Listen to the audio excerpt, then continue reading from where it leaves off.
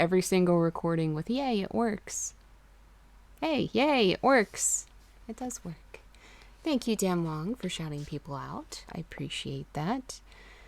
To anybody who's watching this on YouTube, sorry for not having a proper introduction. Hi. It's time to read some more Murmurs.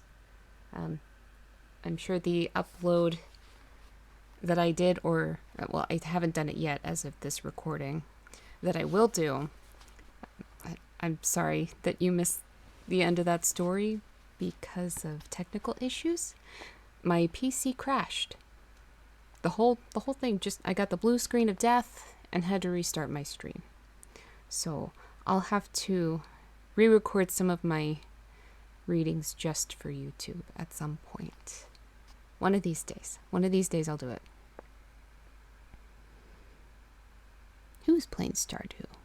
You are playing Stardew Mega. Oh my goodness, you're just shouting everybody out, damn long. Hello, the Whiz Kid. How are you? My throat is scratchy today. Okay. So, the first story, Your Grape? That's wonderful. that's I'm assuming that's good. I'm assuming grapes are good. Yeah, I like grapes.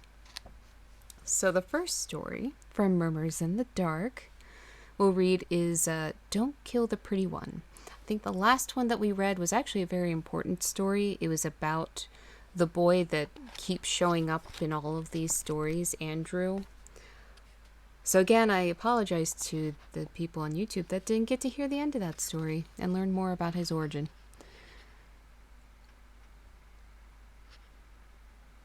Yeah.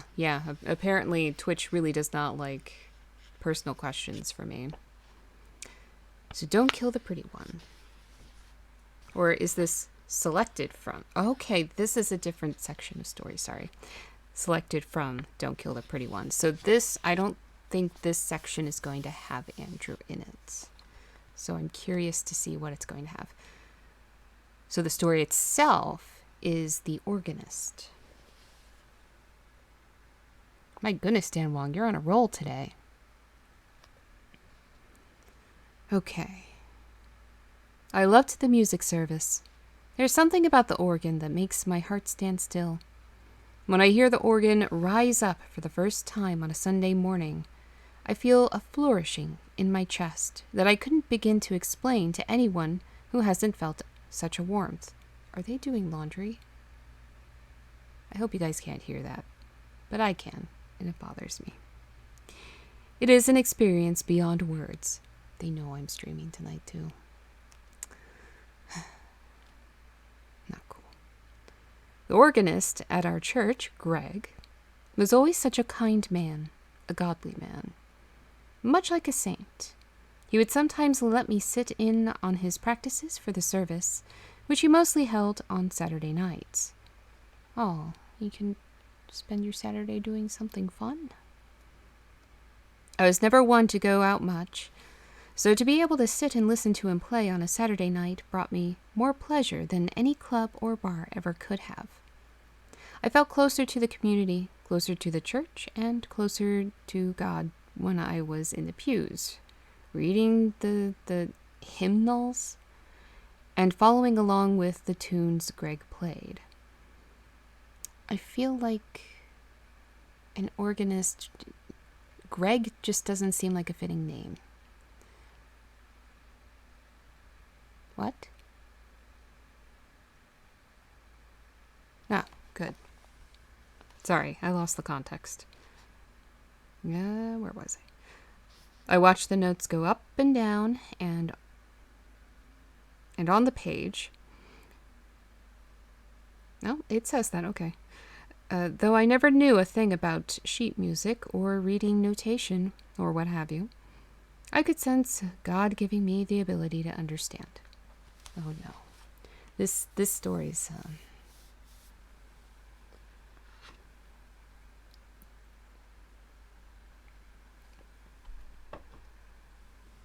I didn't know.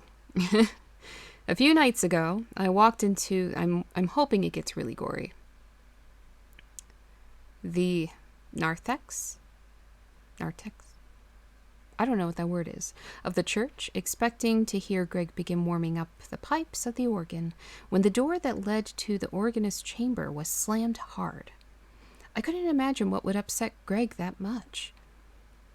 So I quickly ran over towards the altar, so I could look over the ledge into the pit where Greg resided. But when I got there, it was empty. Furby time, why do you do this, Donnie? Why do you do this?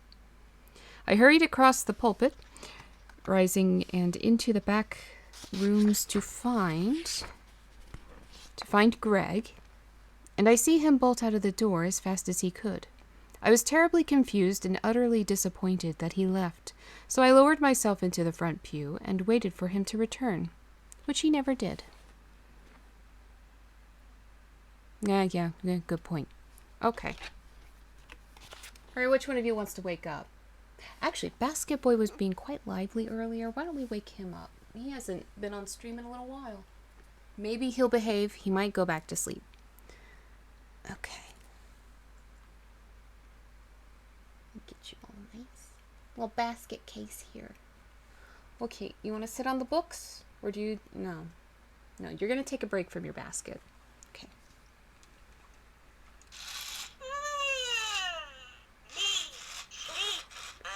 No, buddy, come on. You were so good earlier. We'll try again. He actually has the highest pitched voice of all my Furbies. Come on, buddy. No. Why do you always do this on stream? It's like you know.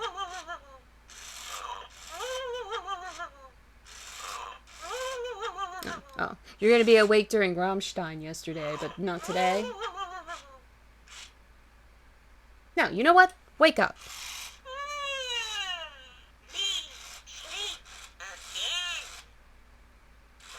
Well, I tried. He's not having it. Not today. He was so good earlier. I think he's camera shy. Okay. I asked him about it the following morning, and he seemed confused. He said he didn't know that anyone was in the building, and he was sorry that he left so abruptly. I asked him if everything was okay with Janet, his wife, and his face seemed to go pale for a moment. He hurriedly shook it off and assured me that all was well, and that I shouldn't be concerned. I smiled at him and let him know that I was there if he needed anything, and made my way into the sanctuary. He played beautifully that morning. You love it. He wants attention. No, apparently he does not want attention. He doesn't want any attention, not when the camera's on. He refuses. Whenever the camera's on, he will not wake up or stay awake. He just goes right back to sleep.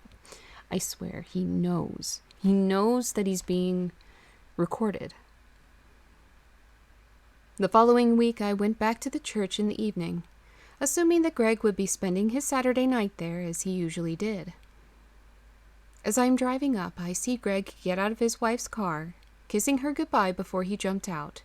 I went to wave hello to her, but she very obviously did not see me. I liked his wife. She was just as sweet and kind as Greg was. I parked my car around the back of the church in my usual spot and strolled on in, ready for another wonderful night of music. You can get CDs, but I get it. Live music is better. I see Greg standing at the altar, feverishly looking around the pews. I stood back, confused by his actions, and hid behind a small jut in the wall, making sure he didn't see me. Once Greg had scanned the whole room, I see him throw on his jacket once again and walk out towards the street. Of course, I had to follow him at this point, my suspicions much too high for me to handle. I couldn't imagine what could be wrong. Greg was a peaceful man, a godly man. Why did he express fear or alarm? I looked out the window and saw him climb into another car, this time with another woman, and kissed her just like he kissed his wife. Ooh, Greg. I could feel sick sensation evolve in my stomach as I threw my hymnal across the... What is this word, narthex? I mean, this goes to show just how often I go to church. I don't know anything about it. Nothing. Though I read their book probably more than they have. Greg was a good man. How could this be? Well, he's not a good man, actually. No, he's not a good man. The following Sunday, I saw Greg walking towards the chamber, and I pulled him aside. I asked him why he didn't practice again the night before, and he said that he had things to do at home. I asked him if he needed any help with anything, and he said no. Then I asked if the whore he drove off with was helping him enough. Okay, I have a question here. Why is it that the other woman is blamed? If she knows that he has a wife, then... Okay, she's a shitty person. She's not a whore, though. She's not getting paid. But why is it that he blames that other woman and doesn't call him a piece of shit? Why aren't you calling him the names? You know nothing about that woman. She might be completely oblivious and just think that she's just dating some guy that's available. Like, who are you? Who are you to be insulting her? She might not know. He turned much more pale this time and grabbed me by my arm, pulling me into the chambers. I said nothing, just staring at him. He begged me not to say anything to Janet. He went on about how he planned to stop it all, and how he wanted to come clean to his wife about this mystery girl. I still spoke no words. He pleaded and pleaded, but I turned on my heels and walked away from the organ. Greg was a godly man, a God-fearing man, and he played so beautifully. Society? I guess. It's just sexism right there. I don't know. Just dumb. The next week, there is a new organist. I listened to him play, and to my astonishment, he may have been even more talented with the instrument than Greg. There were lots of tears at the service. Many people were sick with worry and were calling out in woe as the organist played many slow, sad songs. Janet found me afterwards, and I gave her a hug. She thanked me for coming to watch Greg practice all those nights and told me how much he enjoyed knowing that his music moved someone so much that they would give up most of their weekend to be around the melodies. That was a long sentence.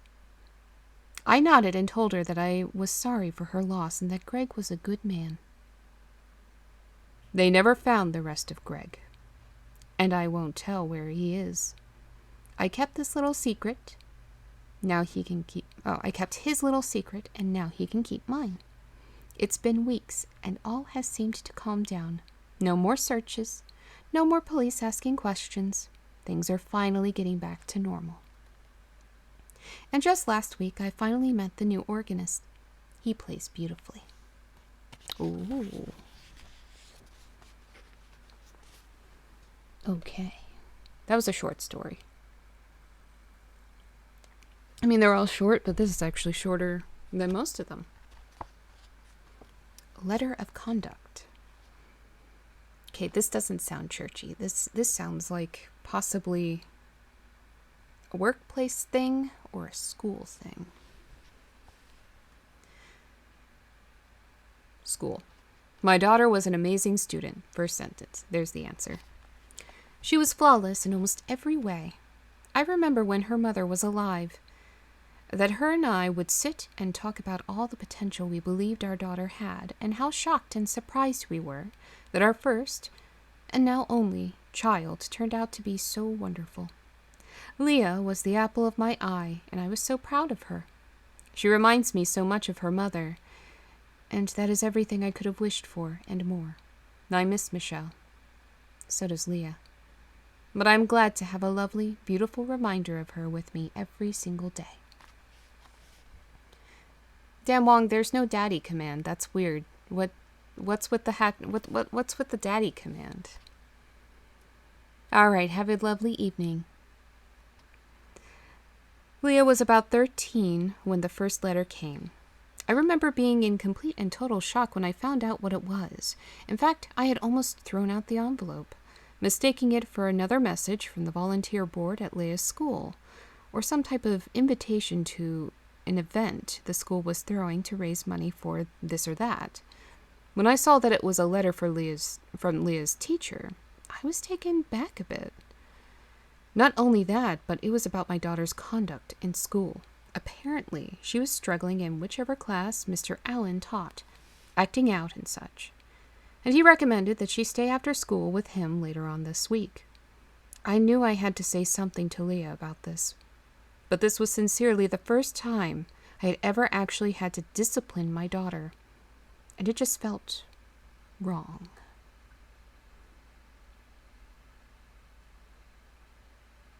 I may be watching another streamer who has a thing for dads. No. No, we're not doing that here. Nope. We don't have things for dads here. Not that we're against dads here, but no. Hello, Heavy Demon. How are you? I called Leah into the living room that evening. With a letter in my hand, I explained to her that I received a letter from Mr. Allen, stating that she needed to stay with him this week. And I told her that I didn't know how to handle this situation. Well, that's what happens when you don't ever discipline your kid. I mean, I hope you at least had conversations with her about right and wrong. I hope. I told her I didn't want to see her go down any bad roads and that this was the last thing I had ever expected to see coming from the school. Leah's eyebrows were raised high, and she carried a look of confusion on her face. "Dad," she said to me, "I don't have a teacher named Mr. Allen." Dun, dun, dun. I stared at her for a moment and tried to decipher what was going on. Was my daughter lying to me? I knew the school wouldn't send me something like this by mistake, but you should research it at that point. I even stood up and dug through the trash for the envelope, and just like I had remembered, the envelope was stamped with the school's return address that I had seen on many envelopes before, and my name handwritten across the front. Somebody could steal that stamp. It's not that hard. You get into the right office, you just take it. I showed my daughter the evidence, and she joined me in standing. I could tell she was sincere when she declined everything. So I told her to go to bed and that I would go down to the school in the morning and smooth this whole thing out. She didn't argue with me and made her way up the stairs to her room. Now, at that point, you should be calling the police or something. You should definitely, yes, go to the school, but make them aware of this. Your daughter is in danger. Your daughter is in great danger. Automatically, be worried. All good. Hot but good. 97 degrees? Wow, I am so sorry. It's actually chilly here. I'm on a heated blanket. Thank you for reminding me. I wanted to turn up my blanket. It's very cold in my room, but I don't like having my heater on during streaming because it's obnoxious. And we already have laundry sounds in the background. At least my fridge isn't on because it's broken. Too hot. Yeah, 97 is too hot. A good temperature is between 70 degrees and 78 degrees. Maybe you can push it a little bit closer to 80 on occasion.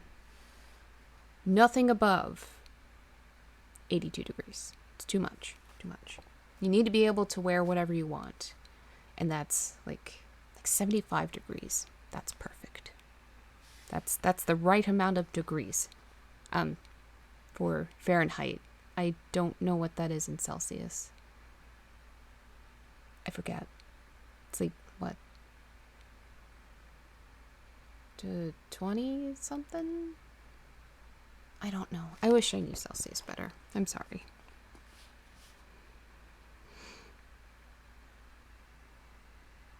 Humidity is a factor. Yes, humidity is a major factor as well. Too much humidity, you know what? Too much humidity in general. It doesn't matter what the temperature is. It's just not great. Great for the voice. You can speak very easily when the humidity is high. But you can't do much else. You can't even style your hair unless you have some kind of pomade in your hair. And you can do a little bit better with that. 20 degrees is 68. Okay, so 75 would be maybe 22, somewhere around there. So my guess wasn't too far off. It wasn't a great guess, but it wasn't too far off. 21.5? I don't know. This involves math. Math that I don't even know. And that's both versions of the word no. 24. Okay, I was off by 2. I went in the wrong direction with that last guess. All right, let's get a sip.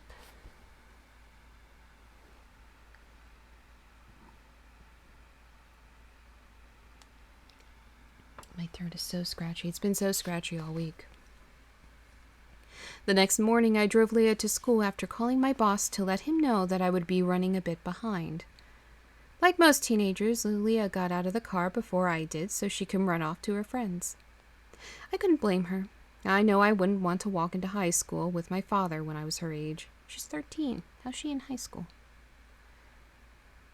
I rang the bell in the front of... Well, maybe she has a late birthday. Okay. In the front of the building. Something that I still wasn't used to, that had been put in place for security reasons.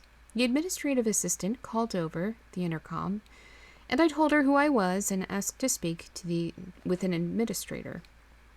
She buzzed me in and met me at the front door, gesturing me towards the main office. Once inside, I sat in the uncomfortable blue-cushioned chairs they had in the waiting area while they contacted one of the assistant principals. The man that came forward was a tall, skinny gentleman with a short-sleeved button-down shirt with a dull yellow tie. Ew. He shook my hand and introduced himself as Mr. Garrett, the assistant principal in charge of community outreach and the family advocate for the school. We walked back into his office, and I sat across from him, placing the envelope on his desk. I told him that I was Leah's father, and that my daughter, who was a straight-A individual, received this letter from the school saying that she was lacking conduct, and in some type of risk of having her grades suffer. Mr. Garrett glared at me, his face incredibly tense. I could tell that something was wrong. I put the letter into his hands, and he read it. He folded the letter back up and stuffed it into the envelope, excusing himself from the room. I tried to get him to sit back down and explain himself, but he told me to stay put as he left the room, and I heard the overhead speakers call for my daughter to the front office. Anything north of it is too hot. Never trust summer people. They're straight reptilian. I mean, summer's okay if you're inside. Also, I don't think any of my mods did this. Well, Jerem definitely didn't, because he never does. Dan Long might have, but I don't know if he did or not.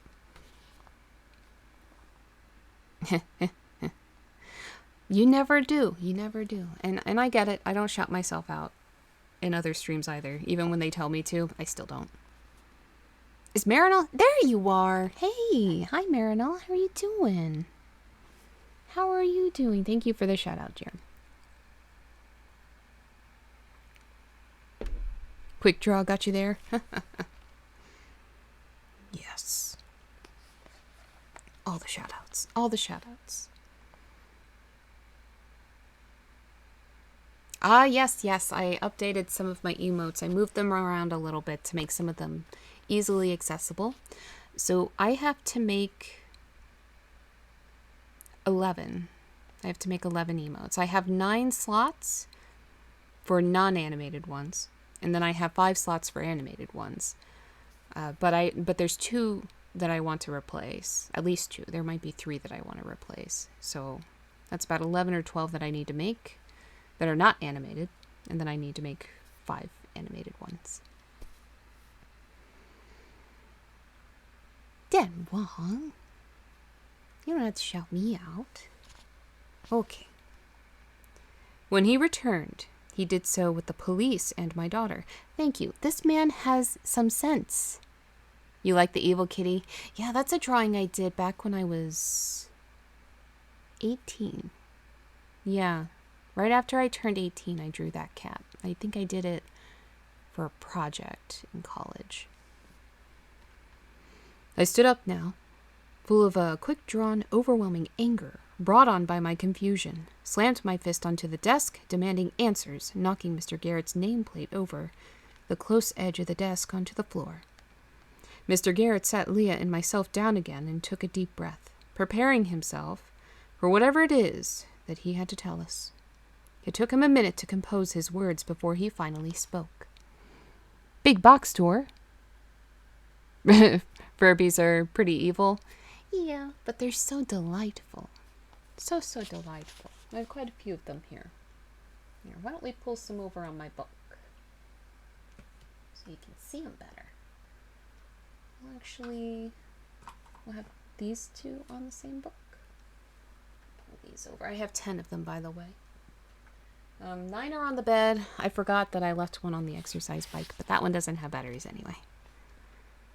Okay. Hey, thank you, Damwell. He explained that the school does not send letters home for conduct like this, and that they hadn't in many years, since email was obviously a much easier route. He also told us that there is no teacher at the school currently named Mr. Allen, but there had been only one only a few years ago. He had been fired and arrested for stalking, attacking, and forcing himself on one of the female students.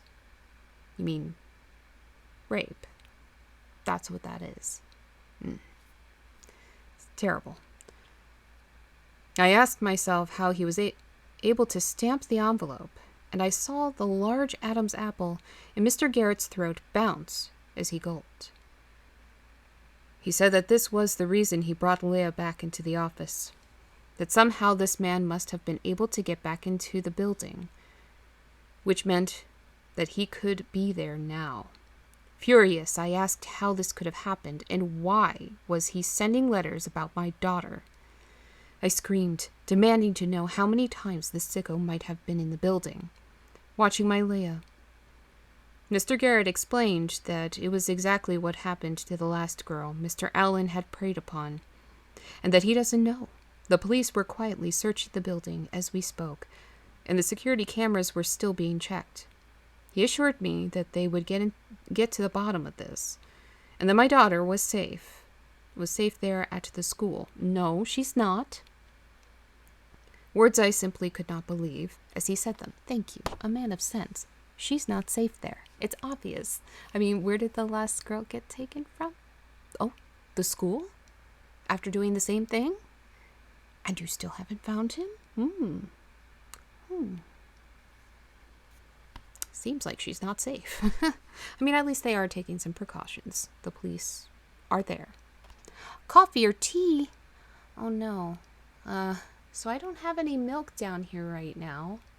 I would have to actually leave the room to get milk to do that. I can do it. All right. Let me finish.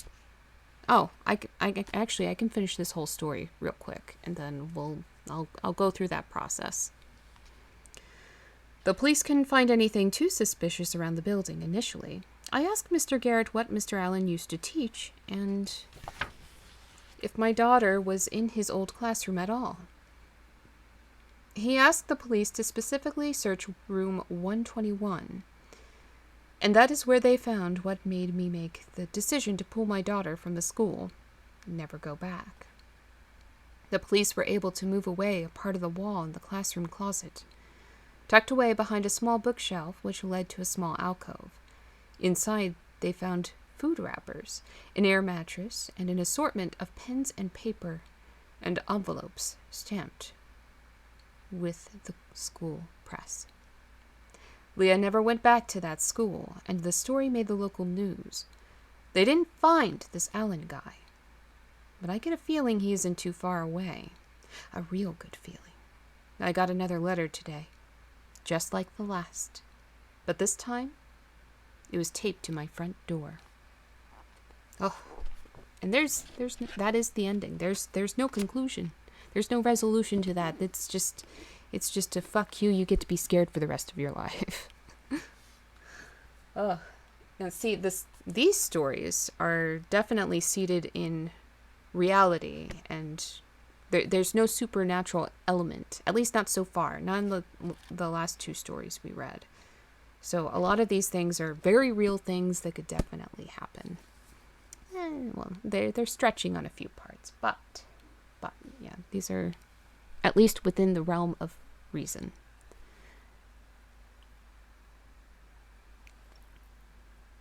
Oh, heavy demon.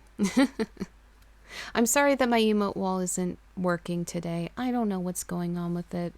I'm hoping that Streamlabs puts out another update that fixes it, because I think it was something with the update that I had to do before yesterday's stream. It was acting a little weird, so I'm wondering if there was something wrong with the update. Woot woot supernatural. 90% of my vacation was around that supernatural stuff.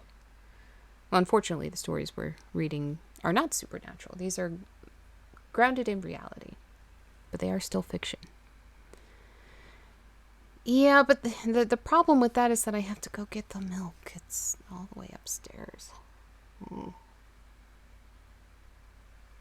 I'll make one, but I have to turn off that redeem tonight because I already have a soda here. All right, hold on. Let me slightly move that. I have to go get some milk so that I can make this coffee real quick.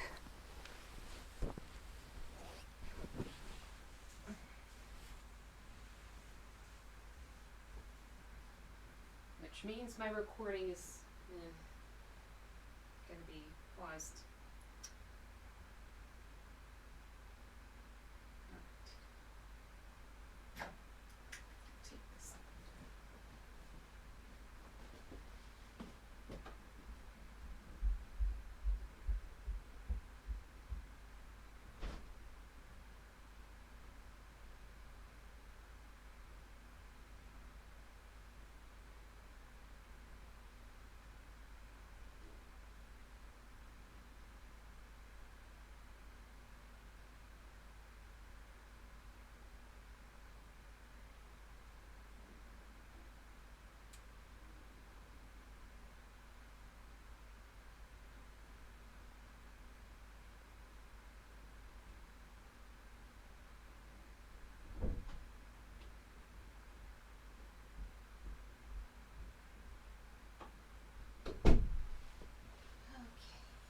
Have the milk.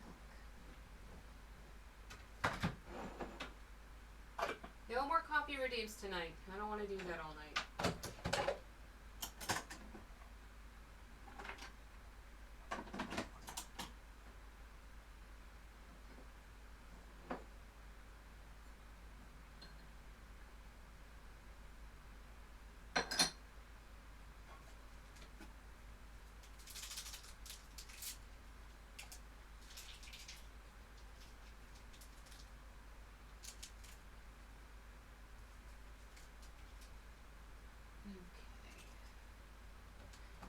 Here we go.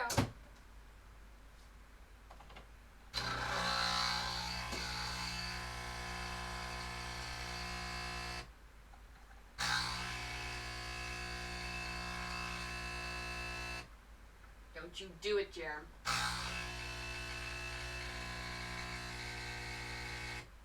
Hey, yay, everybody.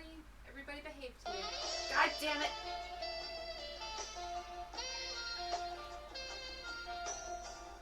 Vibrator. Right as I was praising you. Right as I was praising you, that's when you play it.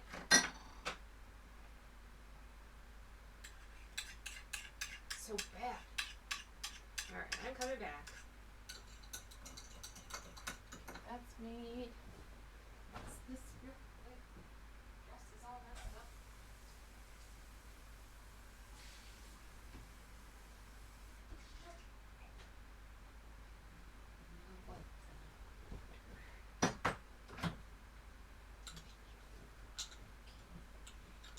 Have the coffee. It's probably better to drink coffee anyway, because it is very cold in this room. My goodness, you guys, you're all so bad. it is so cold in this house right now. I swear they have the AC on. Trying to freeze me out. Well, I'm glad it makes you happy, Dan Wong. Seems to make everybody happy for some reason. Well, hello, Spectre Legion. How are you? You showed up right as it's coffee time. Dan Wong redeemed a coffee. I had to go all the way upstairs to get milk, but it's not the worst. Yeah, I think the soda was making me colder. Okay. The next story. The next story is Sick. Wasn't there another story called that? Maybe I just read this story before. I'm not sure. It was all over the book at one point. Are you going to draw or game this stream? This stream is mostly just reading. Usually when I do a reading stream, I just read unless I'm doing a long stream. So if I'm doing a long stream, I'll go through and do all of the things. So April 15th will be a long stream. I don't know how long the stream will be. Our record is about 17 hours and 17 minutes. So if we can beat that, awesome. If we can't, at least we tried. But May 15th, we're celebrating 1 year of streaming with a 24-hour stream. No excuses. I've cleared my schedule around that stream other than a show that I'm doing the night before. Hopefully I'll be able to do it. But I changed my appointment today. So now I have nothing on the 16th. We'll be good to go. I'm probably going to start the stream around like 5 or 6 o'clock in the evening. Maybe closer to 5. So that I can end it earlier the next day. So full 24 hours. I can't stop until that live thing says 24 hours unless there's technical issues. But that's why we look at the clock and see what time I start. So yeah, there's that. So the next long stream is next week on Friday.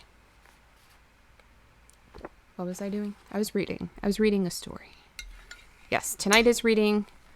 And then next Friday will be everything. I'll be streaming probably Wednesday and Thursday too. I don't know what I'm going to do on those streams. Possibly some reading. Most likely some gaming, because I did actually get requests for me to get back into Final Fantasy X, so I'll do some of that. I'll make sure to devote a stream to that. And then, of course, I need to continue with Zelda. Come on, camera. Would you stop that? My goodness. Okie dokie. So Sick. This is the next story. I already relate to it. I've been sick for a long time now. I was normally a rather healthy individual and never really had any reason to think that I would be the kind to catch a cold. Nevertheless, this. Grape juice. You know I'm gonna forget. I always forget. I've been forgetting it the entire time we've been playing this game. I hope I don't. We'll see. I'll have to make some preparations for the long stream, so maybe I'll remember. The doctors don't seem to know what it is. They just keep on prodding and poking and asking me questions through white suits and masks. The full body type, like you see in Africa when Ebola virus broke out. Am I wearing socks? Yes, I am. Hold on. I'm caught on my dress. I'm wearing socks. Hold on. Yeah. They're my other thigh-high socks. I have lots of thigh-high socks, so they go all the way up. I am wearing socks. You guys are loving that redeem. I wasn't expecting people to actually redeem that one. Well, maybe one or two. We did that how many times last night? I think it was like 2 or 3 times.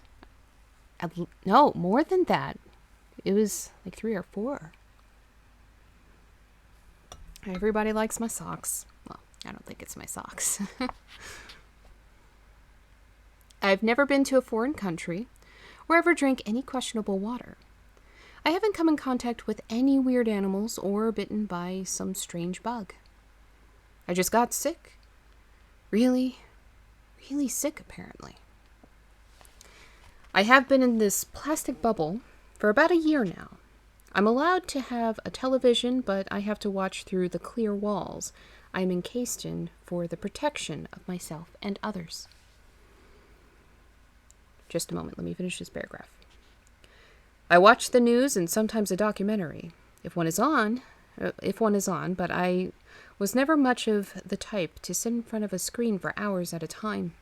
I preferred to go on hikes or being outdoors. Those are all out of the question now, obviously. In fact, I haven't been able to see the sun since they put me in here. It's so incredibly depressing. They can't give him a window? Okay. So, the Whiz Kid has cast a magical spell. We'll get back to reading in a second. The Whiz Kid has cast a magical spell, and now everyone in chat is a cat. So there are custom commands that you can use to do general cat things, and you can interact with other people with those commands. Right about now, I would normally put a bunch of cat emotes on the screen for everybody, but my emote wall is not working. So there's something going on with Streamlabs. The last update messed up really bad, so my plugins aren't working. There's no cats on the screen. I'm sorry. I'm the only cat on this screen. And Poj. Poj's kind of over here. Here. You can have Poj on the screen. Right there. Hello, Max. How are you? Who did this? It was the Whiz Kid. Okay, we also have a hydrate and a stretch. Oh, it's early for a stretch, but not a bad call. Donnie, you wait a second. I just showed you a plushie. All right, let's do the hydrate. It's that time in the stream. Is it that time? It's time to distract Spanky, huh? Is it that time? Okay, try not to stretch on my book. Okay. I can't even tell you guys to stretch yet. We only just started. We're hitting 1 hour. Okay. Doesn't feel like it was 1 hour. Last night's stream felt super short, but it was actually really long. Okay. And do the arms.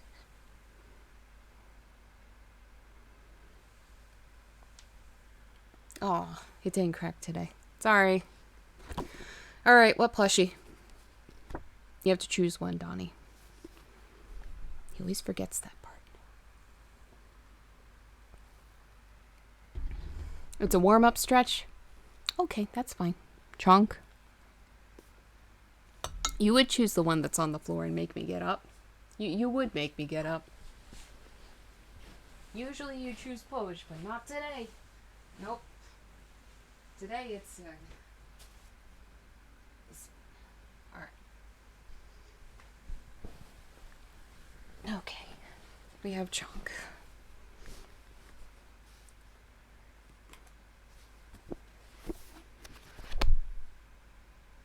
Okay, they're okay. Alright, find my place again. They've given me this paper and pen so that I can put down how I feel or what my thoughts are. I haven't done it yet until today. I haven't felt the need to. My days are long and boring.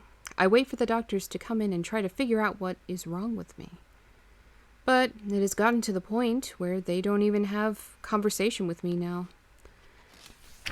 as they shove needles in my arm and strap me down to the table. So I won't try to leave behind them.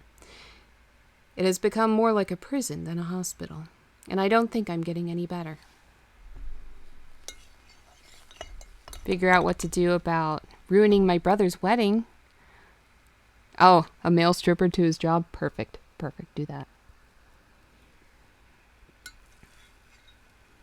I can do... Well, you have to set up your redeems. You're not going to have automatic redeems like mine. I had to make all of my redeems.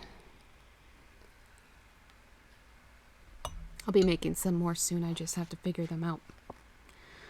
Let's see. The doctors have no idea what's wrong with me. They don't know what this virus is or what it can do. They say it is multiplying and that it is eating away at my insides. I don't feel it, though.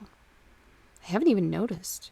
The doctors are worried what is going to happen if it travels to my brain. They think it will most certainly kill me. They know it will kill me. But it's silent. There are no symptoms. I feel nothing, and that's what bothers them. This disease doesn't even let itself be known. The only reason they know I have it is because I went to have my blood drawn. Pretty routine at my age. And they said it just didn't look right. Excuse me. That's always promising to hear from your doctors. They keep me contained now so I don't spread this disease.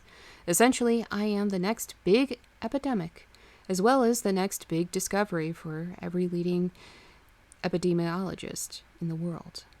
My body is new. My disease is new.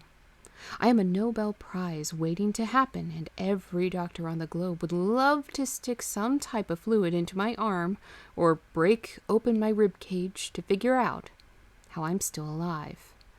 Or rather, how I'm going to die. Hello, X-Ray.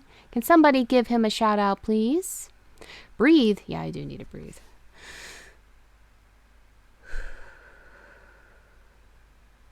A lot of these sentences are very long.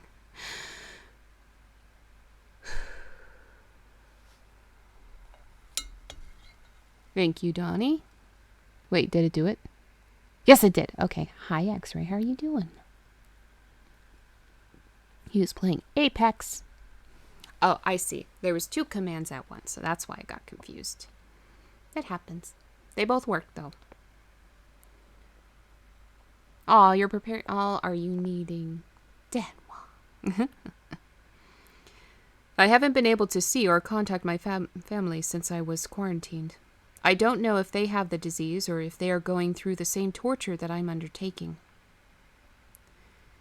They don't even let them talk to the outside world? Have a computer? Something? That's so sad.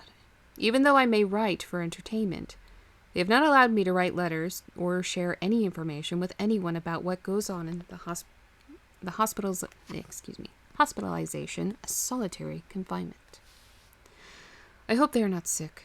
I hope they're okay. I hope they don't think I'm dead and know that I love them. I write this, my only actual letter, because I fear I may not have any other time to do so in the future. I've overheard one of the doctors mention the termination of patient 0, scheduled for this evening. I am the only patient. I know why I'm not allowed to communicate. I don't believe I exist anymore. And as of tonight, I know I won't. I hope this gets out somehow, some way. People need to know. Slipping, you're usually straight on shout-outs. It's okay. It's fine. It's fine. Sometimes he does the second one, so we get 2 shout-outs. I don't mind. People can have multiples. We are supportive of every other streamer here, or even if you're not a streamer. Hello, Black Metal Werewolf. How are you doing? Thank you so much for the gifted sub. How are you doing this evening? What are you up to? You're always up to something interesting. I know you have something interesting up your sleeve. So that's the end of that story. That's very sad. Like, that one's not even scary. That's just, I mean, it would be scary to be in that situation. But that's just unfortunate. I feel bad for that person. Watching the old Unsolved Mysteries. I knew it. I love that show. Love the old one. Original host. Yes. That's something I need to watch again. There's also the old, I think it's an 80s show called Monsters. It was kind of modeled after the, what was it, like the Tales from the Crypt and Tales from the Dark Side. They did a bunch of different shows like that. Monsters was another one, but it was a bit more campy. Well, I guess it can't be like Tales from the Crypt. Tales from the Dark Side kind of takes itself a little too seriously, but Tales from the Crypt doesn't. All 24 seasons are on Prime. Oh, I know it. I just haven't watched it in a while. But I'm definitely going to watch it soon. Maybe after stream. I'm wondering what the rules are on watching things in stream.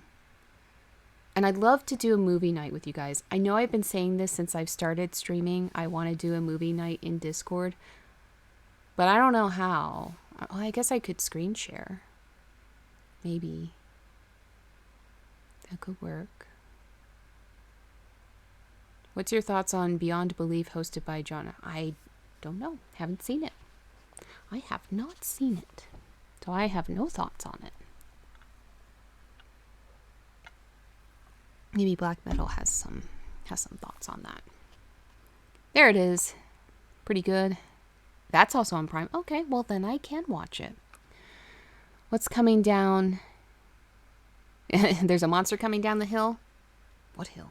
I live on a hill. Oh no. So the next story is Under the Bed. So I'm guessing that a lot of these stories in this section are going to be really, really short, unlike some of the other ones that take several pages. I think these are just going to be like 2-3 pages, if even that. So Under the Bed.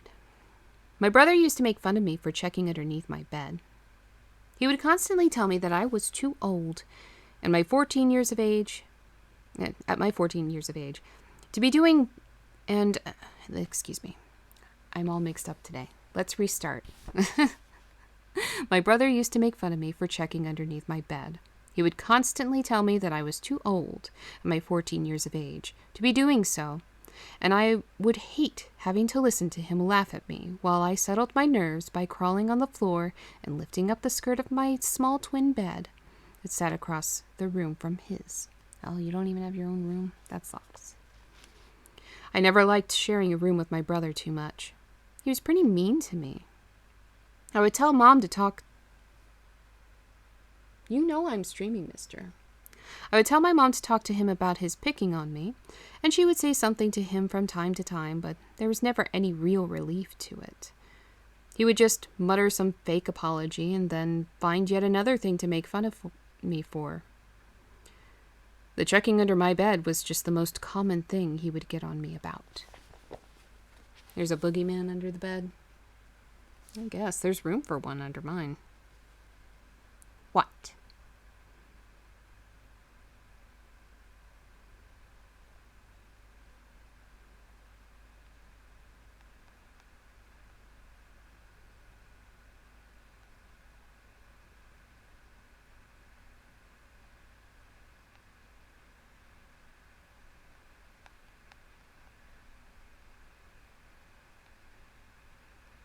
Okay. Sorry, just letting him know I'm live.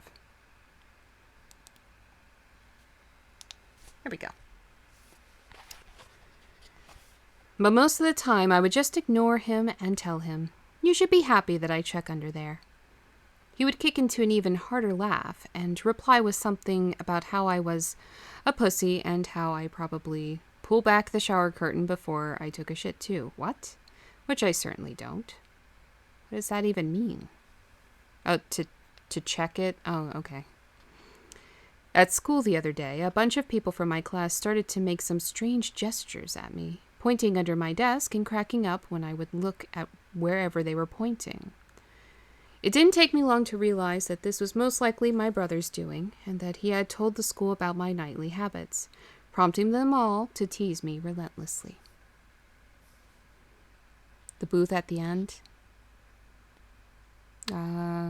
What's that from?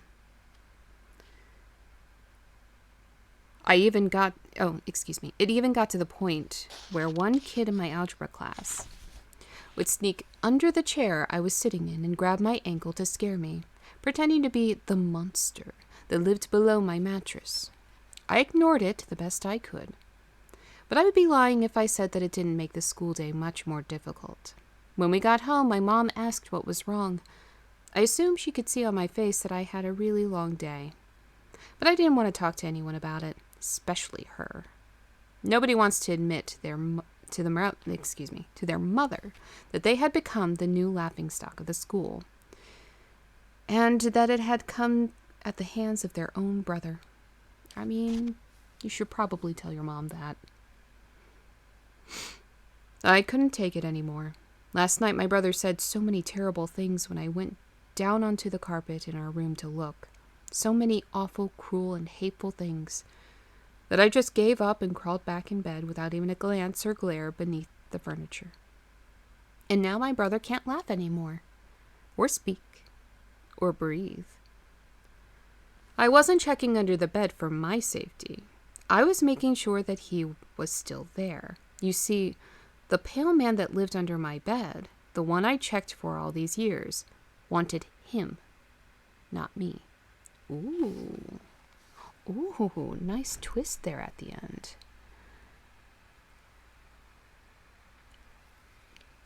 Now that one could be hinted at some kind of supernatural thing. So that's the first one that may have a supernatural element to it. That's what you get. That's what you get for being a bad brother.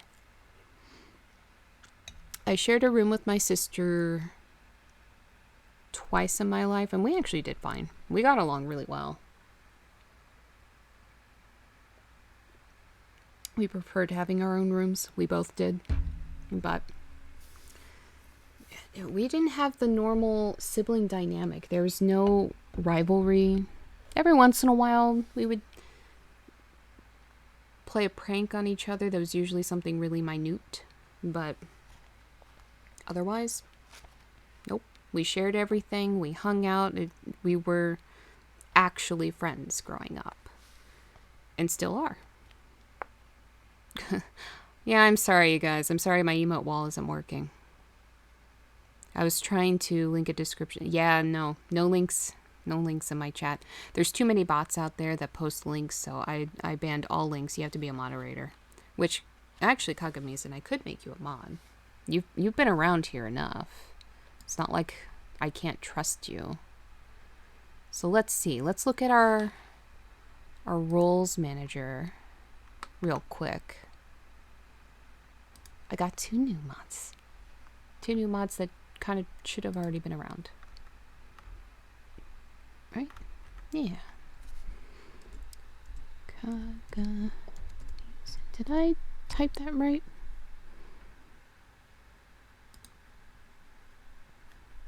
Let me make sure I typed that right.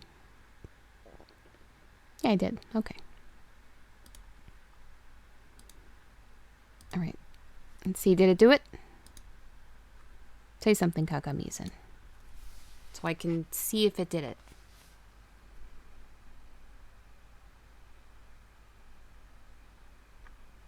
There we go. Okay, it worked. You are a mod now. So you should be able to post links. He was still a meathead. Yeah. I got really lucky with my sister. We both got really lucky. Like, she didn't have the bratty younger sibling that was annoying all the time, and I didn't have the older sibling that didn't want anything to do with me or would make fun of me. Neither of us did that. Very, very friendly relationship. A few years ago, Jacob went missing. Jacob had been my best friend throughout elementary school, and most of the time I was in middle school. Did I say the title of this story? I don't think I did. It's Are You Ready to Go? That is until he disappeared. The police searched high and low, but never found him. They never even found footprints or an open window or anything that would shed any light on where he might have gone off to. His parents had said that they had seen him go to bed and shut his door. But when they returned and yelled for him to wake up the next morning, he was nowhere to be found. The windows still locked from the inside. His door to his room still shut. Don't abuse the power. Again with the socks? Yes, I'm wearing socks. Hold on, it's stuck on my dress again. It keeps getting stuck on my dress. Yes, I'm wearing socks. It's one of my many pairs of thigh-high socks. Yes, yes. Why do you guys like my socks so much? The police said that it was possible that maybe he ran off and out the front door, but his parents assured them that he had no idea what the alarm code was for the front door, and if he had opened the door without the code, the alarm would have woken them up immediately. They had been awoken by the alarm once before when a man tried to break in through a window. Even the neighbors heard the alarm and stepped outside to see what was going on. There was no way that Jacob would have been able to get around it. After the rest of the town heard of the details, they all started blaming his parents. The police ended up getting a warrant for the house and tore it apart. I felt bad for them because I knew they didn't do it. They had no idea where he went or where he is now, and truthfully, neither do I. Hello, Galactic Brat. Thank you, Damwong. Thank you for shouting her out. Good job. Karma got him. He's now dealing with the awkwardness of raising a girl on his own. Yeah, I guess. I always feel a little weird whenever a punishment is a child, because then it's the child that suffers. A curious question, looking at the flexibility, can you put your feet behind your head? Yes, I can. Yes, I can. Hold on. I have to be careful doing this in a dress, though. I can at least do one. Usually I can do two. It's just really uncomfortable, but yes. Foot behind the head. Yes, I can. I can't do splits, though. No splits. No splits. Not for me. But yeah, I'm pretty flexible. Okay. Where was I? Oh, this is the story. Here's where we were. But I have an idea as to what happened. I used to stay the night at Jacob's house pretty often. At least once a month or so. But then one night, Jacob told me that I couldn't anymore. When I asked him why, he said the whispering boy told him that he didn't want me to be there. Is this Andrew? I was, of course, curious and upset, so I asked him who the whispering boy was and why did it matter what he thought. Jacob said that the whispering boy used to stand outside of his window and slowly tap, tap, tap all night until Jacob would talk to him. I told Jacob that I didn't believe him, but he swore up and down that it was true, and I never stayed the night over there again. So this is also sounding familiar with one of the other stories with the tap, tap, tap. But it seems a bit more ominous because that ghost that was tapping was trying to warn the person. But I have a feeling that this ghost, if it is a ghost, there's hints of some supernatural, but we haven't gone deep into supernatural yet. I have a feeling this does not have good intentions. Can you stand on your head? Yes and no. I haven't done it in a long time. I definitely can't do it in a dress. Nope. Yeah, her name is awesome. You made that look easy. I sit down and cross my legs. Right now, my legs are crossed. Like I'm doing the pretzel sit right now. My body's like, nope. What are you doing to me? I do yoga and stretching every day. Every day. I always stretch. I can actually, when you stand up, you keep your legs straight, you bend down and you try to touch your toes, I can flat hand the floor in heels. So when I wear my tall boots, I can bend all the way down and not just touch my toes, but touch the floor with my hands flat. That's how flexible I am. I would ask Jacob about the whispering boy from time to time, but would only tell me some of the lighter details. The boy was about his age, had dark hair, and skin so pale that it appeared almost blue. Jacob had told me that the only thing about the boy that frightened him was that it seemed as though the shadows used to always sit over his eyes, so he could never see them clearly, and that the boy had a smile that was certainly too large for his face. And he always smiled. He loved to smile. I would ask Jacob what the boy would want to talk about, and he would say that the whispering boy would only ever ask him one question. Are you ready to go? Jacob told me he would ask what he meant, but the boy only ever said that to him. When Jacob would threaten to get his mom or dad, the boy would just shake his head from side to side.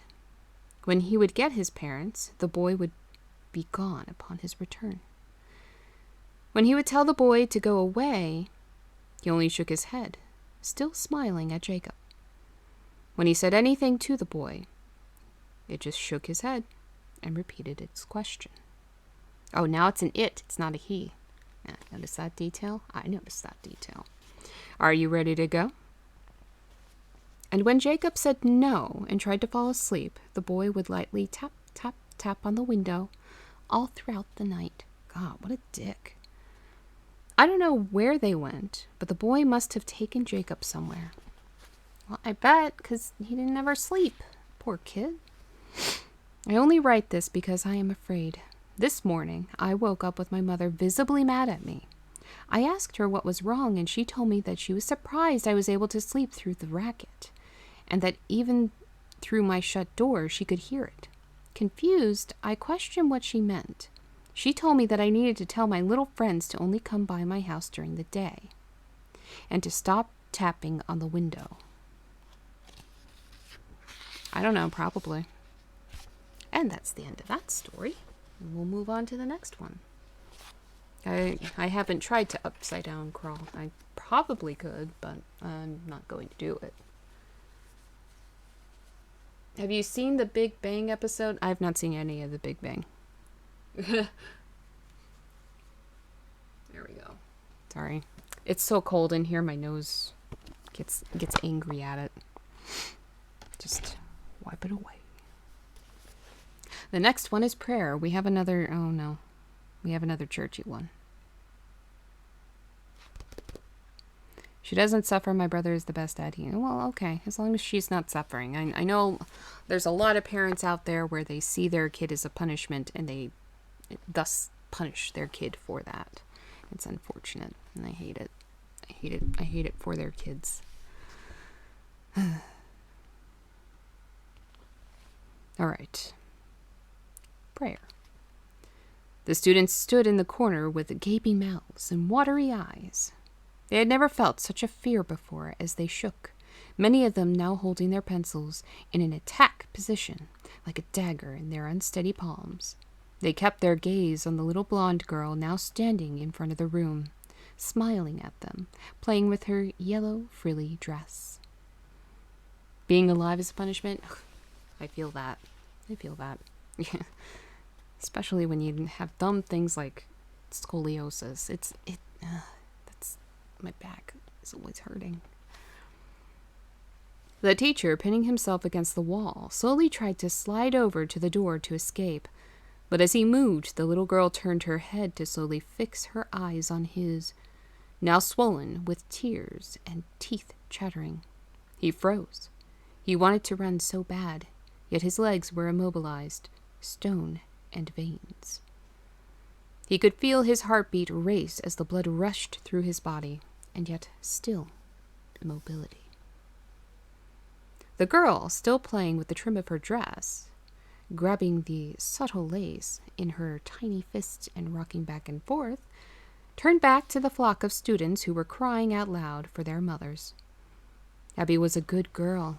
She never got in trouble and always handed her work in on time. She was a blessing to her mother and the apple of her daddy's eye. She could do no wrong. She was a model student. Abby never got into fights or intentionally hurt a soul. And if she did, she was never hesitant to apologize and make it better. She still believed that boys had cooties, and the tooth fairy was never too far away. She adored Christmas and believed in Jesus just as Mommy had told her to, which I feel is not good for children. Every night, before bed, she would pray to God and that he never take her away from her mommy. her daddy, and especially all of her wonderful friends. Abby lived in the northeastern part of the city. Baltimore was a cruel place at times. Hey, I lived near there. But Abby never seemed to mind. She ignored the homeless and paced the streets, except to say hello from time to time if she was with her mommy. Her family didn't have a lot of money, but she didn't need toys like the rest of her classmates. She was happy just going for walks around the blocks and playing in their small townhouse backyard with her dog Scoot. She was a simple girl, but had a heart full of love.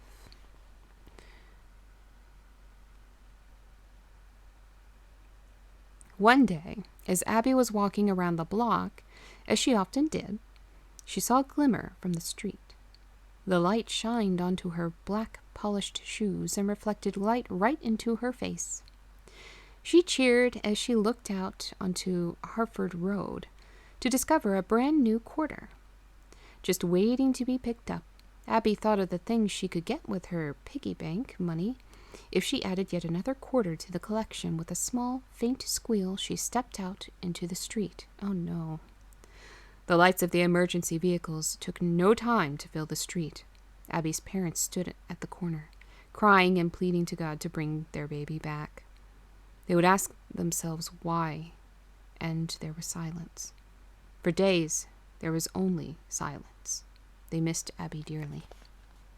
The teacher felt his hand graze the handle of the door. He grabbed it as quickly as he could, but his moist palms slid. It says slide, but it's supposed to be slid. Right off the shiny brass. He could not maintain his grip. He looked over at the orb of shiny metal and tried to fixate on wrapping his fingers around it. As soon as he was able to get a hold on it, a foul stench crept under his nose. He rotated his head towards the classroom to find the little girl now standing directly in front of him. "What do you want, Abby? Why are you here? How?" The teacher was able to screech out before he began to break down, falling to his knees. "I asked God to never take me away from my mommy or daddy, but I especially asked him not to take me away from all my wonderful friends. And now he never will." Okay, it's getting more and more supernatural as we go on. The first couple stories were kind of grounded in reality, and then there was one where it kind of hinted at it could be, and now we're just straight into supernatural, just in the deep end right now. You got your transition, and now it's time. Thank you for shouting him out. But yes, being alive is a punishment. Who's? Oh, it's the same person.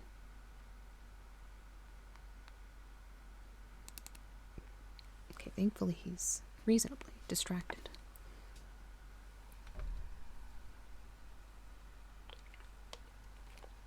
Okay.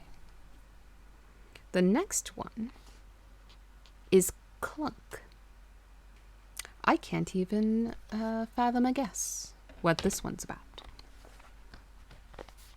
We are plowing through this book tonight. The gallows finally came into sight. The rain was falling lightly, and Glenda could feel it trickle on her forehead. She wanted nothing more than to wipe her brow, but the ropes binding her hands kept her arms firm against her side. Closing her eyes to keep the sweat from rolling in, she tripped on the cobblestone beneath her feet. As she landed on her knees, the crowd exploded in cheers. Glenda opened her eyes and searched for any sign of remorse, any preservation of her dignity. There was none. Glenda made her way up the creaky stairs of the platform as the ranting and raving of the audience was pushed to a halt by a short, bald man in a long brown robe. Waving his hands high in the air, he drew the attention of every man, woman, and child who had traveled to the far side of town for a hanging. A witch, probably. "Good people of the state," he began, muffling the voices of the last few citizens standing at the base of the wooden structure. "We gather here today in triumph, though they would be burning witches, not hanging them. We gather here today in victory. We gather here to put an end to the heartache and to find closure from the events of the past few months. Here before you stands Glenda Handel. She is convicted on 3 counts of kidnapping and the murder of Emily, George, and Gretchen Lebel. Lebel. She had been found guilty and had been sentenced by the court to hang from the neck until she was dead. The only hope that God shows her, the mercy that she was unable to show those poor children. The crowd's voices lifted again in a fleeting of booing and screaming. Are you still messaging me? Yes, you are. The town had looked forward to this day since the 3 children had gone missing over 2 months ago. The one who looked forward to it most, however, was James Crandon, the leader of the search. Originally a traveler from New York City, he had traveled all the way to Decker in hopes of opening his own business, but had since become the sheriff of the small town. He was one of the first out-of-state sheriffs the state of Virginia had ever had, and the townsfolk adored him. James was a tall man, dark in complexion with bright green eyes. His hair flowed over his shoulders, which swept back to reveal the lapels of his finely tailored jacket. He stood at the base of the gallows, biting his bottom lip in anticipation. Glenda moved her eyes over to his and shook her head. James did nothing but smile. Glenda knew the truth. It was a beautiful day out in the fields. The sun was radiating a warm glow, and the trees danced in the light breeze that blew from the north. The town was alive with workers and artists, walking the streets and making their living. Glenda stepped out of her small home and onto the dusty road. She could hear the children playing in the crop fields and across the way, and decided to go sit on the fence and watch them. She could see the blue on their shirts peering through the cornstalks as they bolted from side to side. "Tag," one of the children would yell. "You're it." "Am not," the other would cry, running away from the other children. Glenda chuckled as the kids argued back and forth.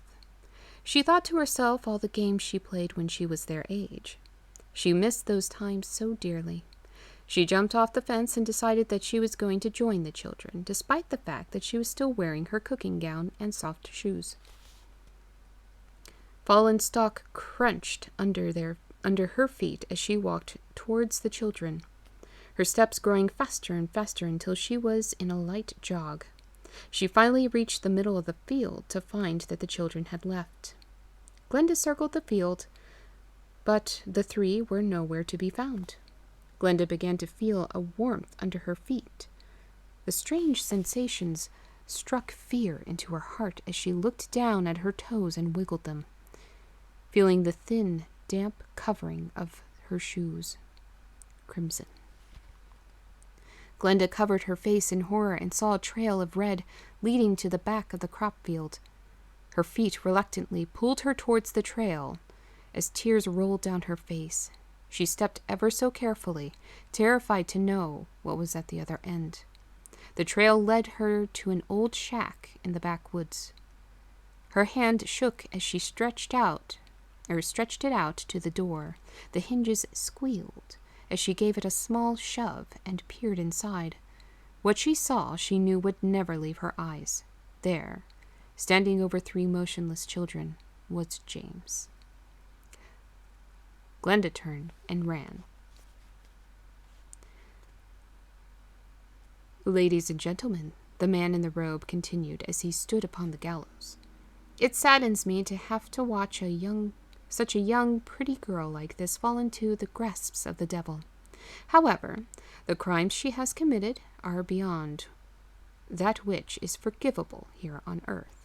Miss Handel, have you any words to say before you meet your fate?" Glenda stood silent. James spoke up from the crowd. "The girl's one of the mutes, Reverend. Can't say a goddamn thing if she tried." Glenda hung her head in shame. Though she could not hear what James had said, and though she could not speak in her defense, she knew what James was doing. She knew what her face was, and knew she couldn't fight it. What her fate was, and knew she couldn't fight it. But worry not, sir, I assure you. She is the culprit, said James, loud enough for the crowd to hear. I saw her do it with my own 2 eyes. It took me a while to track her down, but I got her. Oh, I got her. The Reverend stepped up to Glenda, placing a hood over her head, and began whispering a prayer into her ear, even though she could not hear it. Her knees shook violently as she made her way towards the noose. Glenda felt the rope fall over her nose and chin as the Reverend pulled it tight to her throat. The crowd stood in awe as the trapdoor opened with a loud clunk. Oh, that's so sad. Okay, who's sending me messages? We all know who's sending me messages. It's the same person.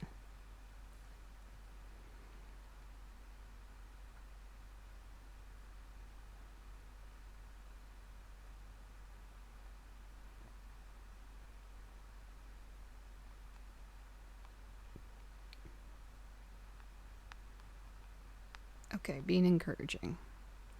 I'm going to take a little bit of kratom. Again, I'm going to do it off camera. I never do it on camera when I'm recording. I'm going to do this quick. I'm just going to be behind the camera. I'll still be here. We're going to do this quick, and then we're going to move on to the next story. Try not to let my dress expose too much of my legs. Should have moved it over there before stream, but I forgot. As I usually do. It tends to happen a lot. I always forget things.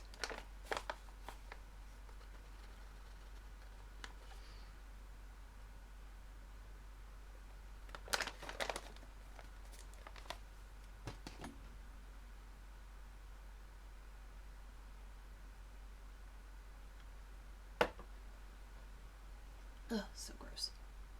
Move this mug.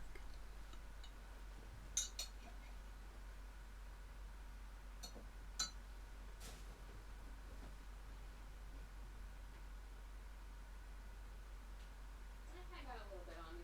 Oh well, that's okay. Alright, coming back. One of these days I'll have an actual desk and chair that I can stream from and not have to do this on my bed. Okay. What? I have to read. You know I'm reading. I told you like twice already.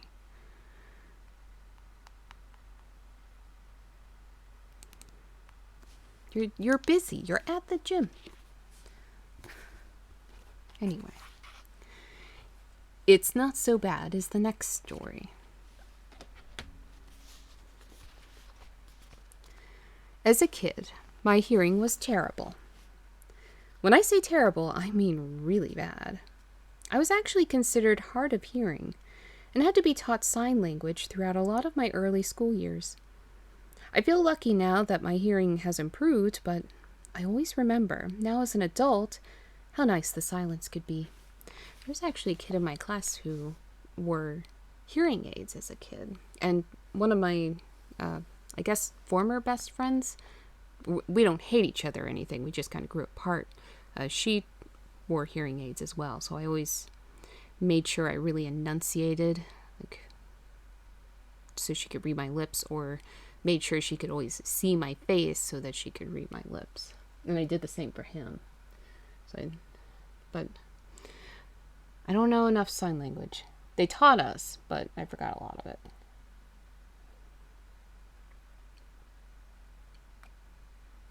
Thank you for the hydrate. What? I see you. He is chatty tonight. He's never chatty when I'm not streaming. It's only when I am streaming.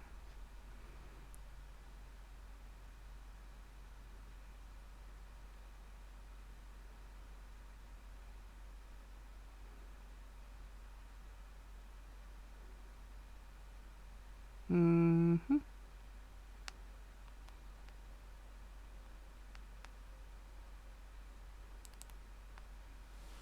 My goodness. Okay, back to the story. I consistently feel like our brain can go on sensory overload. Mine's already there. Or that our senses can deceive us. And I wish that was the case in this story. However, I learned hard and fast that sometimes the shit you hear is, in fact, exactly what you think it is. I say this mainly because as a teenager, and a stupid one at that, I was always the one who liked to tell stories. I wasn't a bad kid by any means. I would actually consider myself to be a pretty good guy. I cared for a lot of people and was never cruel or harmful. I just told stories. I liked the attention. I wonder if maybe this could be related to the other. It's probably not related. I don't think any of the stories are related. But there was that kid that was telling a lot of stories. And that one story that ended with the one in the cabin. I forget what it was called. And when you can't hear, you can find a lot of ways to get attention.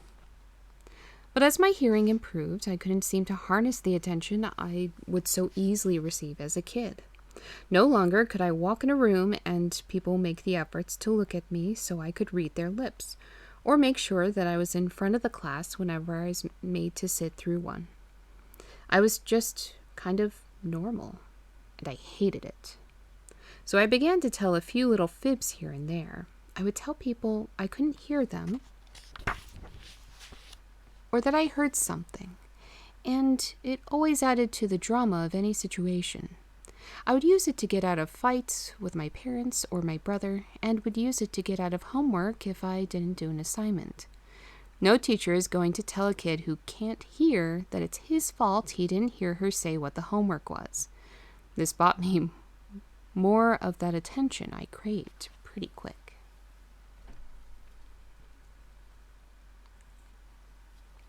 Man, he is sending lots of messages today. Now, I don't tell you this to make you distrust me. In fact, it is quite the opposite. I tell you this so you know that I have learned my lesson. I tell you this because I have to be reminded of my mistakes all the time, at least once a week. Minimum. It always happens and probably always will, but I digress. Let's get you caught up. When I was about 17 or so, I had a job working down at the neighborhood convenience store. It wasn't any big chain store or anything, but it was slightly larger than a mom and pop shop. You could tell by the way it was set up that it wasn't really built to be a convenience store. But in the city, real estate is real estate, and you can take what you can get. Or you take what you can get. I would work a lot of the night shifts. Oh no. Oh no, I did that too, and it was terrible. We were close to one of the bar districts. Yep. Okay, I know where this is going. So it's pretty normal to see the drunks stumble in looking for some deep-fried garbage that we had kept on the heaters all day, or buy a giant bag of cheese curls that they would devour, half of before they even made it to the counter to pay. With the night shifts, I would be in the store until around 2 or 3 in the morning, depending on when I felt like closing up.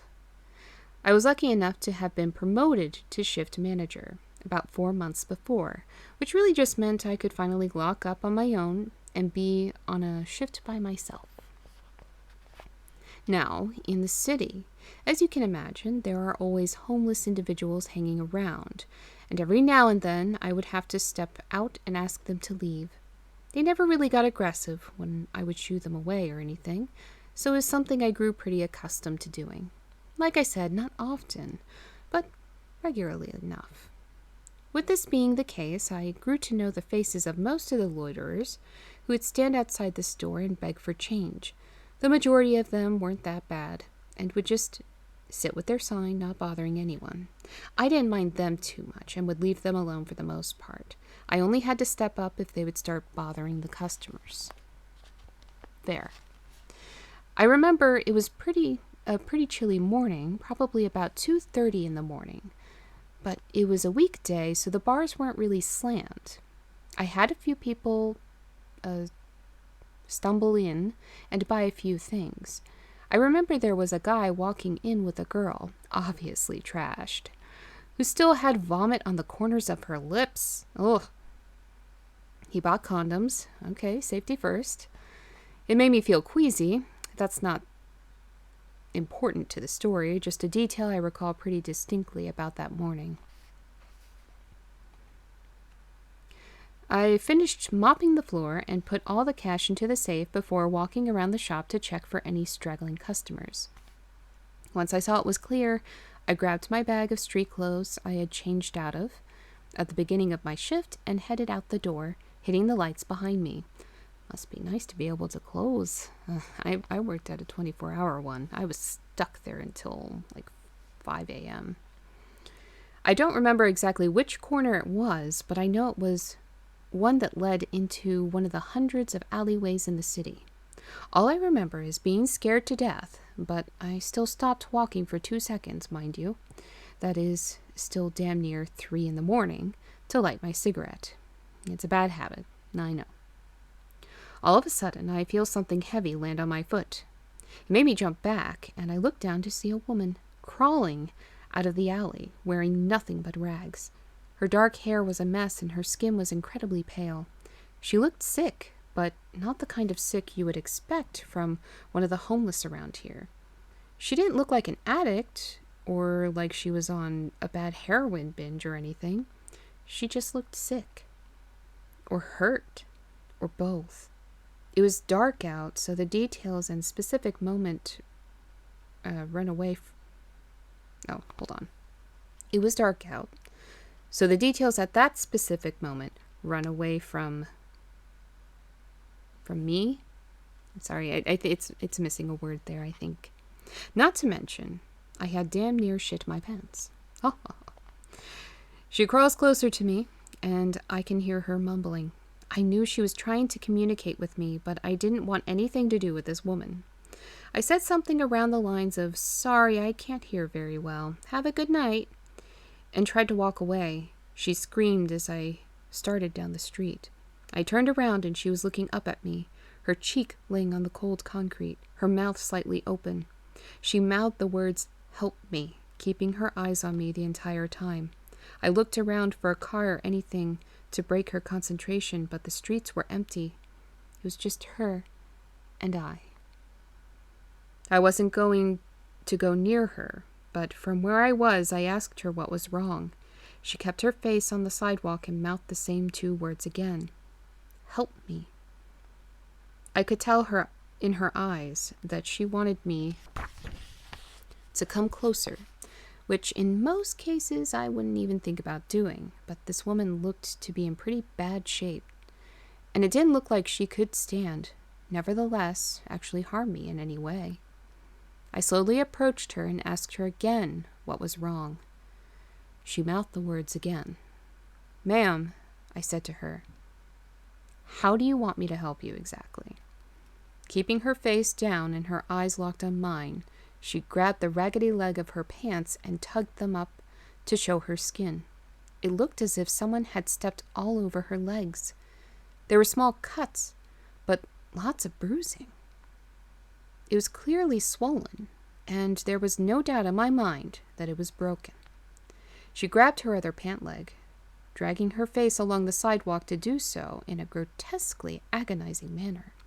When she pulled it up, you could see the other leg was just as beaten. Someone had really hurt this poor woman. Once again, she mouthed her message to me, never breaking eye contact throughout the ordeal. It seemed as though this woman never even blinked. It makes my stomach hurt just thinking about it. Again, I tell you, I'm not a bad guy. Yes, you are. I know what you're about to say. You are a bad guy. You're a bad guy if you don't help this person. I swear. If it were any other time of day, I would have been able to help her, but my feelings of exhaustion from the day mixed with my slight sense of dread held me back. You're a terrible person. I asked if she wanted me to call an ambulance. She just stared. I asked if she had any family. She just stared. I knew I should have done more, but the way she looked at me sent chills down my spine. I said the only thing that my simple 17-year-old brain could think to say. It's not so bad. You weren't kidding when you said you were dumb. That poor lady. She kept staring at me as I backed away from her, eventually turning around and walking as fast as I could without running in the opposite direction, leaving this stranger on the sidewalk. The next evening, on my walk back to work, I passed the alley where I had seen her. She wasn't there. I think I remember even checking deeper into the alley for any signs of struggle, or maybe anything would be any evidence to a mugging or something. But the alley was actually pretty clean, as far as alleys go downtown. I walked into work and asked my coworker if she had heard or seen anything when she left the shop last night around 10 o'clock or so. She said no and asked why. I told her about the woman and she just shrugged. "Sorry," she said. "Must have happened after I left." We got back to our work and, again, I did my checks and locked up the store. I was a little nervous to walk home this night, thinking I might run into that lady again. I couldn't shake the feeling that she was going to be around every corner. I couldn't stop thinking about the way she dragged her face across the concrete, or the way she crawled along the ground. I couldn't forget the way she stared at me, or the fact that I just left her there. What if she died? That would be my fault, and the person who attacked her. There was nobody else around and nobody else coming. I was the only one who could have helped her. This bothered me for the rest of the evening. It should bother you for the rest of your life. Weeks passed, and I had picked up more shifts at the store. I was making a good amount of money for some dumb kid, and I had honestly almost forgotten about the incident by the alleyway. You monster. I would come into work, do my job, lock up, and leave. Just like clockwork. It was all the same, 5 or 6 nights a week. I don't remember how long it was after the incident that it first started happening. But I know she had been out of my mind for a while when it did. So it had to have been a while. I recall walking home, just as always, when I thought I heard a noise. I wasn't sure what it was, so I just kept moving. But I know I was definitely more alert after that. As you can imagine, at 3 a.m. when you're walking by yourself, I heard it again, and it sounded like a voice. It was very unclear, so I couldn't make out what it was saying, but I figured I was probably just tired, so I kept on walking. Along my walk are these giant glass windows, the kind that look reflective so you can't see into them, like the ones you would see on some street-level offices and such. I never paid them much mind at all, but for some reason that evening I turned my head and looked at the reflection. And see, if I'm walking around at 3 a.m, I would always be looking at those reflections. You use those to your advantage. I could see myself and the buildings on the other side of the street, but laying there, in the middle of the road, was the woman. Her face on the ground staring directly at me in the reflection. I quickly jumped around to find her. But when I peered into the street, the fucking lady was gone. Just vanished. I look in the mirrored glass once more to see the streets were empty. I feel my heart racing in my chest.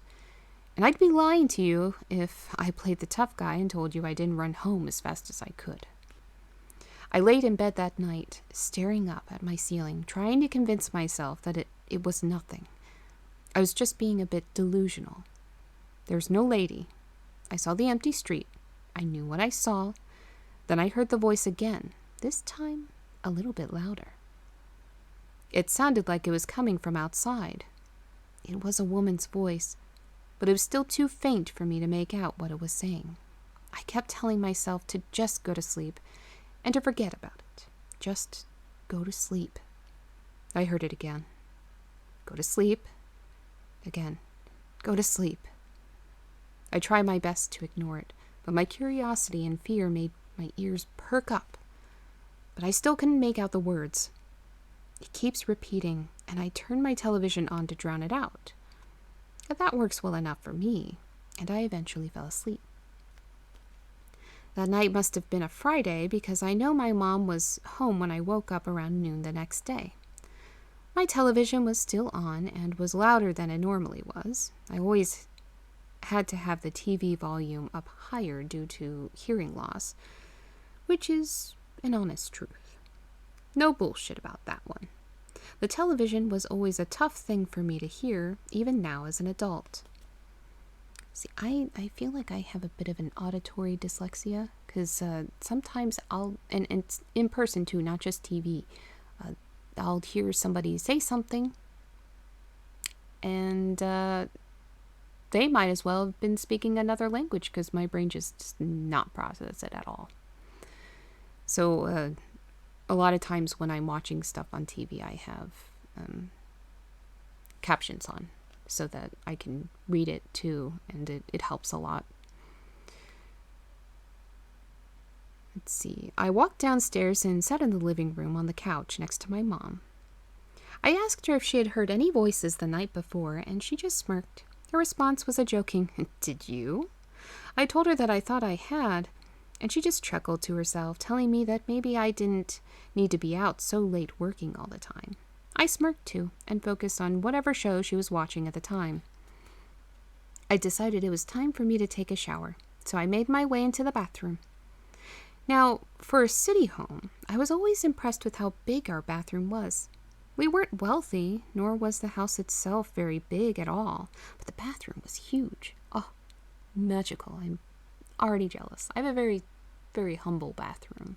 I am grateful for it, but there's no bath, just a standing shower. I miss my baths. Almost too big for the house. I was standing in the shower after pulling the curtain shut for about 3 or 4 minutes when I started hearing that damn voice again. This time it seemed even closer, and this time I could make out what it was saying. "Hello, Nagando. How are you?" Is it Mellowsop, or is it...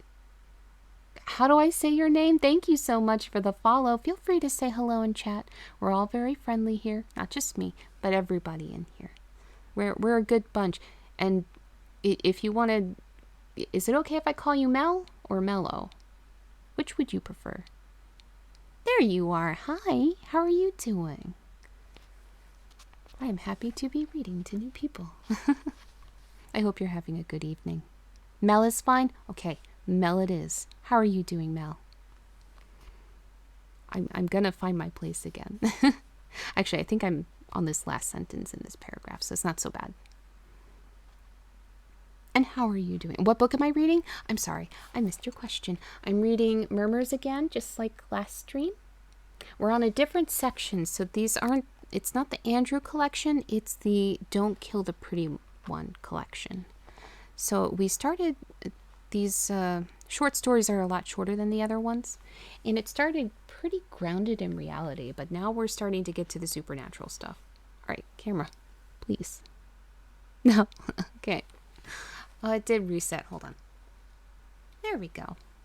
There we go. Did you guys see that? I glitched a little bit. I saw that. I saw that on my face. That was creepy. I mean, it's in theme. It's perfectly in theme. What I'd like to get at some point, I need to contact Jack for this, or even my other friend who makes fangs. I need to get a pair of fangs that I can easily speak in, so I can read to you guys in like full vampire gear. I mean, I've got the rest of the outfit. I've even got the fancy ring. This is my reading ring. Hold on, where is it? Come on, show it. Show it to the camera. No, it keeps focusing on my face. It'll cover my face. It's a little coffin. My mom got it for me. But I need fangs. Oh, come on. There we go. This time, it seemed even closer, and this time I could make out what I was saying. It's not so bad. You know how they say that you can get a stone in your stomach? That is a bezoar, right? Bezoar or bezo? I forget what the term is. I think that's specifically in a goat's stomach, but it is a stone that is produced. That's a cool... Oh, you like my ring? Thank you. I'm glad you like it. I like it too. It was a good find. Well, not my find, my mother's find. Every once in a while, she finds some really cool stuff. The info that you can make things on your own. Yes, please do. I've been wanting that info for a long time, actually. I want that info.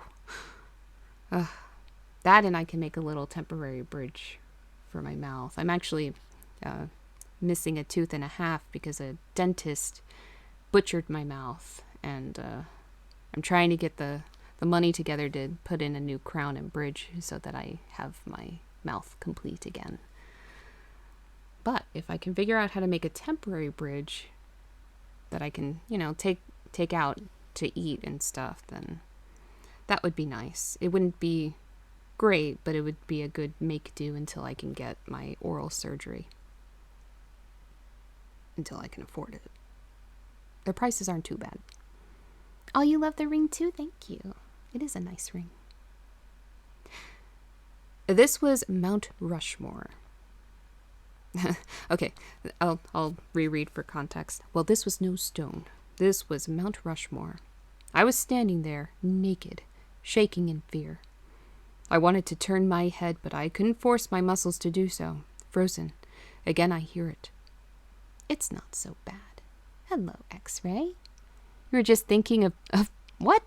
What? Why? You okay? You all right? It's gonna cost me a bit for unabridged details. How much is a bit? Wait, we don't discuss this in here. We discuss this in messages, because that's when it starts getting to kind of businessy areas. This is fun time.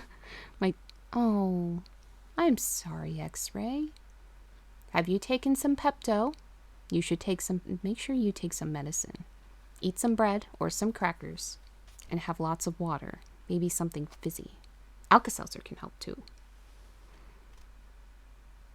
Fizzy's good. But don't go for dark fizzy. Don't let it go flat. That'll make you feel worse. Like a ginger ale or Sprite. Yeah, do that. My eyes were watering by this point. I wanted to look away from the shower wall, but I was so terrified of what I thought I would see. The wall seemed to be the only safe option. It's not so bad. It was even louder now. With one burst of energy, I forcibly crank my whole body around and look out through the translucent shower curtain. There she was. Her face lay flat on the bathroom tile, her body quaking. Her pant legs rolled up and her legs still mutilated.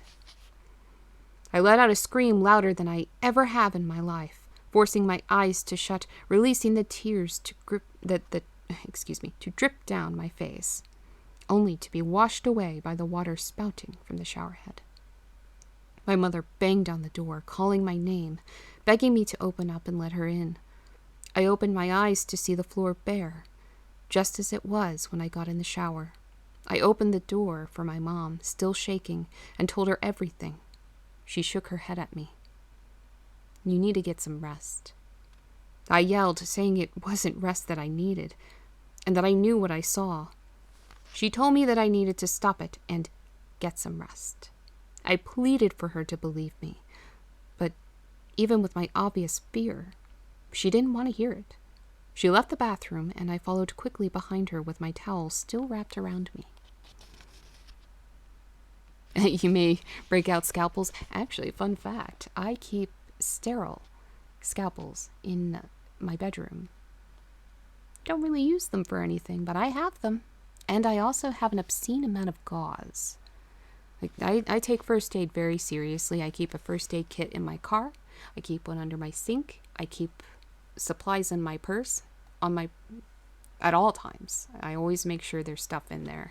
Like I keep bleed stop and butterfly closures, the temporary stitch things.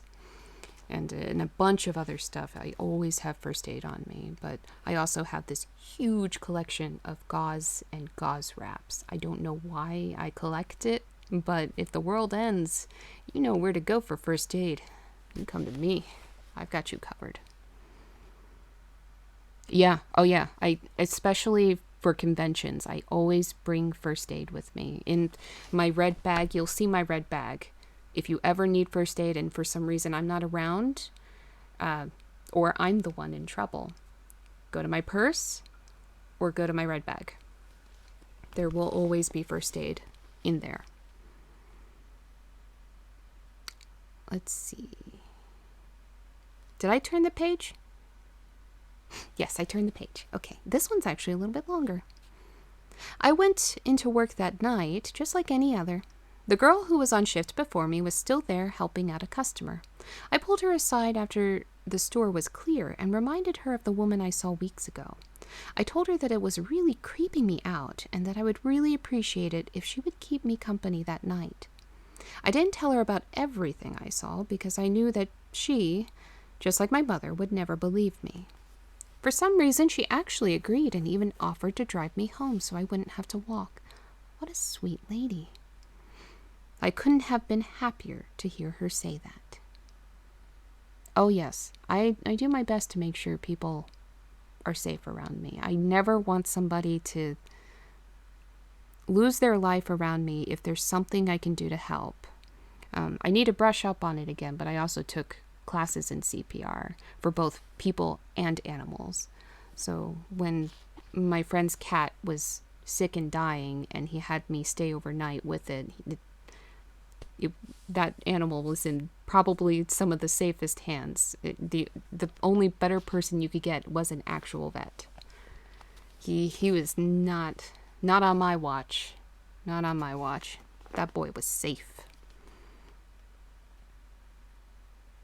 And I also supply my friends with first aid. So anytime, if I'm a regular to your house, I'm gonna leave first aid supplies at your house. Even if people don't ask. I'm going to go into your bathroom, open your cabinet, look for a first aid kit. If I see one, I'm going to open that first aid kit. I'm going to see what's in your first aid kit. And if it's not adequate to my liking, the next time I come around, if I don't already have extra supplies on me, which I usually do, I start putting whatever's missing in there. You're purring like a cat. Well, good. I'm glad you're in a silly mood. The best? I'm not the best. I want people safe. I just want people safe. Band-Aids and Tylenol, Kagamizen. You need butterfly closures or bleed stop or both. You need to make sure you have antibiotic or burn cream or both. I would say both, but the antibiotic pain reliever cream can actually be used for burns.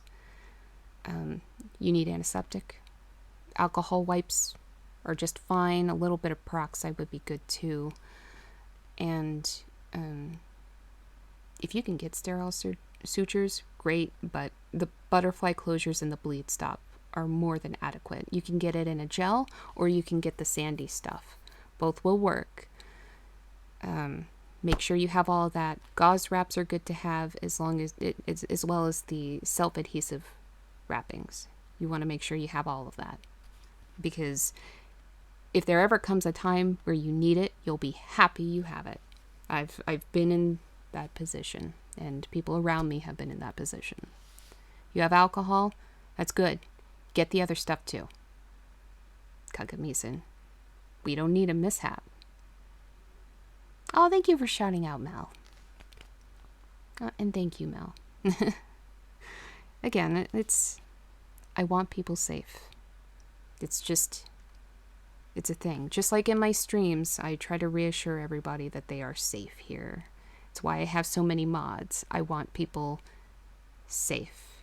This is always a safe space. The space around me must always be safe. It's almost an obsession.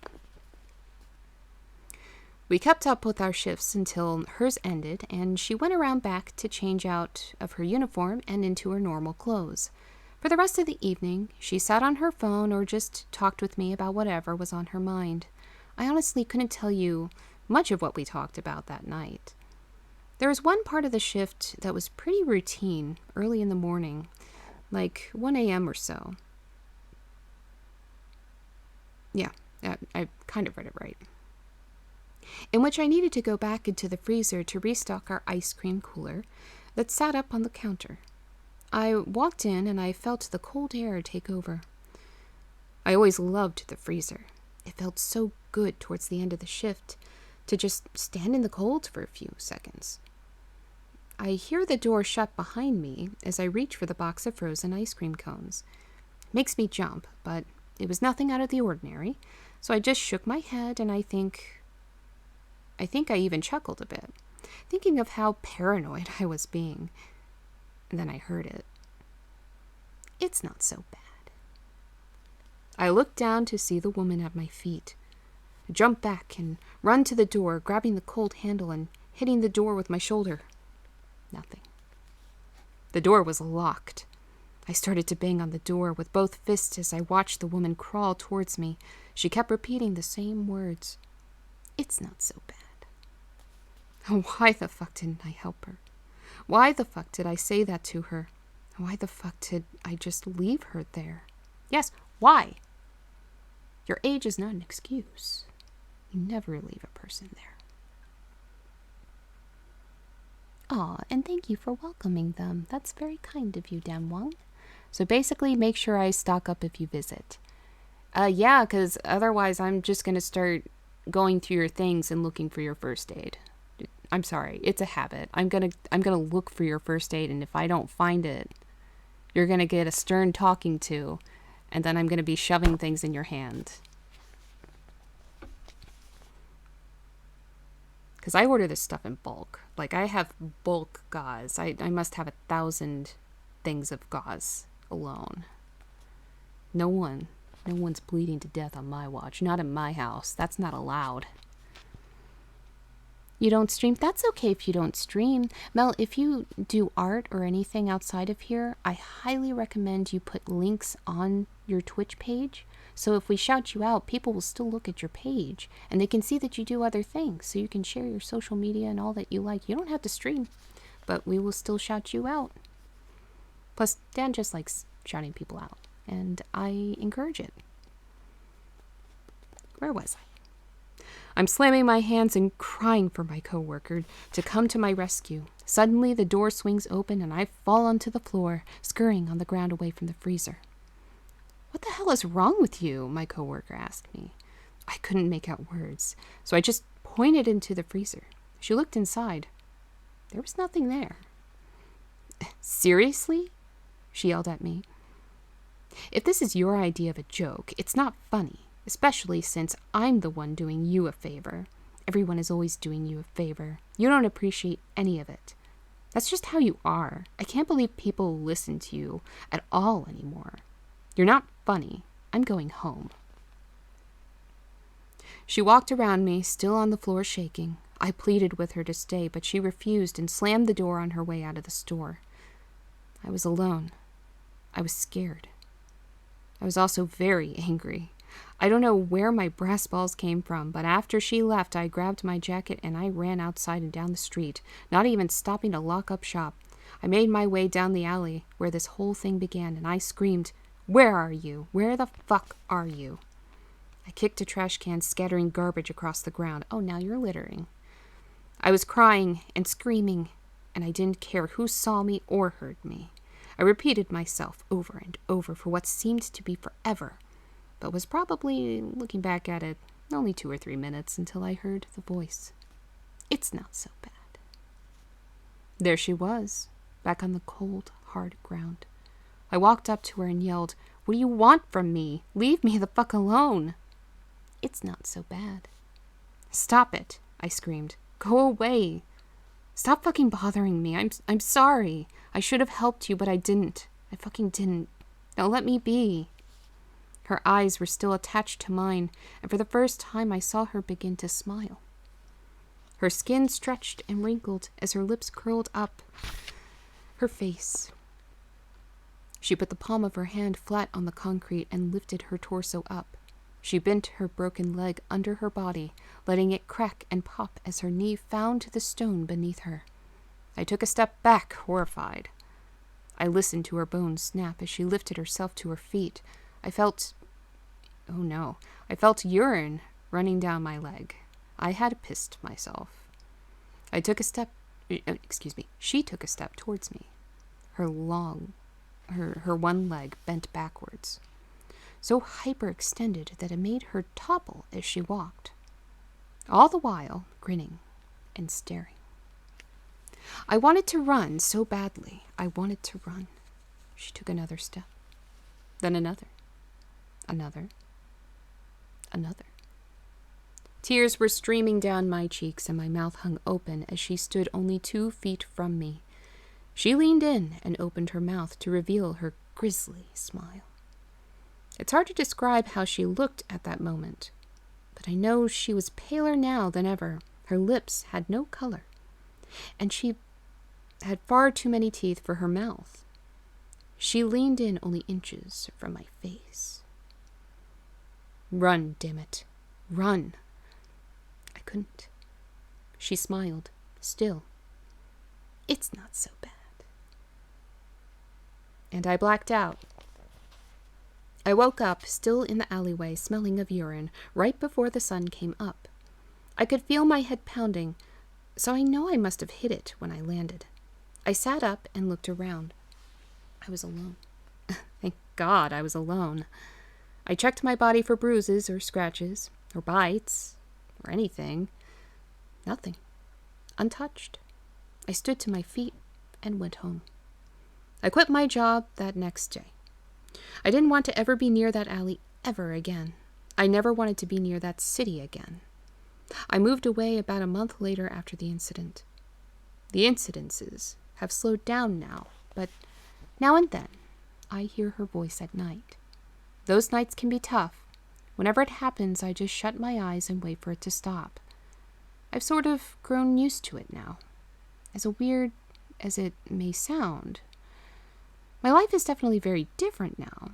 No more swooning for attention, no more bullshit, no more playing stupid games to get what I want.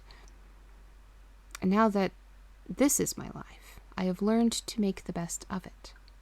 And really, it's not so bad.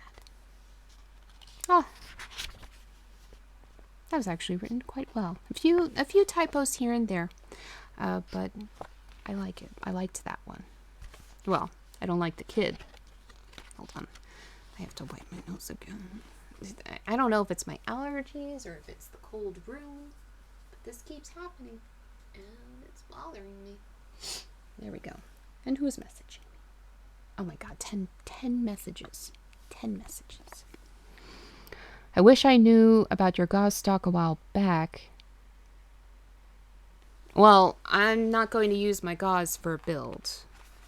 And they're not all wrapping gauze. It's gauze pads that I have in bulk.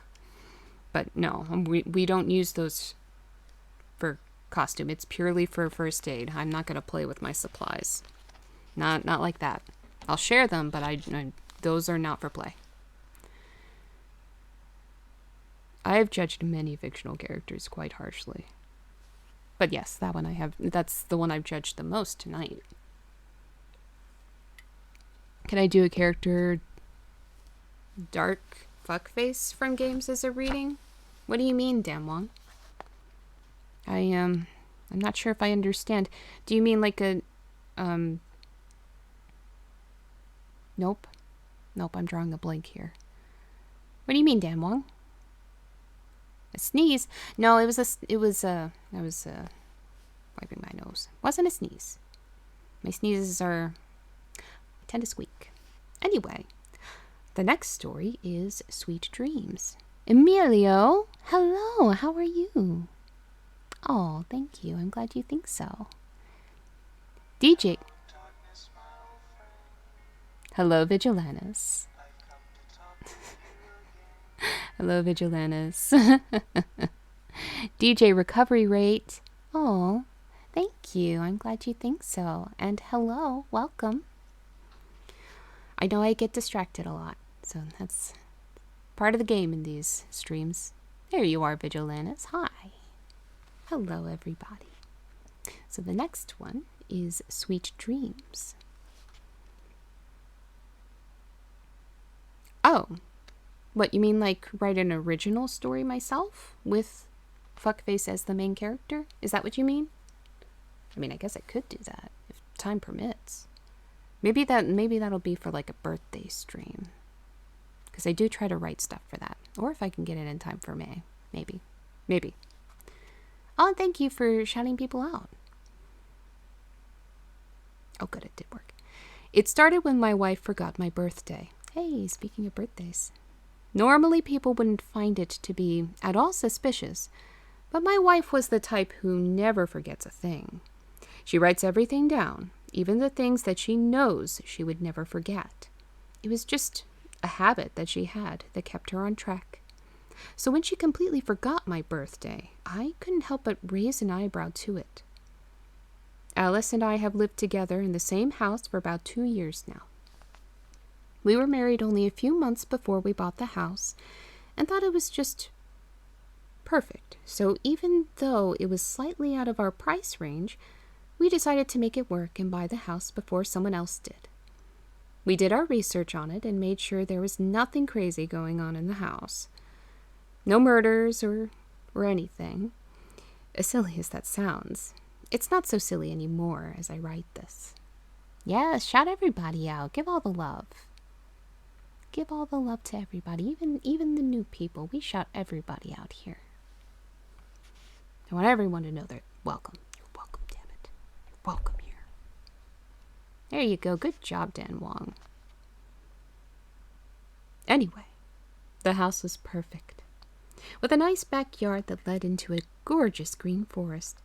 Neither of us could wait until it snowed because we thought that it would look like something out of a Robert Frost poem when it did. And when the snow eventually came down, it was just like we imagined. Perfect. No murders anymore.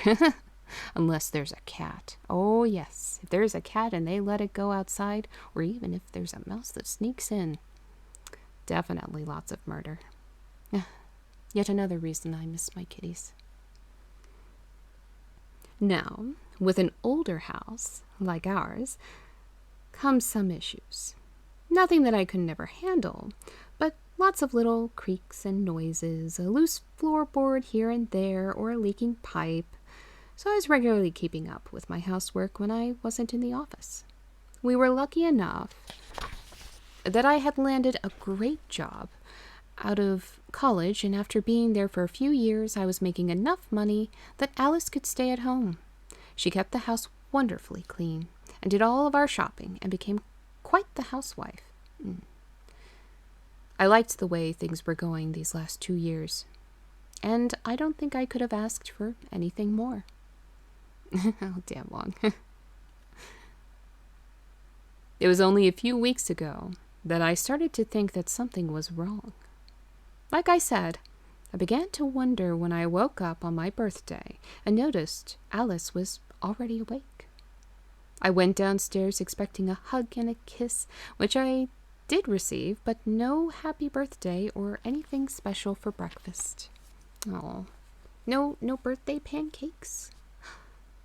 How sad. I didn't bring it up, thinking maybe she has something planned for later. But later came and went, and there was nothing. I've been through that with a significant other. It was not a good birthday. He did try to make it right, but the damage was done. Hello, Vampire Bites. I see a hydrate here. Thank you. It's actually a good time to do that. Thank you. How are you doing this evening? Oh, thank you, Dan Wong. Yes, shout everybody out. Oh, you're welcome, TJ Recovery Rate. He's awesome about that. I like that my regulars make everybody feel welcome. I always like to encourage that. Where was I? Oh, here we go. I went to work, came home, and everything was just like any other day. I even double-checked the calendar to make sure I wasn't losing it. It was definitely my birthday. I never brought it up to her because I didn't want her to feel bad. You sweet man. My goodness. I figured she would realize eventually. But she didn't. Can I marry this guy? This guy's really sweet. Damn. I started noticing a few little things that were off about her. It wasn't just her memory either. It was a break in her patterns. Oh, yes. If you're looking for another Discord to join, or the first one to join, feel free to join mine. If you do any kind of art, or if you're just looking for people to chat with, we are very welcoming to people, and it's actually pretty active in there. But there's places where you can share your art, or if you're going through something emotionally, there's a place for you in there too, and people will listen to you and give advice. I try to check it on a regular basis, and if you see a little black heart pop up on your post, that's me acknowledging that I have indeed seen your post. So yeah, it's a nice little corner. I'm eventually going to figure out how to do a movie night with everybody. I haven't figured it out yet, but we'll get there. We'll get there, and we'll watch some movies on something. I don't know what, but we're going to do that one of these days once I figure it out. Uh-oh, I lost my place. Oh, here we go. I was only 2 sentences in. It was a break in her patterns. Silly things like the time which she woke up in the morning. I was always up first, but now she has been waking up at ridiculous hours of the morning, like 4 a.m., which was just not her character. I used to have to fight to get her up. Her appetite changed.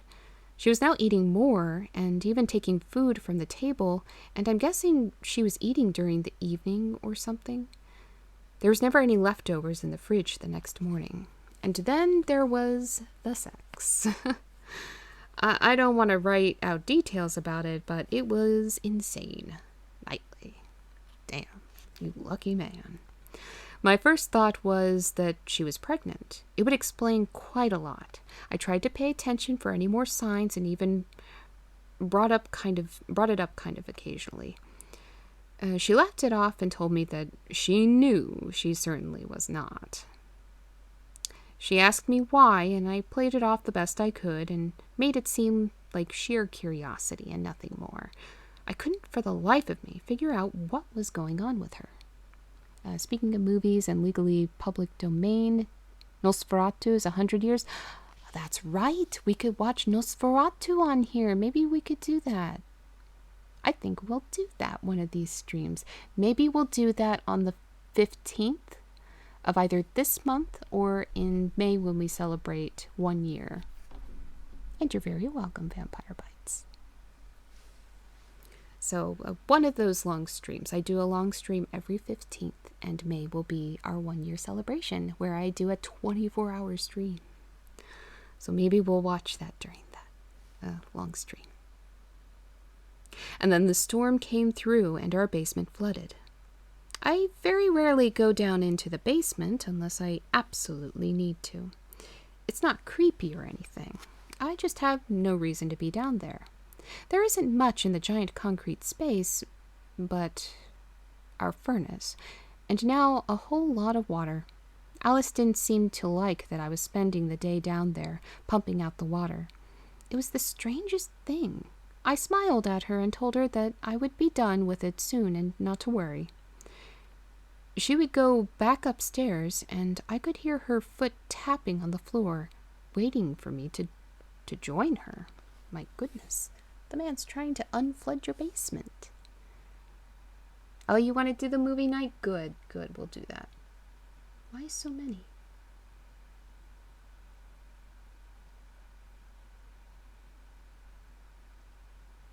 Oh, okay.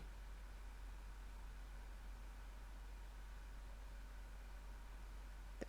I will acknowledge that I have read these, but I'm not going to type. You were sharing trivia? Yeah, if it's public domain, we can do that. So as long as it's public domain, or if I get permission from the person who created it and who holds the copyright, which is the case right here. I have the permission from the author himself. There we go. I was sucking the water up with the vacuum, pushing the nozzle around the floor, watching the puddles go into the hose, when I realized the water was streaming into the base from one of the areas where the wall meets the floor. I stood there with the vacuum pump on in awe at how much water was coming through. I made my way over to the wall and let the head of the nozzle bump it. It was hollow. I turned the vacuum off for a second and could still hear Alice tapping her foot upstairs. I turned the vacuum back on, full blast, so it was nice and loud, then reached my fingers under the crack where the water was coming in. To my surprise, the wall was a fake and had many loose bricks that had appeared to my quick glances to be attached to the wall. I moved these bricks and found a tunnel. Turning off the vacuum again, I listened for the tapping upstairs. When I heard it, I turned the vacuum back on and crawled into the damp tunnel. Frankenstein, you want me to read Frankenstein again? Okay, we can do that. My next reading stream, if you want, I can start on Frankenstein. We're actually almost done this book, so I am perfectly okay with reading that again. It was a delightful story. Most silent films are, yes, most of them are. Oh, who knows? I mean, during a long stream, probably. It'll give me a chance to actually rest a little bit. So I can kind of like nap while I put a movie on for you guys. Because it's a 24-hour stream. Let's see. It seemed to lead on for only about 20 or 30 feet in the darkness until my head bumped into something solid. I reached into my pocket and grabbed my phone, using the light to illuminate the path and see what I had hit my head on. It felt like metal, but I wasn't completely sure. I'm still shocked that I didn't pass out when I saw what lay ahead of me.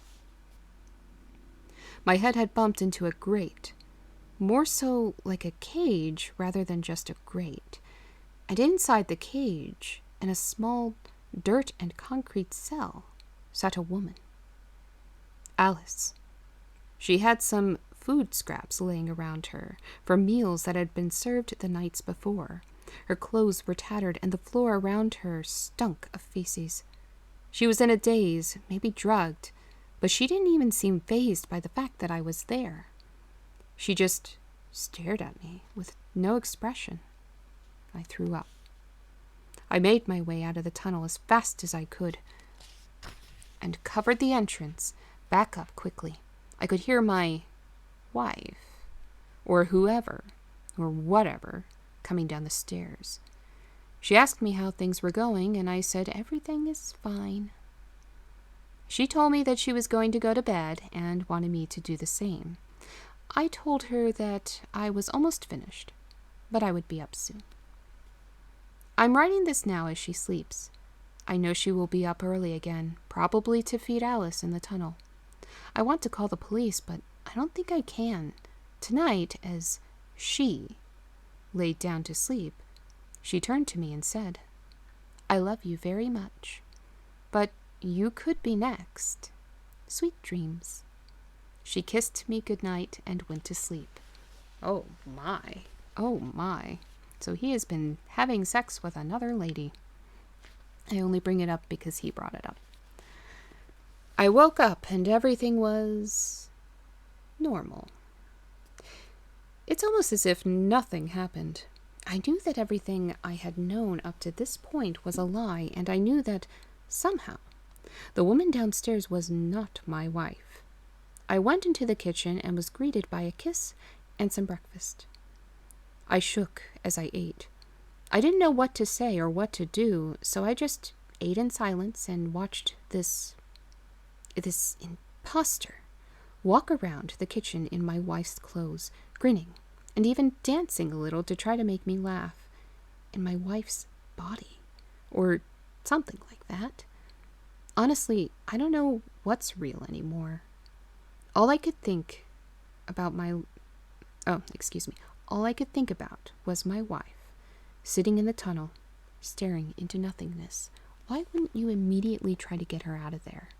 Or once your other wife went to bed or something, why wouldn't you help her? I called out sick from work today so I could try to sort out everything in my brain. Alice, or whatever she is, just went about her daily routine as normal. This is the most torturing thing about all of this. She just didn't even acknowledge that anything had happened. She knew I knew, but didn't even care. She just carried on. Oh, yes, absolutely. It's about 3:30 p.m. as I write this, and I can even read it to you guys. Haha. I'm only writing this to try to keep everyone up to speed with how things are playing out. Alice went to the store for about 45 minutes earlier today. I went downstairs and looked into the tunnel again. My wife is still there. I tried talking to her, but she said nothing back. She just stared at me and drooled. The creepiest thing was that she smiled. It wasn't her normal smile either. It was a big, toothy smile, showing all of her gums, almost to the point where it looked like it would hurt to exert that much strain on your face. I could see her tongue moving in her mouth. Her eyes seemed glazed over. It wasn't like any sort of drug I had ever seen. This isn't something natural or even normal. She just cranked her head from side to side and looked directly at me, smiling. I put my hand on the grate to see if maybe she would touch it, but she didn't. I hate that I had to leave her there again. I mean, you didn't. You didn't have to leave her there, but you did.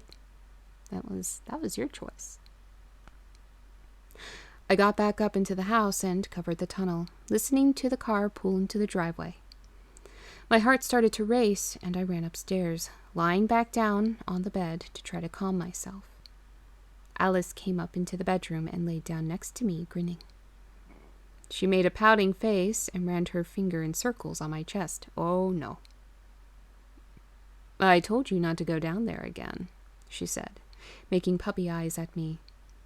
I have never been more afraid in my life. I tried to play dumb, but she wasn't having it. She stayed calm and tried to be cute, even though I was visibly sweating. She gave me a kiss on the cheek as I asked her, "What's going on?" She grabbed my face and kissed me hard. I never shut my eyes and stared at her, horrified. When she pulled away, my stomach began to turn. She had a huge smile on her face, but every tooth in her mouth was black, green, and rotting. I could see the disgusting pus coming from her gums, and I could see all of the cracks in her lips. "What's wrong, baby?" she asked, cackling. "Don't you want to kiss your beautiful wife?" I jumped from the bed and ran down the stairs, listening to her laugh as I bolted, tripping over my own feet. I looked up to see if she was following me, and what I saw wasn't the image of my wife anymore. I mean, it was, but it wasn't. Her skin was raw and split. Her head sat flat on her shoulders as if her neck had been snapped. Her fingernails were yellow and dangling from her hands. I could hear her gurgling as she breathed. I made my way to the basement and dug out the tunnel. I don't know why I chose to do that, 'cause your wife is down there. But it was the only thing that made sense for some reason. 'Cause your wife is in there. Get her out. I crawled up to the grated cage, this creature behind me. I felt its hands grip my ankle just as I looked into my real wife's eyes and began to cry. The real Alice just smiled. Then it all went black. I woke up in my bed, Alice shaking me, begging me to wake up. I moved away from her as quickly as I could. I ran down to the basement and looked for the tunnel, but nothing was there. Just a wall, a solid concrete wall. I walked up to the kitchen, greeted by Alice, who looked incredibly confused. I asked her about the tunnel and the imposter and everything else in between. And she smiled and shook her head at me. It was a nightmare, honey. Come on, I'll fix you some breakfast. From there, my day has been pretty normal.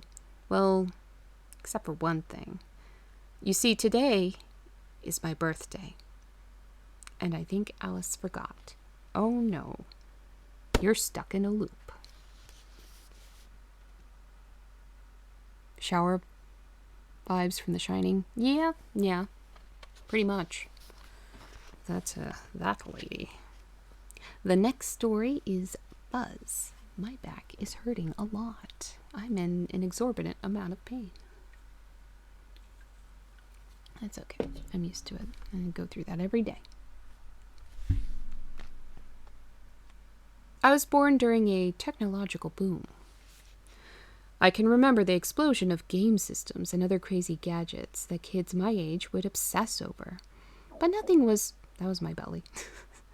Sorry, I didn't eat much today. But nothing was quite as prominent with people my age as the now readily available cell phone. Thank you. I have some here. Let me grab one. It's probably I should eat. I didn't eat much today. Here we go. We have some apple. Move it away from the mic. Hope you guys like ASMR because you're about to get some. Hey James, how are you doing? I'm doing quite well. How are you doing this evening? My belly's making noise, so we're gonna make that stop.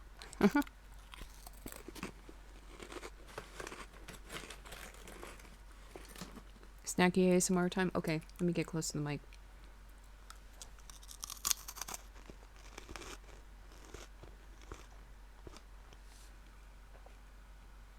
If it makes you guys happy.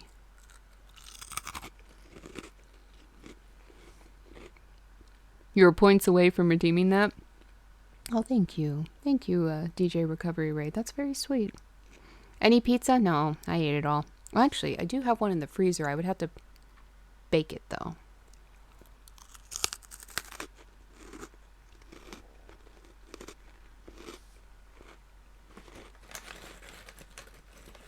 You want my nose? You like my nose? Well, thank you. I'm glad you like my nose. It's just making you want some. Pizza is awesome. Cook some food.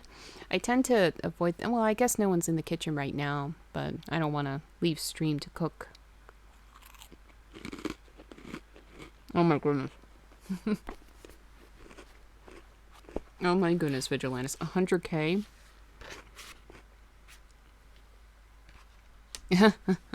Yeah, I know. You're pretty protective of me eating. Hold on. Lean back. There we go. Cooking stream. At some point I could do that. Maybe during the 24-hour stream I'll just make some lasagna or something. At like 3 a.m. We'll do that in the middle of the night. Just make lasagna. Now this was a time before we could all hop onto the internet with our pocket computers. But in the early 2000s, that didn't matter.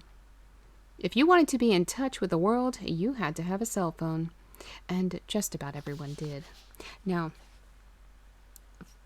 it's not really much of a story, but it's kind of just a funny little fact is the author of this book. When I was in high school, everybody else had unlimited texting, but I did not. I had a 200 text limit, and that was being sent and coming in. So if people sent me a text, that counted against my 200. And I had to keep reminding him, hey, I only have 200 texts. Please don't text me too much. Send me a message. I have AIM. Use AIM. So it's funny that he wrote a story involving cell phones in particular, because I couldn't use mine.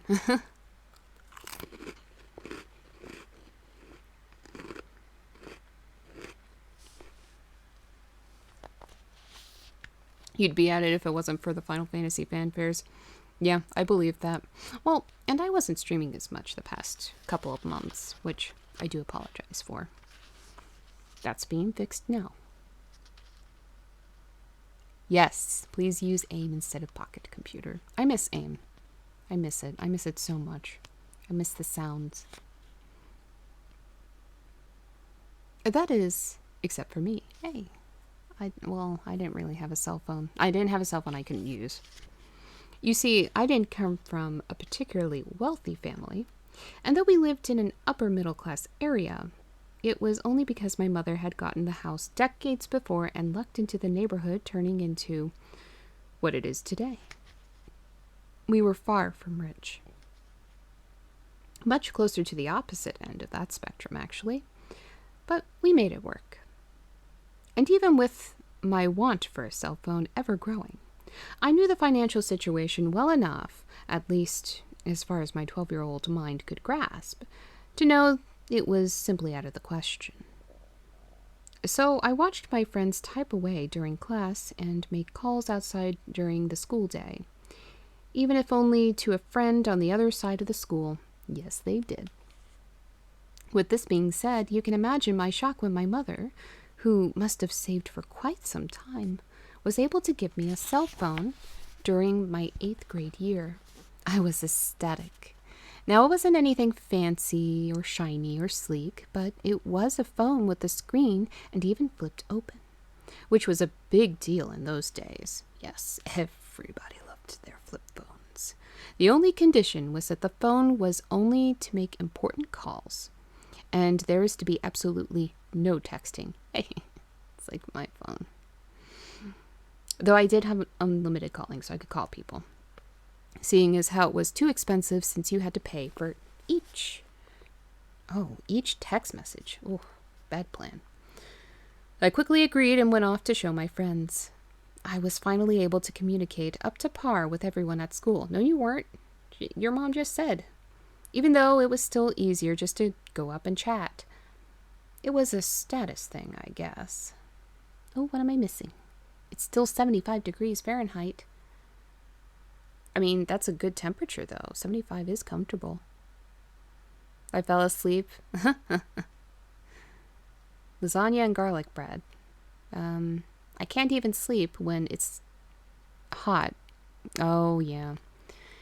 I can't sleep when it's too hot either. Or too cold. It's no extreme temperatures.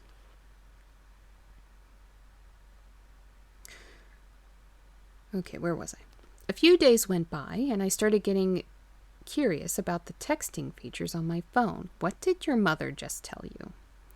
This was mostly fueled by the kids who would make comments when I gave them my number, but told them not to text me because I didn't really have any minutes for it and all that. They would laugh softly and say, okay, but I couldn't help but to click on the buttons as if I was going to send a message, just to see how it felt. I remember typing in the simple words, hello there, and staring at it for at least 2 or 3 minutes. My thumb grazed over the enter button in the center of the directional pad, and I suppose I put a bit too much pressure on it. The message sent. That's true, Jerem. It is more comfortable at 2 in the afternoon. The perfect temperature for sleep is 67 degrees. It's different for each person, but generally the average, it's recommended 67 degrees for sleep. Bill Nye the Science Guy, if you were curious. Driving and listening to you read is rather peaceful, right up to the point you started eating, and then I got hungry. You had to pull over for snacks. I'm sorry, blank, but you should be eating. As long as they're, you're an adult. You pick whatever snacks you want, but get something healthy too. I took a deep breath, thinking about how mad my mother was going to be when she saw the message, but suddenly remembered that I had never set up a contact to send the message to. There was no way a message could be sent to no number. It would just float off into oblivion, and my mother couldn't be mad at me if it never actually sent. I let relief wash over me, but it only lasted a moment. Before I could flip my phone back to its folded position, it buzzed. Cat ears for 30 minutes. Okay, let me finish this. A text came through with no number. It read, "Hello to you too." Okay, let me put my cat ears on. It's perfect. It plays Zelda. I love its aesthetic. And it reads to me. Where do I sign? Oh my goodness. Also, I use female as my gender, but I also accept they. Chippy peas. Okay, that's acceptable. Alright, cat ears for 30 minutes. Let me set up my timer. Okay, good. No new messages. There we go. We'll get a hey listen once the timer's up. All right. How could this have happened? There's no way that the message was sent. I stared at the small screen for what felt like at least 3 or 4 minutes, but I knew it couldn't have been more than a couple of seconds before there was another text. Yes, it is cat time. Well, cat ears time. I froze in horror, quickly snapping my phone shut. Oh, sorry. I skipped the message. I see you. I froze in horror, quickly snapping my phone shut. I didn't even think about how my mother was going to react, but instead, for obvious reasons, felt completely unsafe and began looking around me. I was on the schoolyard, and I was just about to walk home. I saw quite a few people around me, mostly parents picking up their kids to leave for the day. Nothing suspicious, though. Exactly. That's where you're going to find the trouble. When you think you're safe. Or when it looks safe. You need Furby ears for 30 minutes? I don't have any Furby ears. I don't think they have Furby ear headbands. I mean, maybe when I modify some of them, I can take one of the sets of ears that aren't being used anymore and just make a headband. I chalked it up to somehow one of my friends playing a mean joke on me and made my way down the hill to the street. My phone buzzed in my pocket once again. I pulled it out and opened it up. Wait for the red light now. I wouldn't want you to get hurt. I pushed the phone into my pocket, looking around once more, still seeing nothing but the regular small stream of parents driving their kids out of the lot. About 2 blocks down the road, I was out of view of the school, and I turned to take one of my normal shortcuts back to my house. Buzz. You really should walk with a friend. I mean, at least this is giving him good advice. This message actually scared me a little. The first few had irritated me and made me worry about how this would play out with my mom, but now I was officially starting to get scared. I sped up my pace for the next block or so until I felt it again. Buzz. You can't run from me, buddy. Whoever was playing this game with me knew my name.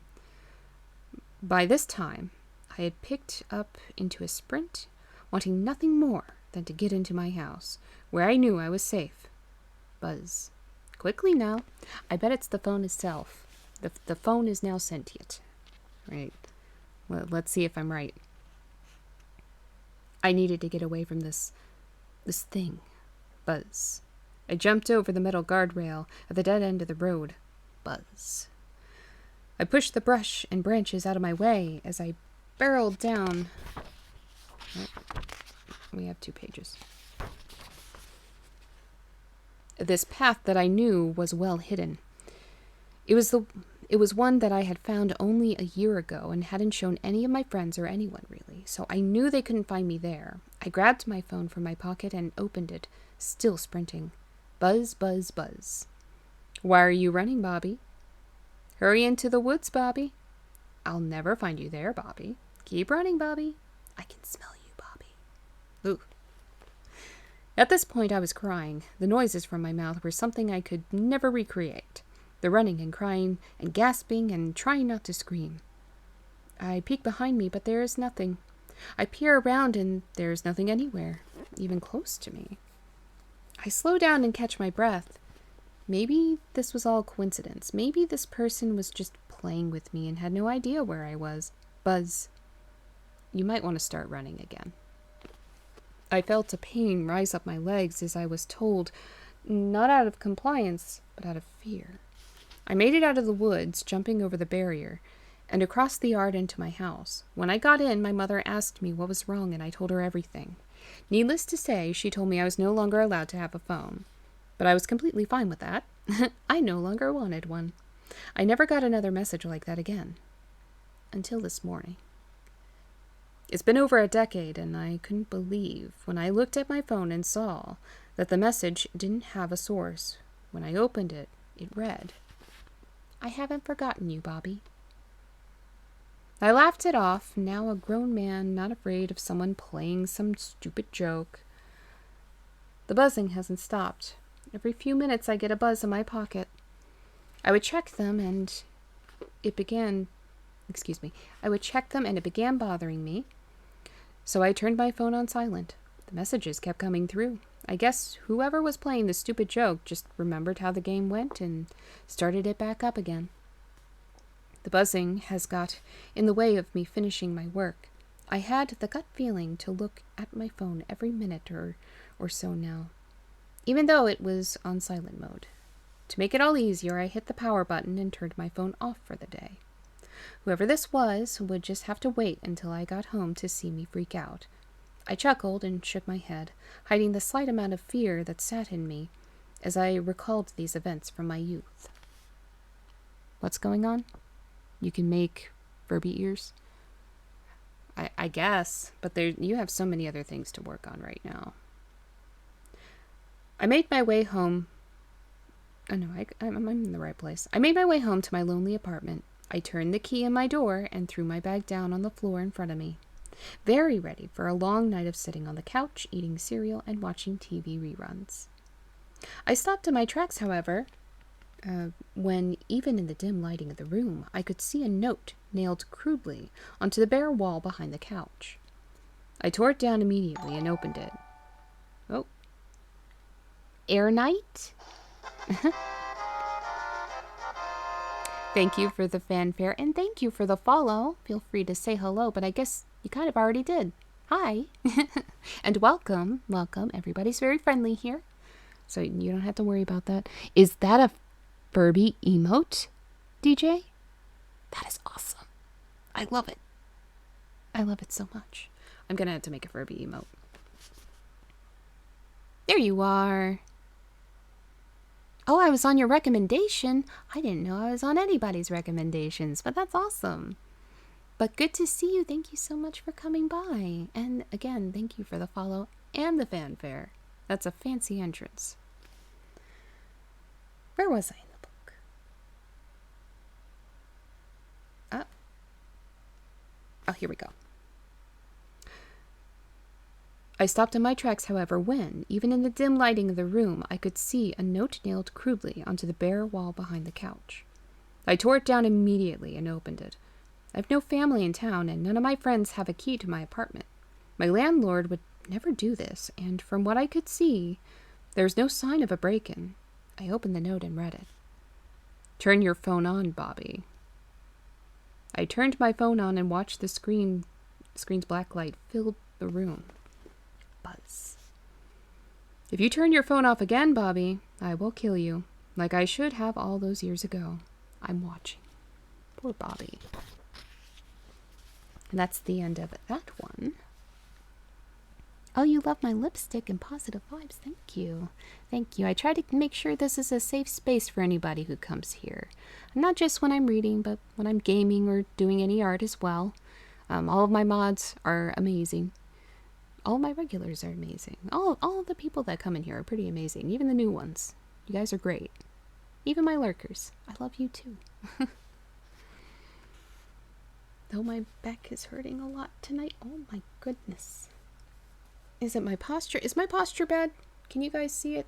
Am I slouching too much? Is that what's going on? I can't really see it, so when I get into read, I have a tendency to do this, and I need to do this. I need to not slouch. Okay. Next story is detention. Is my mic close enough? I hope it is. It's because you are reading, so naturally you would slouch a little. Yeah, I think you're right there. I have been trying to correct myself anytime I notice it, but it's hard because my wrist gets tired, so the book gets moved down a little bit. So then I try to lean in and read it, but it's hard to do that and keep your back straight. I have to say, with the utmost honesty, oh, 2 years on this platform, well, that is a big compliment. Thank you. I do have a tendency to get a little angry when I'm gaming sometimes, but I try to keep it with a bit of levity. There's humor in it. It's not just straight anger, you know. But I do appreciate that. Sorry if I stumble a lot when I read. Can't really help it, but I try my best. Feels like I'm in pain on occasion. Oh, thank you. You guys are so sweet. Also, make sure you wear your brace, mister. Watching you. Detention. I was an administrator in an all-boys school in a suburb along the East Coast. Admittedly, this was not the profession that I always wanted to be involved with, and honestly, I find it hard to deal with the students and the staff most of the time. It's weird, you don't want to be too straight-backed either. That's true. Yes, it is just uncomfortable. There's a little pinch. It's like a little pinch in the back of my back. It's like on the right side, which is interesting because my levoscoliosis goes to the left, not to the right. So I don't know why there's pinching on the right. It's weird. Oh, thank you, Dan Wong. Thank you for shouting them out. You have it on now? Good. You keep that on. I started as a teacher in this same school and was pretty good at it. Eventually, I worked my way up through the system, and here I am, sitting in an office in the front of the building. Not quite the principal, but scarier than your average teacher. At least to all the students. Our students were mostly little shits who have no idea how to act. But the wealthiest of parents... Oh, I think there's a missing word. But with the wealthiest of parents, so the entitlement and the snobby brattiness of these boys never ceased to amaze me. Being an admin, I was in charge of running the evening detentions, which I didn't mind too much. Seeing as how it got me out of a lot of other evening school activities and even paid a small stipend if I kept it up through the year. So every day at 3, the bell would ring. Most of the boys would leave, and a few would make their way into the farthest, oldest wing of the building, where I often held detention. Mostly because that's where I had the best cell phone service and could play games on my phone while keeping an eye on the useless preteens as they scribble notes into their composition notebooks. A stretch? Another one? Okay, I'll do it in a second. Let me finish this page. I had been doing this job for quite a few years and had never once had any problems besides the occasional kid taking too long to go to the bathroom and having to tell the boys that they weren't allowed to talk in detention. That is until last winter. Okay, now I'll do the stretch. Okay. I gotta move my snack here. Oh, I still have snack left. Take a piece. Okay. If you haven't stretched in a while, make sure you do so. Let's see if it'll crack for you. There we go. We got a little one. Okay, now we have to reach for the toes. Hold on. I'm sitting with my legs actually in proper position right now. Am I wearing socks? All right. Here's my socks. I am wearing socks. That's the 3rd time today, you guys. I think you have an obsession with my socks. Okay, hold on. My tablet's on the bed, so I have no room with all these Furbies. Reach for the toes. More socks time. I'm actually pretty surprised that's getting redeemed as much as it is. Was not expecting that one.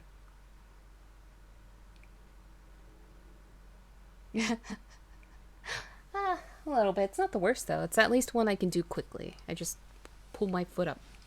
One of these days, I won't be wearing socks, and then I'll have to put socks on. One of these days.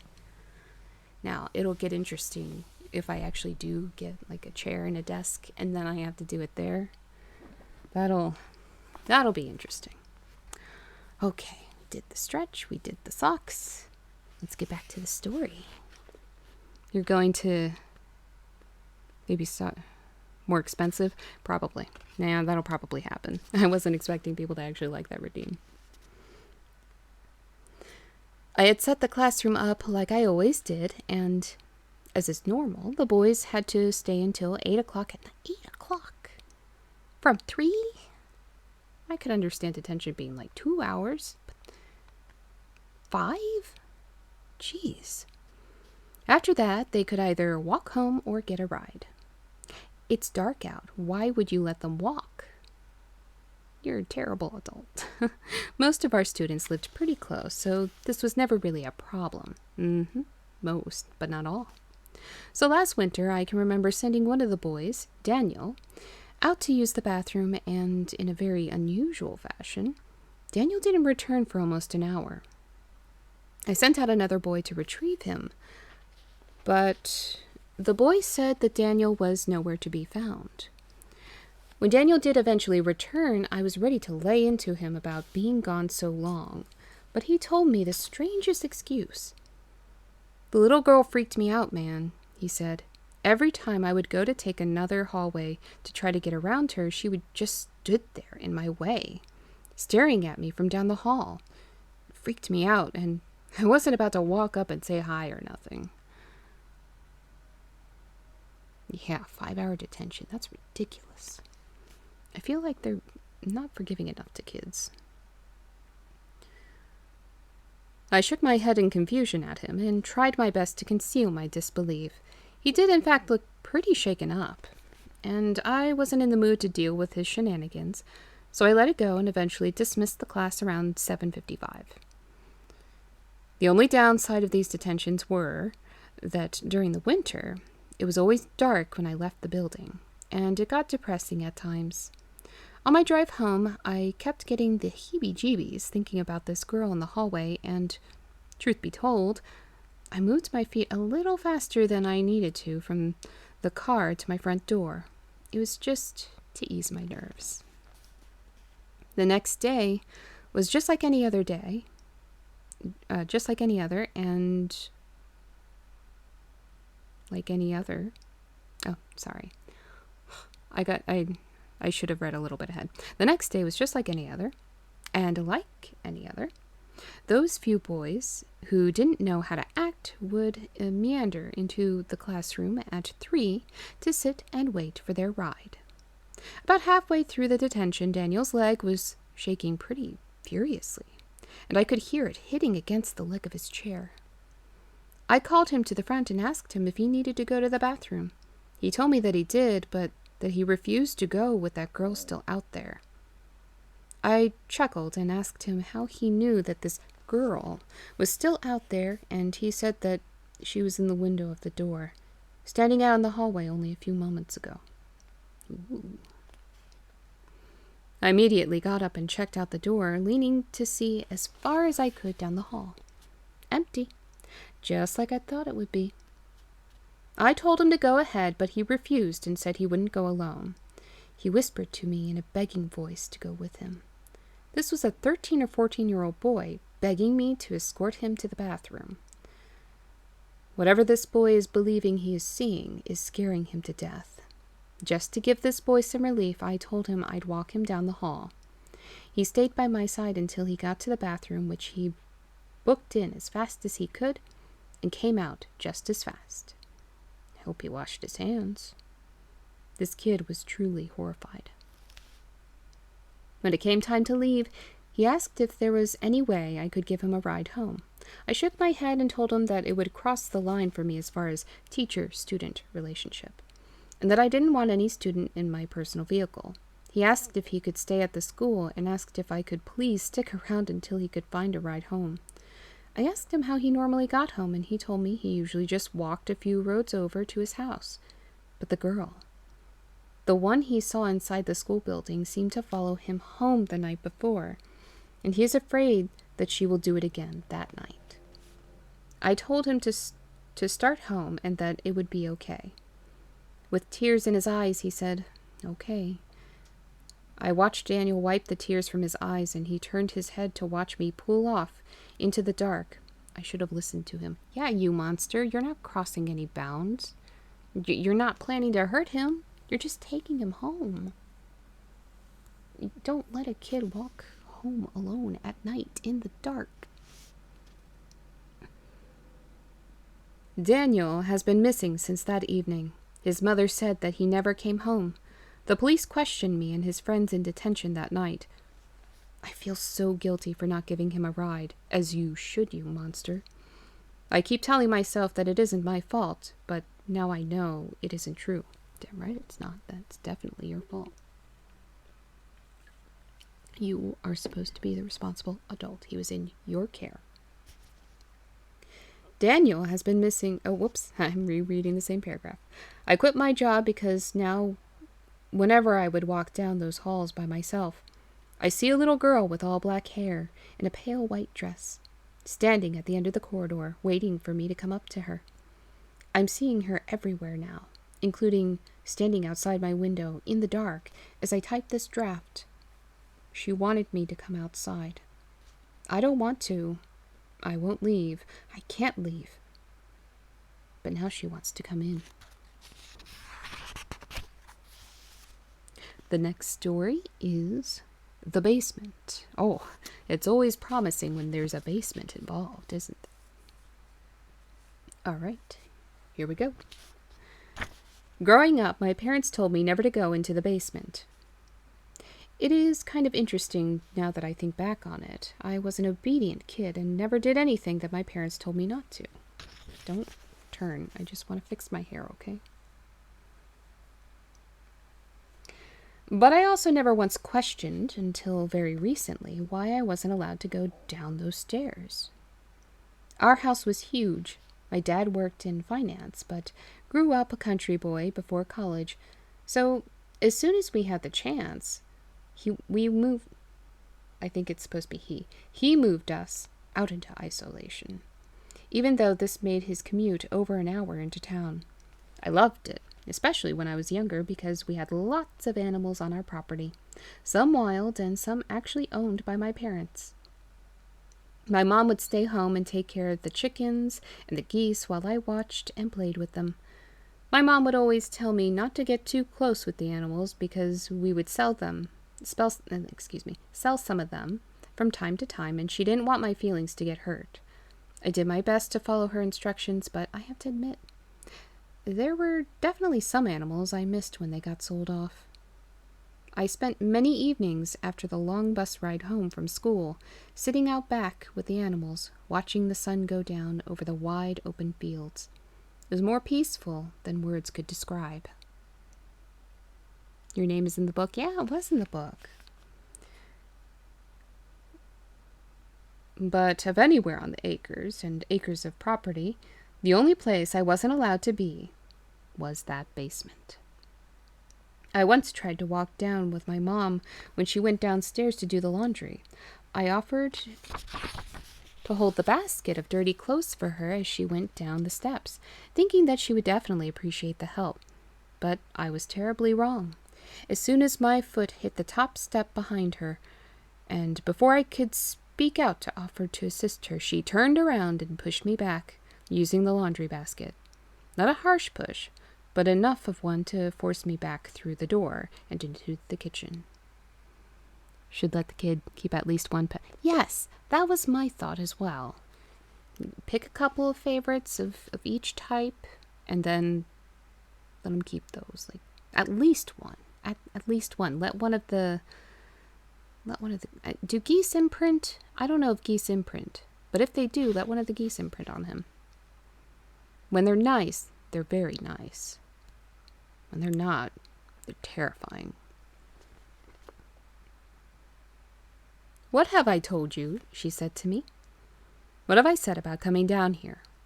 I apologized and hung my head, feeling like a bad kid. Oh, you poor thing. She could sense that and patted me on the head.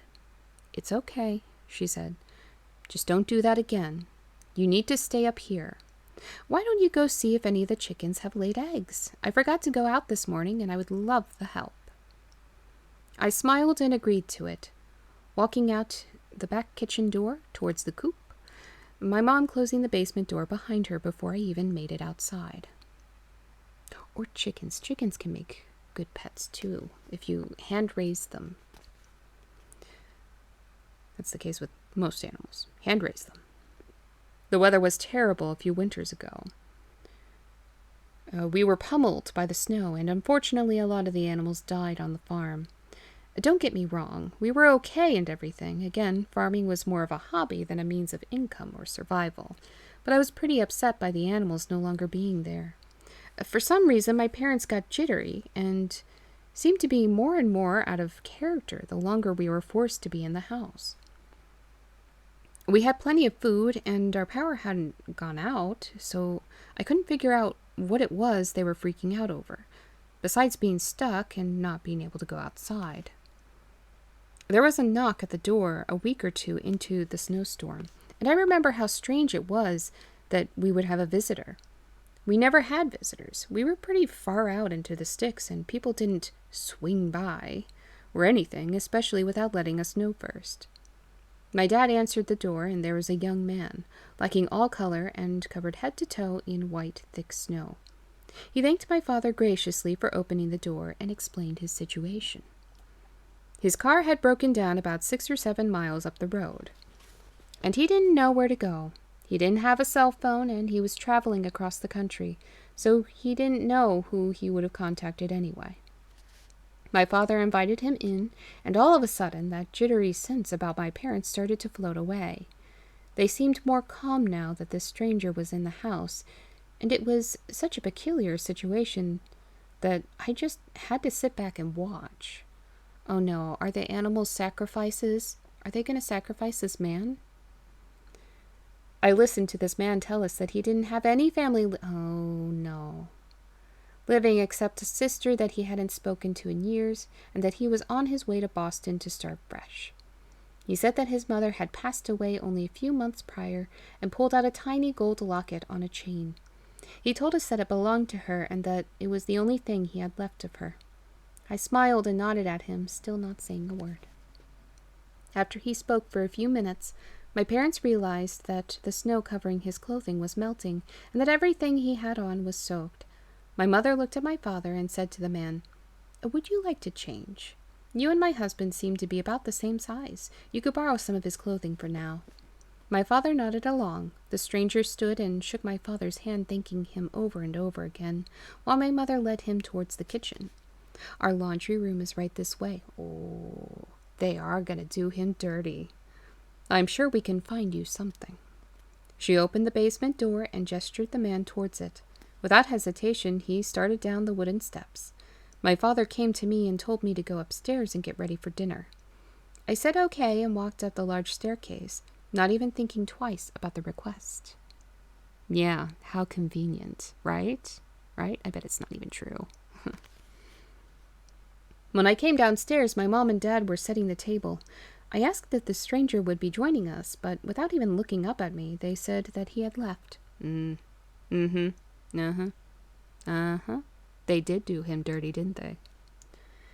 I didn't know what to say to that because he had almost frozen to death just getting to the house, and the closest town wasn't for miles and miles. There was no way he would make it back. My parents told me to have a seat, and dinner went along with like nothing happened. But I finally got curious. The man couldn't have just disappeared into thin air. I had to know what was going on in the basement. I had to know if he ever came back up. I was young, but not stupid. I knew that something was wrong. But, yup. That night, after my parents had gone to bed, I grabbed the flashlight from my drawer and started down the stairs towards the kitchen. The floors creaked, so I had to really take my time to make sure I didn't wake up my parents in the process. When I finally touched the tile of the kitchen, a small wave of relief came over me, and I took a break to steady my breathing, seeing as how I had been holding my breath as I moved across the hard wood. I finally reached out to the knob on the basement door, checked around me one last time, and opened the door with a creak. I placed my foot on the step. Look, I will feed you in a moment, okay? Let me finish this. Don't argue with me. I placed my foot on the step, which felt much older than the stairs. The air as I head down smelled sweet, but a foul kind of sweet. Hey, good job. I'm guessing they were maybe a bot. Oh, okay. Thank you, Navi. All right, give me a little break from those. I didn't even see what they said.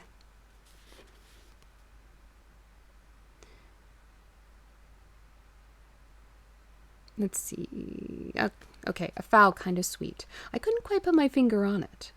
I came down to the concrete floor and listened the best I could. Silence. Nothing. Oh, a unique one? Oh, okay. One of those. Will Smith. Oh, well, okay.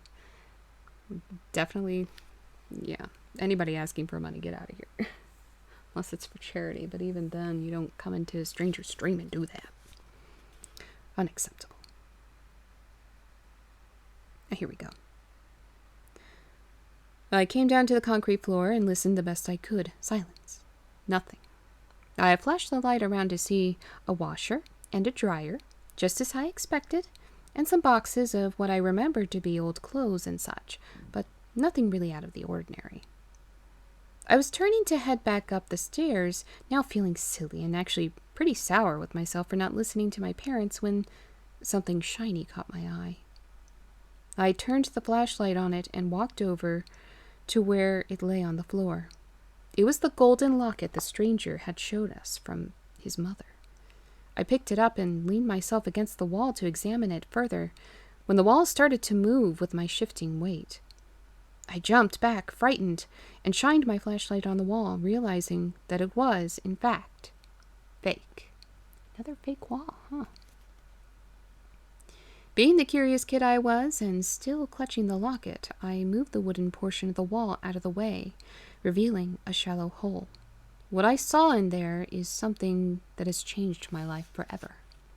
Or did it end your life? Inside the hole sat a creature. This thing looked like a human, like a boy, but quite different. His limbs were much longer than a regular person, wildly disproportionate from his body. At the end of each arm were bony fingers with sharp claws that this thing curled over and over again by its face. Its eyes were pitch black with no pupils. It was a hairless beast, and its ears were simply torn holes in the side of its head. The mouth stretched across its face into a large, sharp-toothed grin. Lots of grinning. It had no clothing, besides a small cloth covering its lower abdomen. With boxes of clothes down there? Come on, give it some pants.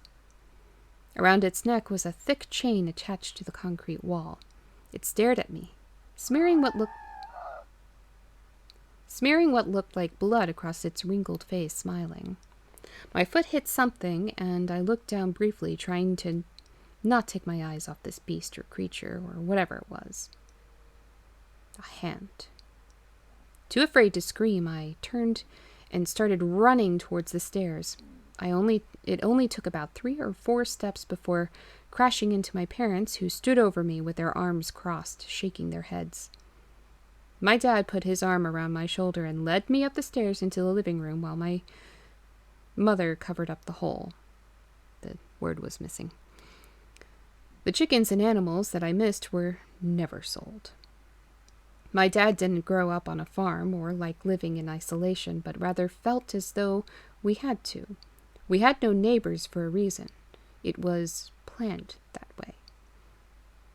Our whole lives up to this point, even now, years later, has revolved around my older brother in the basement and keeping him fed.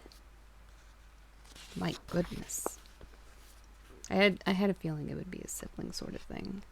Okay, I'm going to get into this next story soon. I'm going to briefly take a break.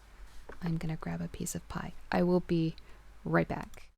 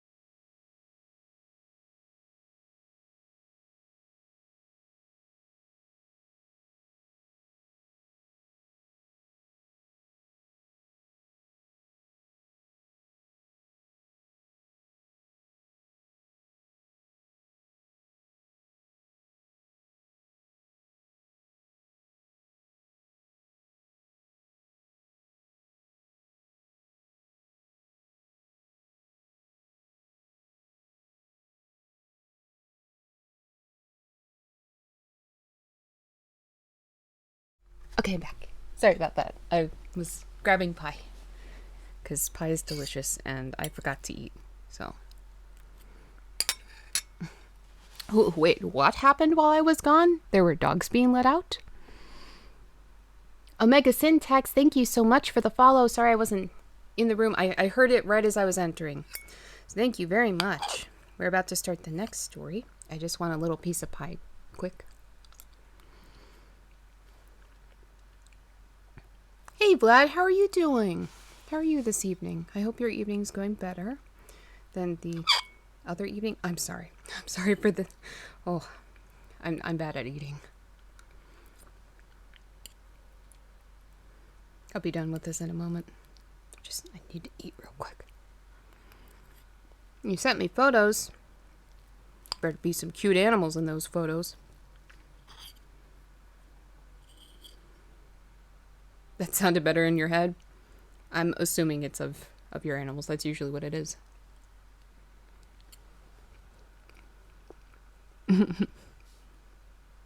Thank you, Dan Wong. Sorry I'm like shoving food in my face. We shall continue reading in a moment.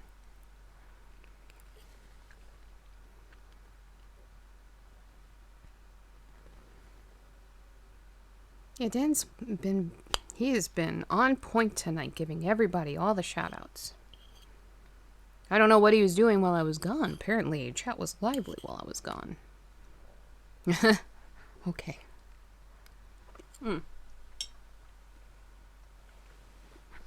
Let's take a look at what the next story is. We are approaching the end of the book. The next one is Fingers. That sounds promising. That'll be great. Shoveling food is important. Don't apologize. I can't help but apologize. At least for the newer people coming in. They're walking in, they see an away screen, and then when I finally come back, I'm just shoving food in my face. Oh well. Almost done. And then we read more. Oh, that's right. Yeah, Vlad cooks. He's a good cook. I have had his cooking before. Pie sounds great. Yes. Yes, if you have pie in your house, join me. Have some pie with me.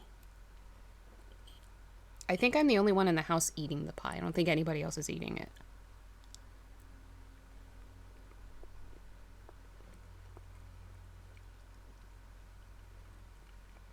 UFO alien. What?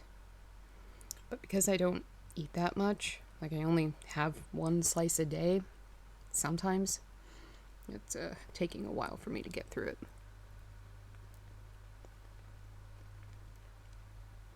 Damwong, are you okay? What's going on? What's going on right now, buddy? You okay over there?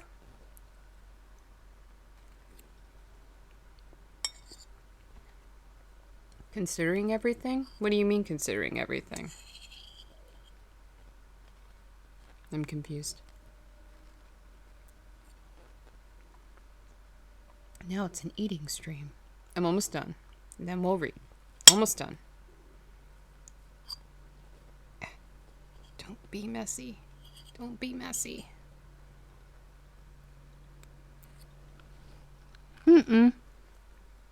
Damwong, that's a snail. That's not a slug. That's a snail. Slugs don't have shells.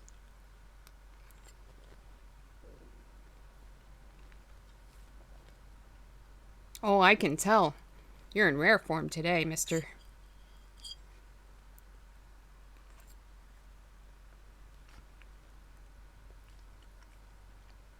Yeah, it's alright. It happens. My weight fluctuates.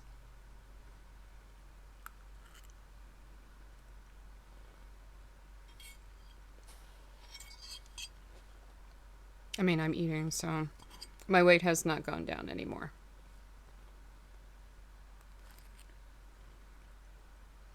Okay, that's fine. As long as you're happy. Alright. Last bite. Barbies can have the plate. Raspberry on my face. Now we can read. I will take a sip of water though.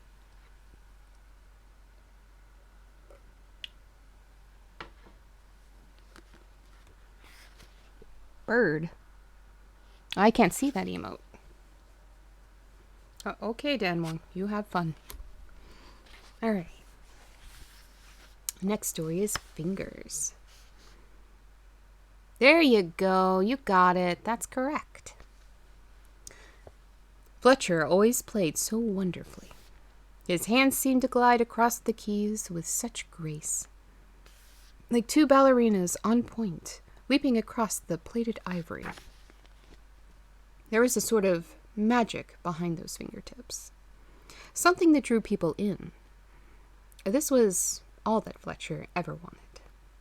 He approached the bench, bowed to the crowd, the applause growing to almost deafening proportions, and then had a seat. At $90 per ticket, Fletcher had managed to sell out yet another theater with his beautiful talent. The night was full of sound and passion. What? I'm not gonna look at your photos during stream. I only check the messages that actually pop up, but I think he's gone to bed, so that's done. No, I said I do check some, but only the ones that actually pop up, which most do not. Deceptions. No, it's not deceptions. I told you the truth. Okay. Fletcher woke up the next morning feeling well rested and aware. He gazed around his Baltimore hotel room and smiled. Yes, again, the author of this book is, well, we grew up in the same area. We're local to the Baltimore-ish area. He was grateful. He had worked so hard to be here, and now everything was his for the taking. He grabbed a bagel from the tray left for him in his presidential suite and quickly covered it in cream cheese before taking a bite. Ah, delicious. I love bagels. Across the room, he set his stare on the magnificent black baby grand piano that he had requested be put in the room before his extended stay in the city. He wiped his hands on his pajama pants and smiled. Sir, I bet you have a napkin. You're in the presidential suite. You have napkins. Don't wipe it on your pants. Come on. Come on, act fancy. You're in a fancy place. Fancy pants, not napkin pants. Delight. Wonderful, marvelous delight. Fletcher continued his sonata for a moment before standing and moving himself over to the window overlooking the harbor of Baltimore. The ships on the dock made his mouth rise to a grin as he ran one finger down the smooth, clean glass. He was on top of it all. He was a god. Okay, that's, I would disagree there, but okay. Throwing on a pair of slacks and a shirt, Fletcher decided that he was going to find lunch out on the town, get a glass of wine and a sandwich of some type. He started down the stairs and walked out of the front lobby onto the street. The loud sounds of the city filled his ears as he peered up to see the skyscrapers surrounding him. He planted his feet firmly, took a deep breath, and set off down Charles Street to find somewhere to eat. All right, Dan Wong, you got to calm down a little bit. Don't spam.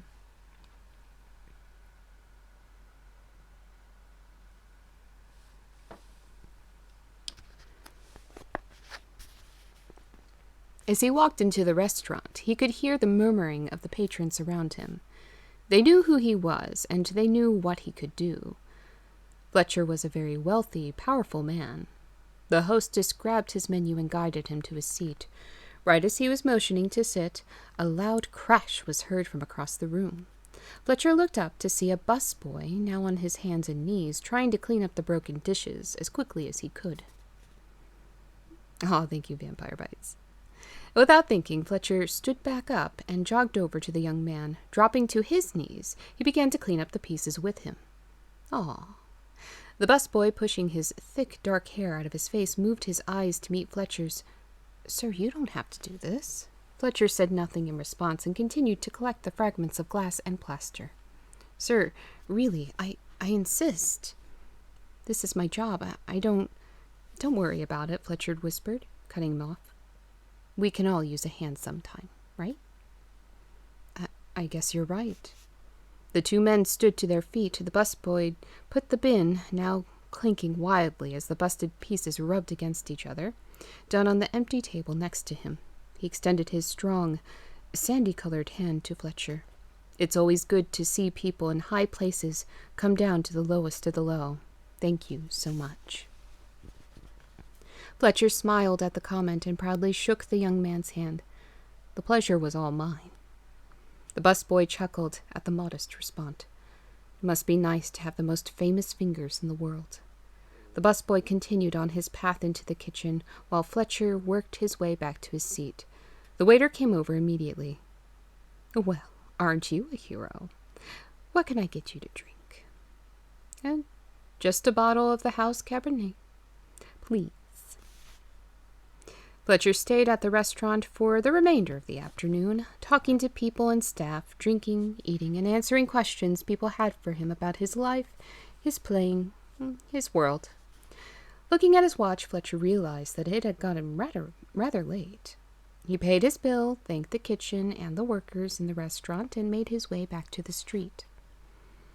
After walking for about 10 minutes or so, Fletcher realized that he must have gotten turned around. Somehow, he wasn't on Charles Street anymore, but in a sketchier-looking neighborhood deep within the city. He pulled out his cell phone to activate his GPS. That's weird because Charles Street is right next to the Inner Harbor. How do you do that? You don't get lost from the Inner Harbor? How does that happen? What? He activated his GPS. Dead. Go figure. He slid it back in his pocket, but before he could remove his hand from his slacks, he felt something crack him in the back of his head. With a loud ping, the world went black. When Fletcher woke up, he saw a figure standing above him. He was in a state of dizziness and couldn't make sense of much. His vision started coming back to him as he stared at the man standing, straddling over his body. The dark hair, the sandy skin was all too familiar to him. The busboy from the restaurant was towering over him, no longer smiling. Now I have the most famous fingers in the world. Ooh. Fletcher, still spinning, looked down at his hands. His palms were shining a bright red, and where his fingers were, all that was left was nubs. See, that one didn't have any supernatural aspects to it, but oh my goodness. What a little piece of shit. The man helps you out when you mess up at your job and you just... what are you going to do with those fingers? Eat them? Anyway, next story is Dance With Me. My friends laughed when I told them that I thought the Campbell house was a load of crap. I was the new guy around these parts, only living here in this tiny hick town for about a year, and wasn't sold yet on the urban lore that lingered around these parts. However, of all the creepy little tales that kids my age like to tell, the Campbell house was definitely one of the most popular. Most famous fingers in the world. Weird flex, right? I'm not going to make that joke. We all know the joke that's in there, okay? We all know it. It's there. We've acknowledged it, but we don't need to say it. It's there. I suppose the story is that there was once a family living in the house, the Campbells, obviously. They had a beautiful little daughter who had her room on the 3rd floor of the large home. One day, a fire broke out, and the parents tried to save their daughter from her bedroom, but to no avail. The little girl died in her room on the 3rd floor, and the parents moved far away to escape the guilt they felt from not being able to save their daughter. Now the kids in the neighborhood take turns going into the remains of the house, which was still held up surprisingly well, and dare each other to go up into the 3rd floor. As far as I have heard, nobody has been able to make it all the way up without running down in fright, saying they could have sworn they heard music and footsteps above them. Yeah. I know. I know you definitely were. I was never the type to believe in this kind of stuff, so when my classmates all bet that I couldn't make it all the way up, I chuckled and agreed to go into the house the following night. One of the boys that was sealing my fate, as they call it, asked the rest of the group, "How will we know if he actually made it up there?" Ooh, there's the clever one. I tried to tell him that it wouldn't be a problem and that I could assure him that as long as there was a way up there, I would make it. But they wanted some kind of proof. They told me that, hold on, adjusting my mic, that since all of the other people, there we go. Since all of the other people who tried to make it heard music, that I should see if I could find a source of it and bring it to them. I shook my head with a smile and agreed, saying that I'd bring down whatever I could. The night came, and all of us made our way to the Campbell house, which I never realized was so big from back on the road. Standing in front of it, I couldn't help but be in shock of how big this place really was. These people must have had some serious money to be able to afford a place like this. My parents all patted me on the back, my friends all patted me on the back, some of them shivering, which I had a hard time deciphering whether it was from the November air or genuine concern. My goodness. Apparently I need more caffeine. I took my first step onto the porch, turning around and flexing my skinny arms. Do not redeem it. To jokingly show off to the rest of the group, who didn't dare come even close to the steps. I turned back around and faced the giant wooden door. Grabbing the brass knob and twisting it to the right, it caught me off guard how easily the door opened. So I stepped on in. For a house that had supposedly had a deadly fire, there wasn't a whole lot of damage to the great hall that welcomed me as I made my entrance. Shutting the door behind me, the place smelled old, which was to be expected since it was obvious that nobody had been here in what I imagined was years. I turned on my flashlight that I had brought along and peered around the room, cautiously looking into every corner. I must admit, this place certainly was creepy. I could see how some dumb high school kids could get frightened out here. Right in front of me was a grand staircase leading up to a landing that lofted overtop the first floor. This might be easier than I thought. I'll just head straight up, get my souvenir, and come back down. It wouldn't take more than 10 minutes. Besides, I knew the small crowd would be outside waiting for me to come out shrieking my head off or possibly in tears, so it would be perfect if I came out, prize in hand, and laughed in their faces for being afraid of something so stupid. I climbed the staircase, which was pretty sturdy, a lot more than I anticipated, and made my way up to the landing. As I walked around the left, I started trying some of the doors to look for a way up to the third floor, but many of them were locked. I wanted to find the quickest way up, but wasn't about to start attempting to put my foot through any doors, so I just kept moving across the landing. The floor narrowed as I left the great hall and found a second-floor hallway lined with more doors. These must have been bedrooms and bathrooms, none of which really interested me. Why not? I would be searching every room. I could clearly see that at the end of the aisle of wood and brass stood an open door, which had to be the stairs to the third floor. I casually walked toward them, not even thinking about checking around me, which was pretty foolish, seeing how I was just meandering around a condemned house. I didn't care, though. I just wanted to get my proof and get back out a hero. As I approached the opening, I felt my feet stop in place and my stomach drop like a brick. Was that music?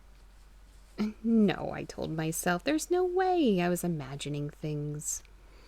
I tried to move my feet, but I was stunned with fright. That was most certainly music coming from upstairs. I stood and thought about the logic behind it all and realized that the guys were probably playing a prank on me. I bet this whole thing was a setup to pick on the new guy, and I fell for it. Of course. With that in mind, I felt my feet lighten up, and I called out into the dark. "You're not scaring me, guys." And just like that, the music stopped. I listened for a moment, but it didn't return, which actually made me feel more unsettled than I had been when it was playing. I turned the corner into the opening, and just as I had thought, there was the last set of stairs. Holding my breath, I climbed up slowly, step by step, waiting for these jack-whacking friends of mine to jump out and try to make me squeal.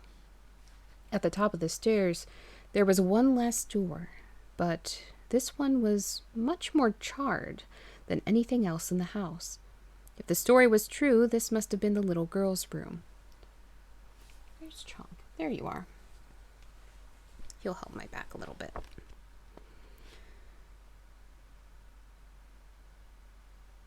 Where was I? Here we go. I wrapped my hand around the knob and found it to be warm, like someone else had just been holding it.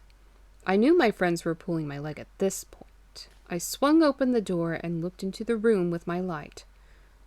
Nothing but burnt furniture and old toys. Some still holding onto the little bit of pink coloring that survived the fire. But what caught my attention sat at the edge of the room on an old blackened nightstand. A record player. How perfect was this? I walked over and picked it up, a record still sitting in place with the needle floating above it.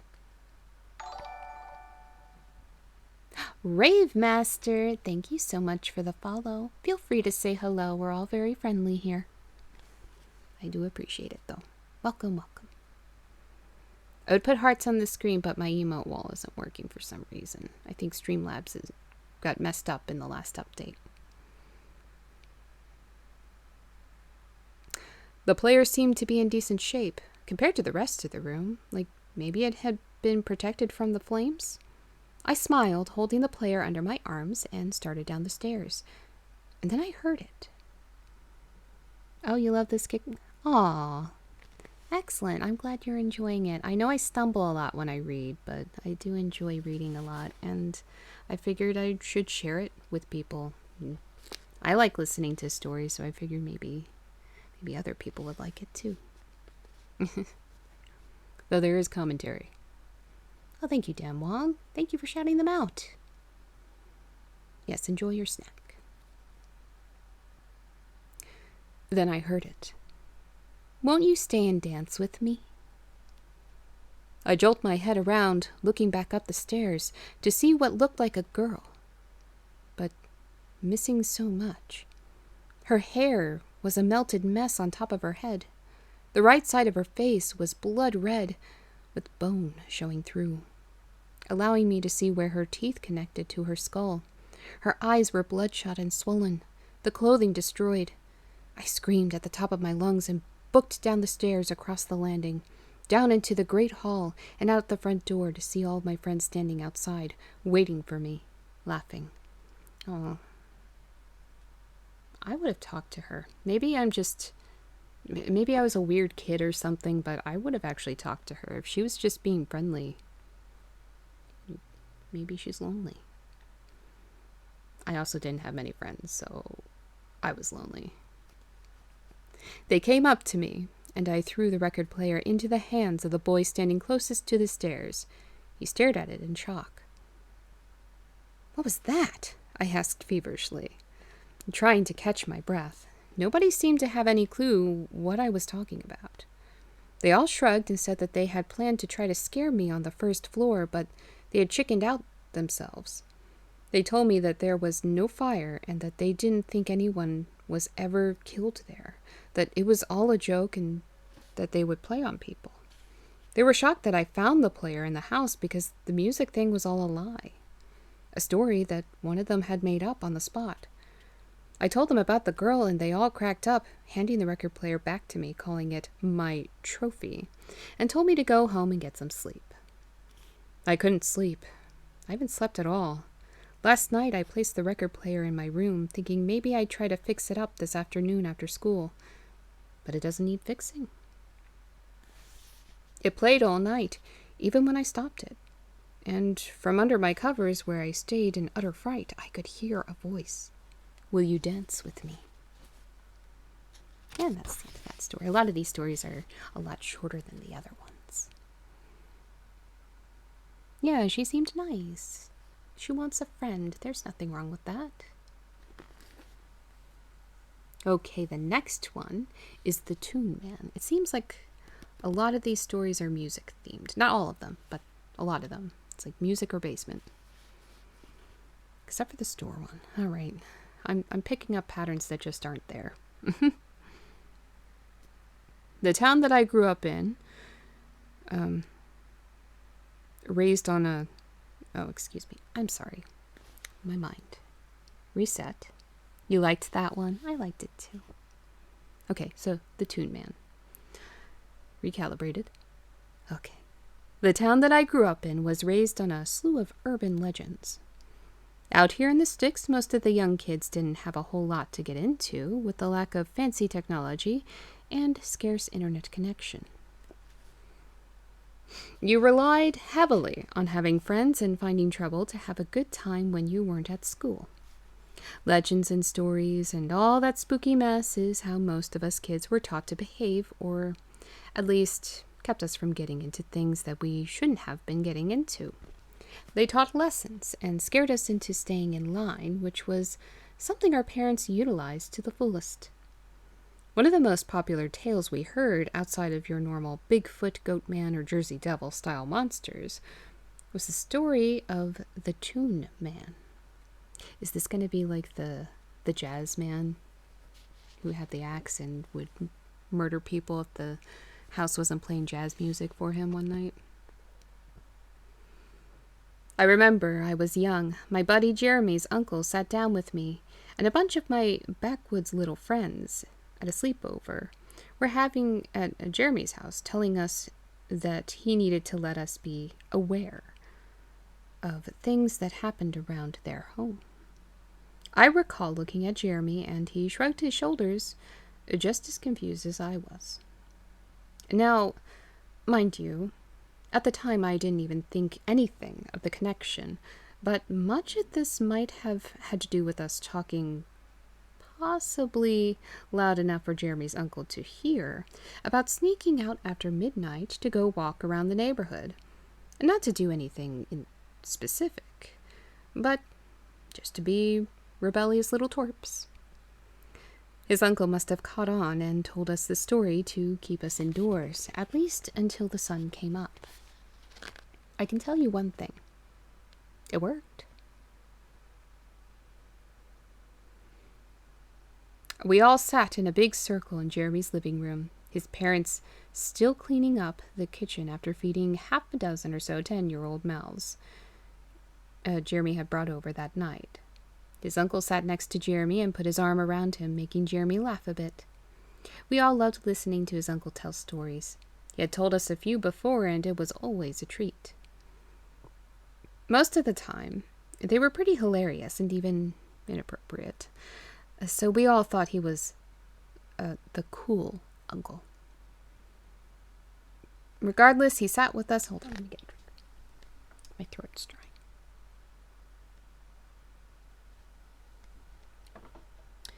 He sat with us and told me to get up and turn the lights out in the living room, which I smiled and did without question.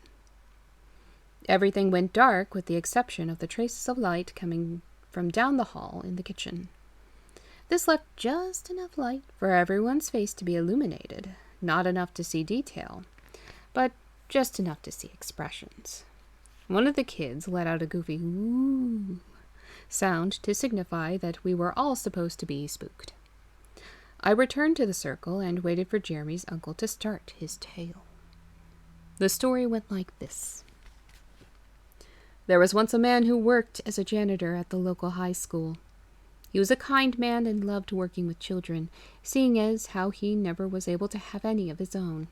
He drew all of his happiness from being around the kids and would even stop to help them in study hall and attend sporting events if he knew some of the students that regularly talked with him would be playing. Every boy and girl at the school was his child, and they all looked to him in the same regards as they did their teacher, sometimes even a bit more. Every single day he would mop the halls, whistling away, dragging his large black bag of trash, stopping to wish everyone a good morning and ask how they were. One day a new boy moved into town and took notice that everyone seemed to love this man. Now, this boy was from a rich school in the city and was not used to seeing people chatting it up with the help, I hate that term, the way they did here in town. He was taken back and even somewhat disgusted that the students, teachers, and administration revered him like he was family. It made him sick. Ugh, little shit. He went to his mother and father, who were equally appalled, and went directly to the school to see to it that this man understand that his job was not that of an advisor or a counselor. Hold on. Pages are sticking. Like most people saw him, but of a janitor who was there to clean and to maintain. They threatened to pull their child from the school and go to the board if things were not changed. What terrible people. To the surprise of this boy and his parents, the school more or less told them to mind their own business and reminded him that he was an equal member of the high school faculty, and that was a wonderful contribution to the mentorship of the school. Aw, good on this school. Yes, tell those stupid, spoiled people to not control your school. They stood behind the janitor and appreciated him for the role he played at the school long before this boy and his family had come along. They had no intention of changing things. Word went around the school about this confrontation, and soon the boy became an outcast, the students hating him for trying to break their relationships with the modest and friendly janitor. Every afternoon, this boy would watch the janitor mop the halls, dragging his large black trash bag, whistling and smiling, even stopping to say hello to him, holding no animosity. And it boiled the boy's blood. And fuck you, kid. So he decided to put an end to it once and for all. That night, the boy found out where the janitor lived and, without thinking, lit a paper bag under his wooden steps. You terrible child. It only took a few minutes for the whole porch to catch fire and eventually the entire house. No one could find the janitor amidst the crowd of onlookers and emergency responders. They all assumed the worst. As the sun came up, the fire department went throughout the house and came across the charred remains of the janitor. The boy never got pinned with arson. Why? It would have been easily discovered. It was a tragedy. The students were torn apart by the quick and violent end of someone they looked up to so much, but the boy, knowing what he had done, stood proud and silent. Wouldn't they immediately suspect him? What? About a week or so after the fire, the boy was home with his parents, already in bed for the evening. He was having a hard time sleeping, so he sat up and turned on his light. No sooner had he done that than he started to hear something outside of his window. He peered over, but only saw his own reflection in the light. He listened closer to try to figure out what was outside, and as it all came into focus, he realized that it was whistling. His heart paused, and he held his breath, hoping that the song would stop. He inched his way over to his light and hit the switch, casting darkness over the room. Where his reflection was in the window now stood a tall black figure, lacking hair and facial features, holding a black bag, whistling a song, staring directly at him with the emptiness of where his eyes would have been. He screamed for his mother and father, and they rushed into his room, but by the time they got there, the figure was gone. They went outside to check the area around the house, but eventually told the boy that he must have been hearing things and not to wake them up again unless it was a true emergency. They went off back to bed, demanding their son to do the same. The next morning, they found his bed empty. No one ever knew what happened to him. Good riddance. Yeah, I said that. His parents should go too. All of us sitting in the circle gasped at the story and waited to hear more. The story had scared the devil out of us kids, and you could feel the dread looming over the room. Jeremy's uncle told us that on some nights the Toon Man still comes around, looking into windows, whistling his song, waiting for people to step outside or be alone. He warned us that if we heard a whistle outside of the house after dark, that we absolutely needed to stay indoors and dare not think about going to see what it was. He said that as soon as we would lay eyes on the creature, our fates were sealed and that we would eventually go missing, just like the rich boy in the story. Hey, TJ. Oh, you want me to have a snack? I actually didn't finish my snack from earlier, so I will nibble on that a bit more. Scared out of our minds, we all agreed to that and promised him that we would not go investigating if we heard whistling outside of the window.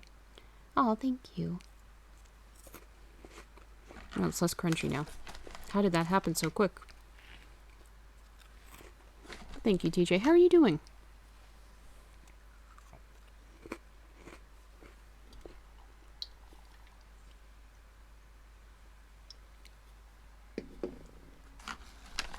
A little bit more. I'm sorry, it's less ASMR-ish because they're less crunchy.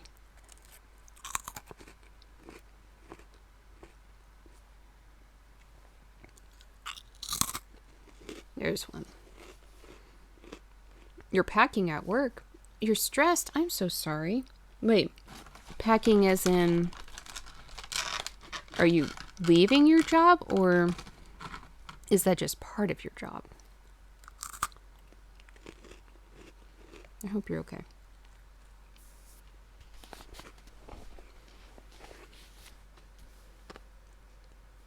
One more sip. The dried fruit tends to stick to my teeth.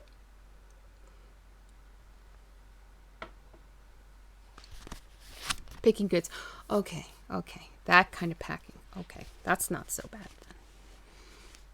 I'm sorry you're stressed, though. I know those kind of jobs can be really stressful.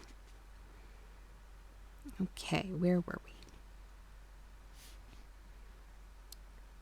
Later that night, as you might have guessed, right after midnight, when we all planned to go out despite the story, we heard a whistling through the window pane. It was a soft, easy tune, and when we looked through the glass, we saw a black figure standing in the road with a black trash bag. You're not supposed to look.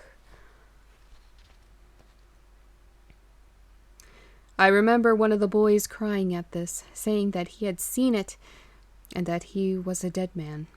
But I can tell you, none of us went out that night. I also heard that Jeremy's uncle got quite the talking to from Jeremy's mom about scaring us kids as bad as he did. Oh, you're not finished? Oh, I'm so sorry. Rookie mistake, right? Right? They looked right at it. Just think of the Shy Guy rules. Think of the Shy Guy. I tell you this story for a reason, and it is not to reminisce about being a young boy or about our spooky sleepovers. I tell you this because now, as an adult, I completely believe in the Toon Man. Last night I was walking up to my front door, coming home late from a party across town. I went to put the key in the lock and dropped my keys when I thought I heard a familiar noise. That whistle. I shook my head and picked my keys off the porch, only to hear it again, this time more defined and closer. I turned around to see a black figure standing across the street, holding a trash bag. It caught me off guard. It's starting to get late. It caught me off guard initially. Off guard. My goodness. But I didn't want to think too much of it. But then the whistling got louder. I stopped and turned to try to look closer at this thing, but couldn't make out anything but black, just darkness. All the while he stood there, facing me, whistling. A car zoomed by, breaking my direct sight of the figure. With only a split second of losing visual, the man was gone. Made me feel sick. You're not supposed to look. Do you not remember the story? Don't look. I got into the house and made sure all of my doors and windows were locked. I sat in the living room and turned on the television to distract myself from the stone feeling in my gut and throw down a beer, kicking my feet up on the table. Don't put your feet on the table. About an hour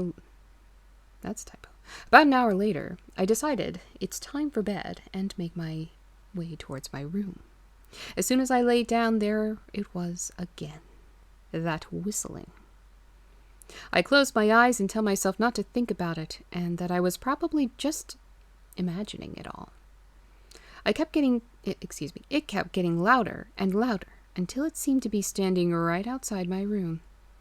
With every inch of courage I could muster, I get up and throw open the window. Don't open the window curtain. Even though I knew deep down that I shouldn't. But you did. Why? Why'd you do it? You knew better. And there it was, the black figure standing there with his bag, whistling, only about 6 or 7 feet from my window.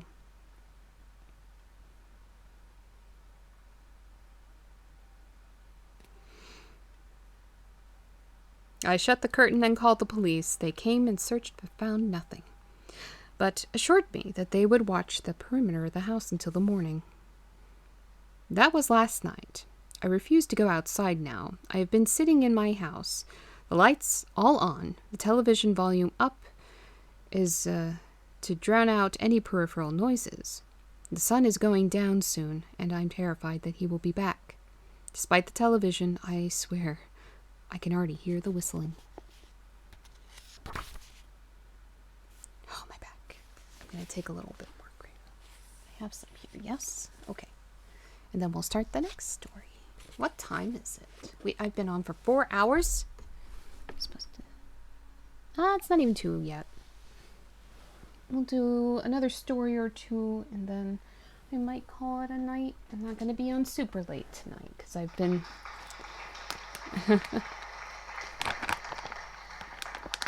Thank you, Vigilantes. Yeah, this is my 4th day in a row of streaming.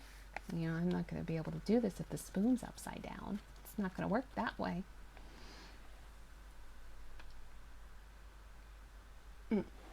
Oh.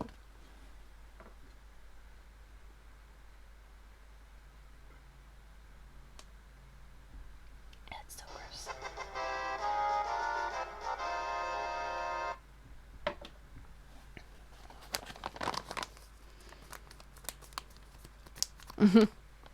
Thank you, Kagamizen and Vigilantes. Oh, that back pain, though. No joke. Do I have a... Okay, good. I do have an apple slice. The taste in my mouth from Kratom, terrible. Terrible. Don't do it.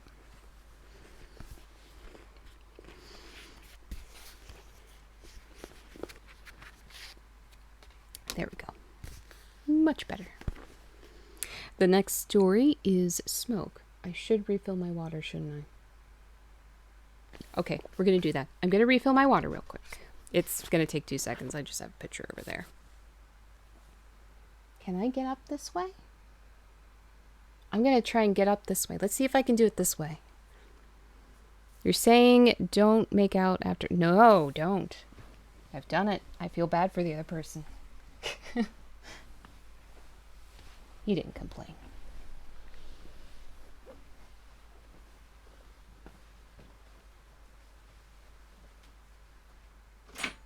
Okay.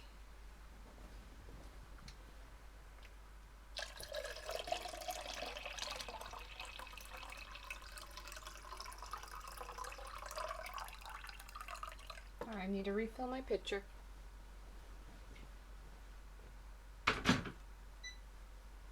No, I'm not making tea. I have a little bit of kratom on my lips.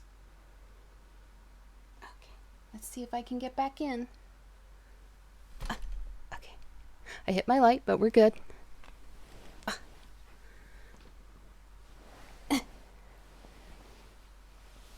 Okay, okay.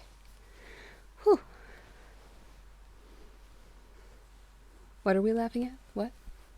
What did I miss? Are we laughing at the fact that he didn't complain? Nobody who makes out with me does complain. Just say. Knee back. Come on, camera. Stop it. Come on. Please figure this out. Maybe book off the screen? Come on. There we go. It's a mess. It's a mess. I'm also off center. Okay. Okay.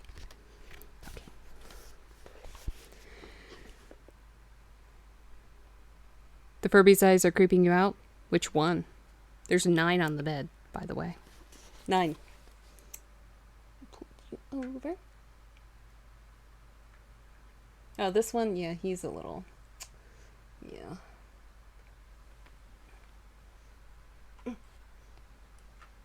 I can't reach the other one. He's all the way over there. I think you can see him, though. Ghost mode. Yeah. Imagine having happy time and there are 9 Furbies. I can't imagine it. Yes. Well, I mean, it hasn't happened, but I can imagine it. Anyway, smoke. You like the black ones? Oh yeah, they're pretty chill. For the most part. Now, 3 of them are live. I think it's this one, and this one. Usually if their eyes are closed, that means they're live, but I opened these 2. They are live. I opened these 2 because they're in front on display. Some of them for parts. Illuminati. How could you? No. None of them are for parts. They're all my babies, even the ones that don't work. Now, if I'm going to get one for parts, it's got to be one that's, like, in really bad shape. Really bad shape to the point of where there's no helping it. No, I'm not using any of these guys for parts. Okay. So smoke. Let me get a sip here.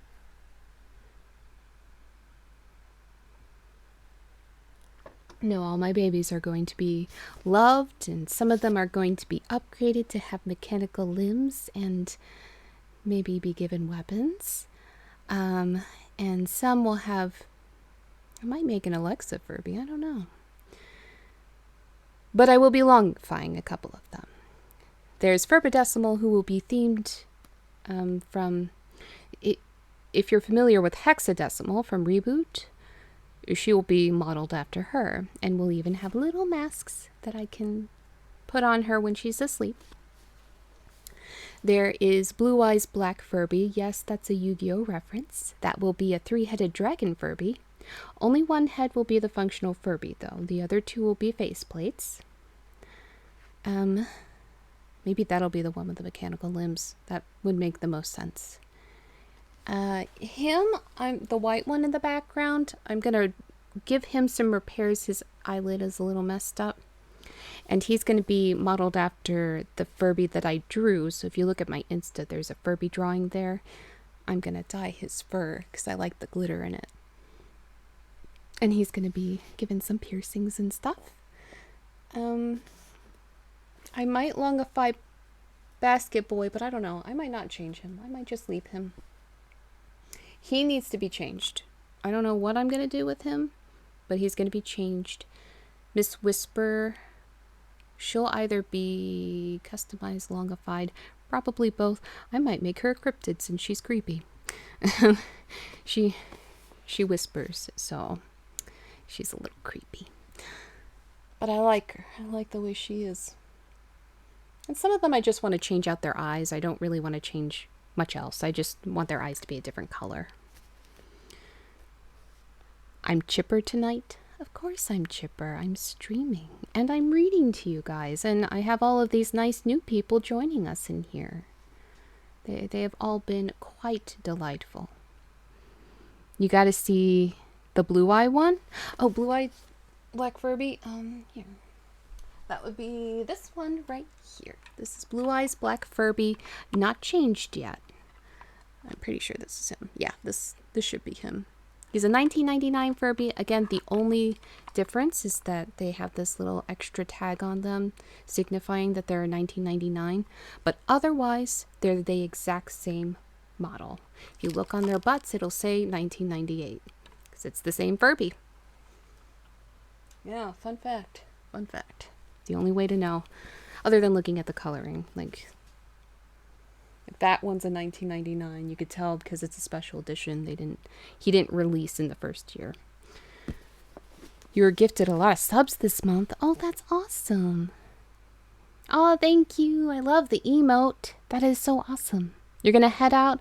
Okay. I appreciate you coming by and hanging out with us, and thank you for the Furby emote. It was a nice addition to the chat. I'm so sorry that my emote wall won't display it right now. But you have a lovely evening, morning, whatever time it is. I look forward to seeing you again, DJ Recovery Rate. Everybody, give them some love. You'll make me a deal? If I find it, I will mail it to you. Illuminati, that would be awesome. I definitely have room for more Furbies in my life. I love them. I love them so much. Yes. When I do actually have the materials to start lungifying and modifying them, I will be streaming some of the process. So for fur dyeing, I'm not going to stream that because that's boring. But for the sewing and stuff, I'll stream that so you guys can actually see some of the transformations, particularly with Furbidecimal and Blue Eyes Black Furby. I think that those are the ones that people are most looking forward to. Yeah, and they definitely did. They definitely made chat tonight. We have some good company in here. Okay. I'm supposed to be reading, but I do enjoy the chat, so you are welcome to distract me. It's not an issue. It's part of the game. Okay. So smoke. My buddies and I smoke a lot of pot. Oh, okay, we're starting there. Way more than we should have, especially for only being in our mid-teens. Oh no, that's not good for your brain development. You have to wait till you're in your 20s. It's not that any of us were specifically bad kids. In fact, we were quite the opposite. We just really liked smoking tree. If you have ever done it before, I'm sure you can understand. We were a bunch of kids in a wealthy neighborhood with nothing to do and an endless supply of bud. You would probably be a pothead too, if that's the life you lived when you were 15. No, I had video games. I would roll out of school every afternoon and meet up with the rest of the guys to get high in the woods behind the bus lot, always peering over my shoulder to be sure none of the teachers or brown-nosing students saw me push my way through the tree line. Once we were sure it was clear and that no one had followed us in, we sat in our tribe circle, which is a lame name we gave to the collection of logs we moved together in a circle, obviously, where we would relax and smoke.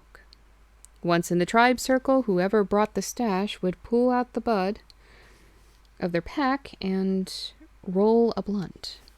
When we smoke and pass. Oh, then we smoke and pass. And smoke and pass. Then roll another, then repeat. We did this until we were all pretty stoned, and we would hang out there until it got dark out, and we had to get home. Most of our parents, unfortunately, never paid much mind as to what we got into. I feel like that is something that is seen far too often in wealthy communities. The parents are busy working or going out on vacations or whatever, and as long as their kid is getting decent grades and isn't arrested after the age of about 13 or so, they just sort of drift away. My parents were gone 3 weeks out of every month. So as long as I stayed out of trouble, I don't think they knew or cared how much pot I smoked. I stayed out of their way. They stayed out of mine. Let's see. You dropped... Oh my goodness. That's such a bad name. But thank you for the follow. Am I wearing socks? Yes, I am. Hold on. I'm sitting weird. So, yes, I am wearing socks. My socks are on. That's 4 times today, you guys. There you are. Hi. How are you doing? Welcome to the reading stream. Oh, you like my socks? Oh, thank you. I know it's not the socks. I know. It's okay. I don't mind.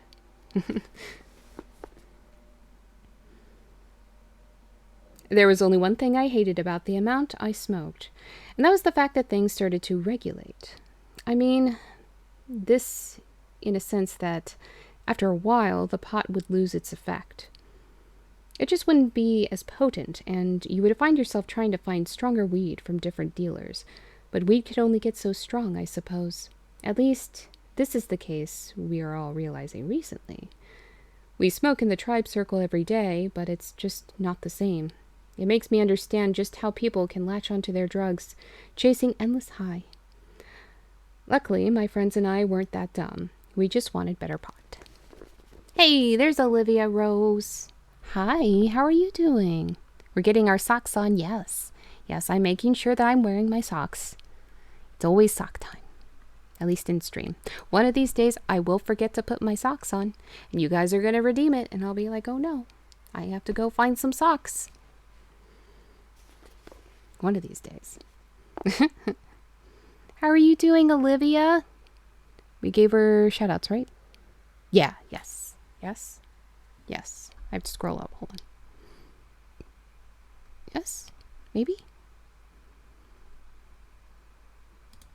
No. She needs a shout out. Thank you, Damwong. Thank you. Okay. There we go. Everybody got their shout out now. One of the kids I hung out with was named Tom, and Tom was an asshole.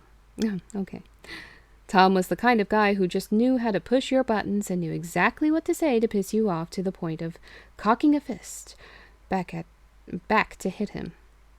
But he knew you wouldn't hit him, and he was right.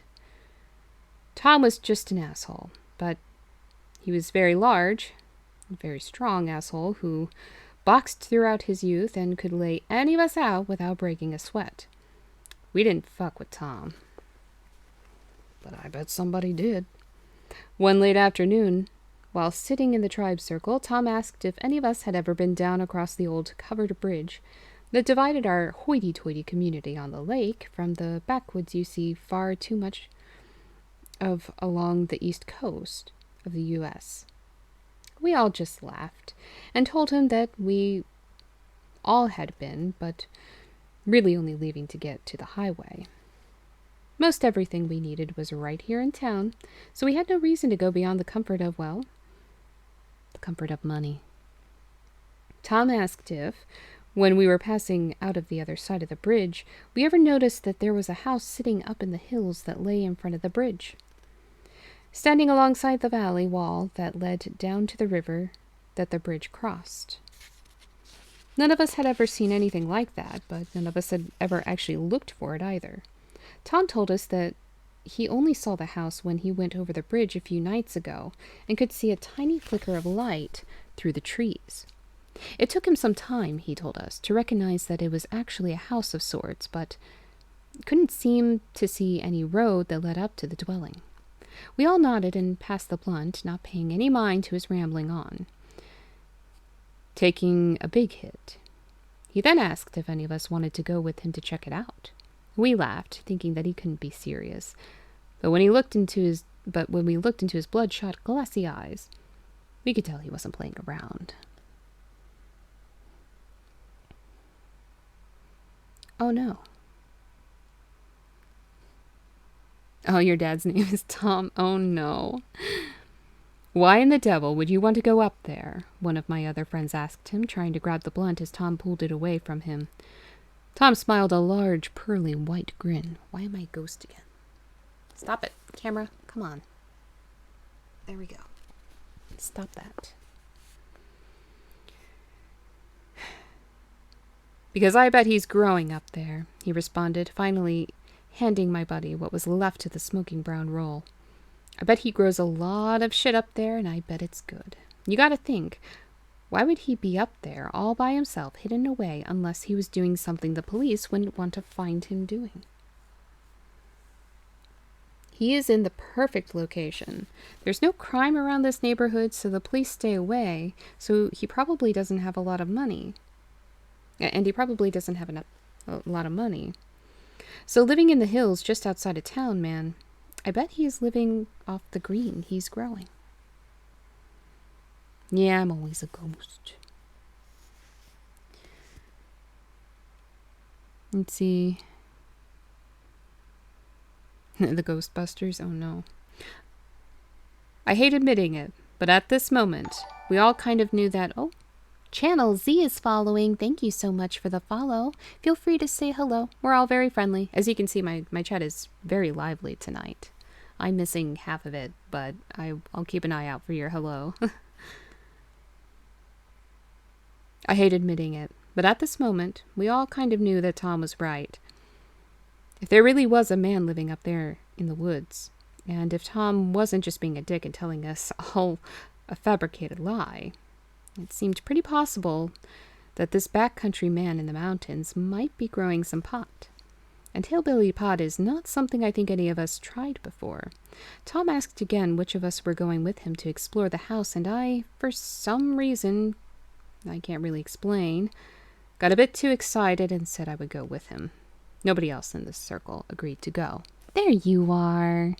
Oh, you like the vibes here? Excellent. They are good vibes. I'm sorry about none of the emotes showing up on the screen. There's an issue with my Streamlabs update, so the emote wall is the only one that's not working right now. I don't know what's going on, but I miss it. I miss it already. It was a nice touch, you know? You're nervous for your first subathon? I don't think I've done a subathon. But yes, welcome. Welcome, Z. I actually have a friend named Z. He's Stumpkin on here, though. Yay!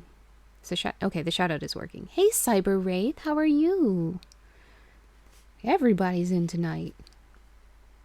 I was actually expecting a lighter crowd, but we're at 26 viewers. Hey, everybody. That night, I met Tom out at the bridge. And sure enough, right where he said he would be, danced a small flickering light through the trees. If there was a home up there, they really did all that they could to keep people from knowing they existed. Tom and I snuck through well, except for that light. Tom and I snuck through the trees as quietly as we could. I held my breath any time I would shift my weight, thinking that the slightest hint of noise would send some maniac running out from the house and down towards with a pitchfork or a shotgun. We didn't know what these people were like or why they were hiding or what they were protecting, so we didn't want to take any chances on getting caught. Why go up there then? Furby time. We'll see. I want to try this guy again, but he's being stubborn. Let's see. Are you going to be lively now? Boop, boop. Okay, he's up. There you go. Here, we'll give him the book now, since he's awake. Here you go, buddy. Yeah, it's okay.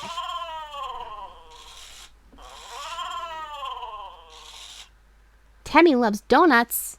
You love donuts? I love donuts too. I love donuts too. Hey, okay, did I miss your hello? Did I miss your hello?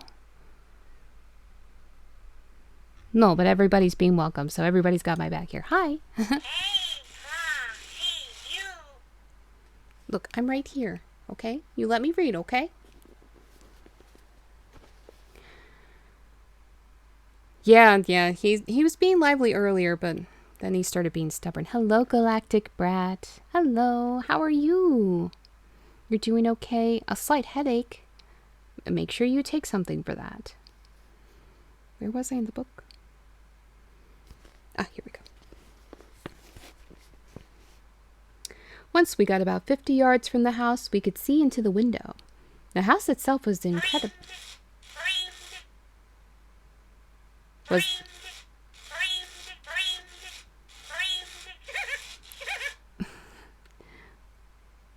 Was incredibly small. My guess was that it... Hey, thank you for the follow. You love Furbies? You want to make a long one too? Yeah, a few of mine are going to be long ones. Let's see. That one. That one's going to be customized but not long. That one's going to be long. That one's going to be a dragon. I don't know what I'm going to do with him. I might leave him be. A few of them will be left to be. I'm going to change his eyes.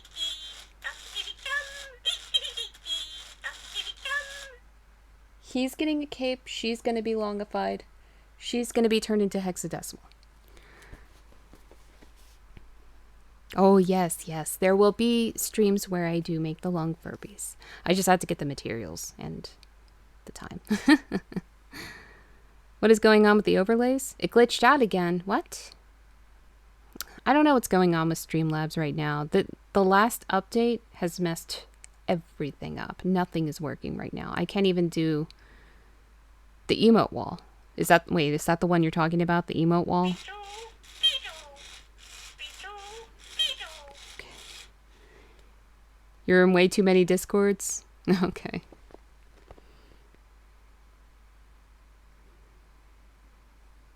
Let's see. My guess was that that it only had 2 or 3 rooms in it altogether.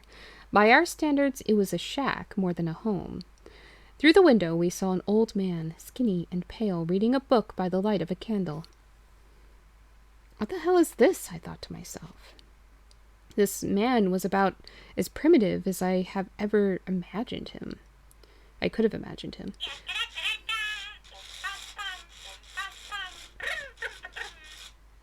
Tom signaled me to stay low and started stalking around the side of the house, both of us keeping our eyes focused on the man in the window until it was out of our sight.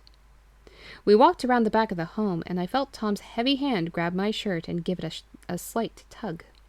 Surprised by the quick motion, I glare at him, his finger now pointing out towards the back of the house. My jaw dropped when I noticed that, lo and behold, Tom was right. Behind the shack was a large, translucent greenhouse. Though we could tell what was inside through the veil of the night... I'm also a ghost.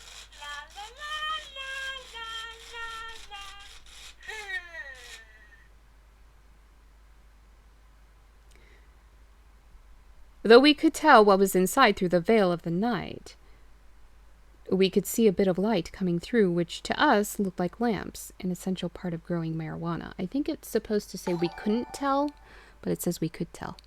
Mozafet is raiding. Hello, Mozafet. How are you? I hope you had a good stream. I'm trying to shout you out, but my typing is very, very slow. Here we go. Oh, thank you for the follow and welcome. Feel free to say hello, but I know you were just... You what? You're being rude. I know you were just streaming, so if you need to go get some rest, I understand completely. But thank you so much for the follow and the raid. I appreciate it. Where was I? Yeah, I hope you had a good stream. There you are. You're doing groovy. Ah, that's a popular term in here. And also had a groovy stream. Even better. Even better. I love it. I'm glad...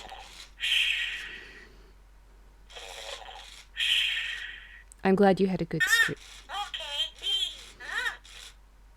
I'm glad you had a good stream. Somebody redeemed Furby time, so he's kind of in the background till he decides to go to sleep. Kind of want to push him back a little more because he's loud. He's one of my louder ones. I should have woken up Miss Whisper.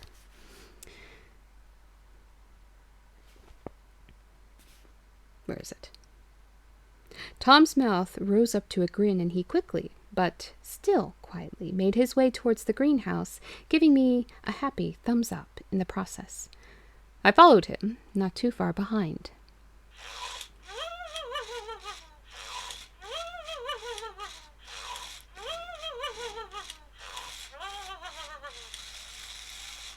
Thank you. Good night. I'm not waking up, Whisper. I've already woken up one for the redeem. When we got to the greenhouse, there was a strong smell, but it was rather unfamiliar. It was definitely the smell of a plant and was a little like marijuana, but not anything that he or I could recognize. Tom opened the light, plastic door and waved me in as he entered. I stepped in, making sure to hold the door until it sat safely, and more importantly, quietly back on its latch. Oh, you're very welcome, Mosafet. Yeah, we're all very welcoming here. We love meeting new people, and we've had quite a few lovely new people come in tonight. Quite a few. And last night too, and the night before. It's been lively. You're gonna hit another redeem. Yep, that's right. I put that timer there for a reason. I should have made it longer. Damn right, you had to wait. I knew too many people would be spamming that. That's why I did that. Let's see. Here we go. When I turned around, it was like nothing I'd ever seen before. There were many plants, aisles of them, but none of them pot. The small trees and shrubs looked to be withered and dying, and many of them were hooked up to machines and tubes and different random mechanisms that were completely unfamiliar to the both of us. The walls were lined with newspaper clippings about the lifespan of plants and different pages torn from medical journals that had very graphic pictures of the human anatomy. There were words written all over the walls, like fusion and photosynthesis. Among these words, the largest, written in bright red, smeared across the opposite wall, taking up the plastic front corner to corner, was immortality.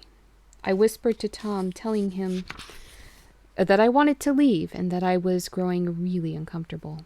Tom called me a pussy and told me to keep my voice down. This guy was some sort of psycho. And we were toying around in... Okay, there's a typo there. In this freak shed. It was at that moment that we heard a door shut from outside the greenhouse. We need to put a limit on the sock one. Yeah, what I'm going to do is put a limit per person. So each person will only be able to redeem it like once. That's probably what I'm going to do. Tom shot me an angry look as if it was my fault and hurriedly threw his body under the table. I froze. Tom, grabbing my pant leg, snapped me out of it and pointed to an opening under another table on the other side of the large plastic shed-like structure. I slid under the table and moved my eyes over to the entrance where the man entered, carrying a shovel. He walked through the aisles looking for something. We could only assume he was looking for us. 31 viewers. Hello, everybody. Feel free to say hello. We're all friendly here, as you can tell from my chat. They're a lively bunch. I shifted my body without bumping anything to try to get more comfortable, even though my heart was beating out of my chest. I turned my head just slightly and held back a scream. I had not noticed when I climbed under the table, but there, in a cage next to me, was one of the largest rats I had ever seen. Oh, little fur baby. But this rat was different. It was a Pokemon. No, it wasn't dead. I could see him breathing, even in poor lighting, but his eyes seemed to have some terrified emotion. He turned around in his cage, and that was when I saw that the texture of his fur was, I suppose, off. In fact, it wasn't like fur at all. The back half of this creature's body had been shaved, and creeping up from its tail seemed to be growing I think that's supposed to be thick. A thick, hard shell of brown and red. Like tree bark. I could hear it splinter as the poor creature moved. Oh, poor baby. Making a high-pitched whine in pain as he did. Oh, Every inch would create new pops as if you were stepping on a twig in the woods, followed by a pitiful squeak from the rodent. Oh, poor baby. I'm more undeadly than lively. Fair enough. I turned to face the man again, but before my head made it around, everything went black. Somebody got hit with a shovel. I woke up at the covered bridge the next morning, still in the same clothes I wore the night before. I walked back to town and went straight to Tom's house. He said that he had taken off once the man left the greenhouse and thought that I had done the same. He figured I had made it okay. You didn't even check under the table? What a jerk. Well, they did say he was a jerk. I mean, that wasn't the term they used, though. I told him that I blacked out and woke up by the bridge, and he just laughed. He told me that he was glad I was okay, but maybe I need to go lay down, or stop being a fucking sis. Whichever suited me better. I'm reading from the book. I'm not actually saying it. This was about a week or so ago. Something is definitely wrong with me. I don't know what it is, but I know I need to see the man in the shack again. I need to ask him a few questions. I need to know what the hell is going on. I'm getting scared. You see, the sun is coming up, and I need to be outside to greet it. It's the only way to keep myself from starving. Okay. No, I don't have any more there. I'll use water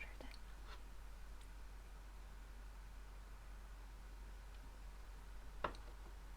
Okay. 2:28. We still have some time.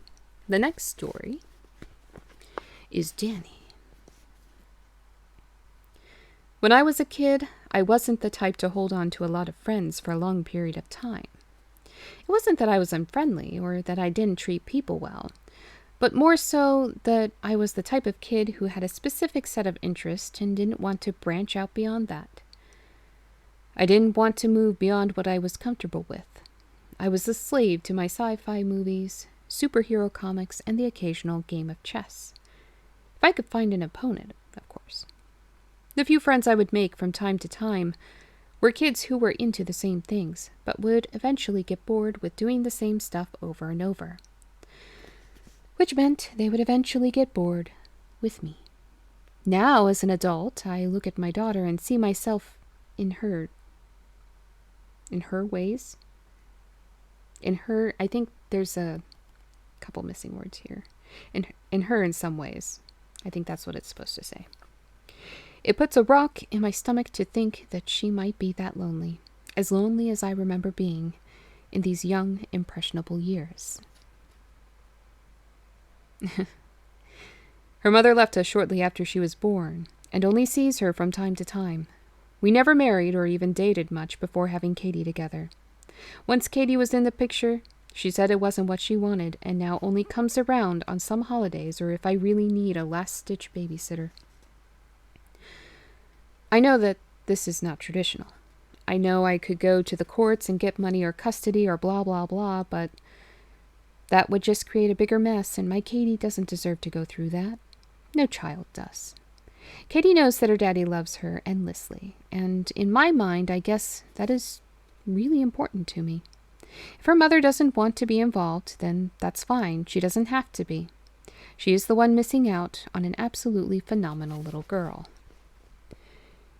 Katie spends a lot of time in her room by herself reading or playing with her dolls, and much like myself at that age, didn't care to go out much. She would eat dinner with me every night and talk like any other little girl, but mostly it was about what was happening in her book or what she learned in school. It was never about her teachers or her classmates or friends, just books, the content of her classes, and occasionally the conversation she had with one of her dolls. Here we go. Ban.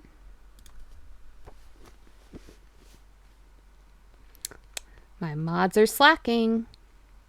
It was because of this that I was stunned when Katie brought up the name Danny at the table one evening. She said that she and this Danny person played outside during recess, and that she was worried that he would be cold because he didn't have a jacket. I asked Katie what they did to resolve that, and she told me that she offered him her sweater, but that he didn't want to wear a girl's sweater, which made me laugh a little bit. I was smiling while I played with meatloaf on my plate, pushing it around and while taking in my daughter's story. I asked if Danny was in her class. She told me that he wasn't, but that he was often in her classroom and was always outside at recess. I nodded and continued to eat, finishing my meal with only a few more bites. I could see that this would be a great opportunity for Katie to finally not be an outsider, to finally not be a loser like me. Grabbing her empty plate as she scooted her chair back under the table, I told her, "If you ever wanted Danny to come over, know that it is okay." She giggled and said okay, and ran upstairs to play once again. After scrubbing the dishes clean, I sat down and listened to Katie talk to her dolls. Not understanding her words, but rather softly hearing her voice from the second floor through her closed door.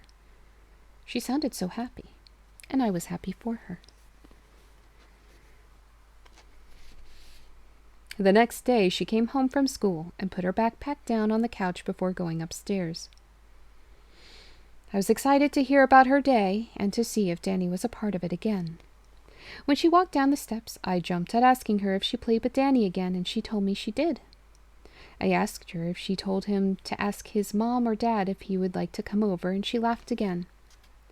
"Why are you laughing?" I asked her, confused. She shook her head and, just like a little adult, made a tisk-tisk noise at me. "You picked the wrong time to go to the bathroom?" "Oh, it's okay." I got him quick. "Daddy, he doesn't have parents," Katie started. "And I told him he could come over. He's right over there." She pointed to the bottom of the stairs, and my heart dropped. Danny wasn't real. Of course he wasn't real. He was an imaginary friend. I felt like such a fool.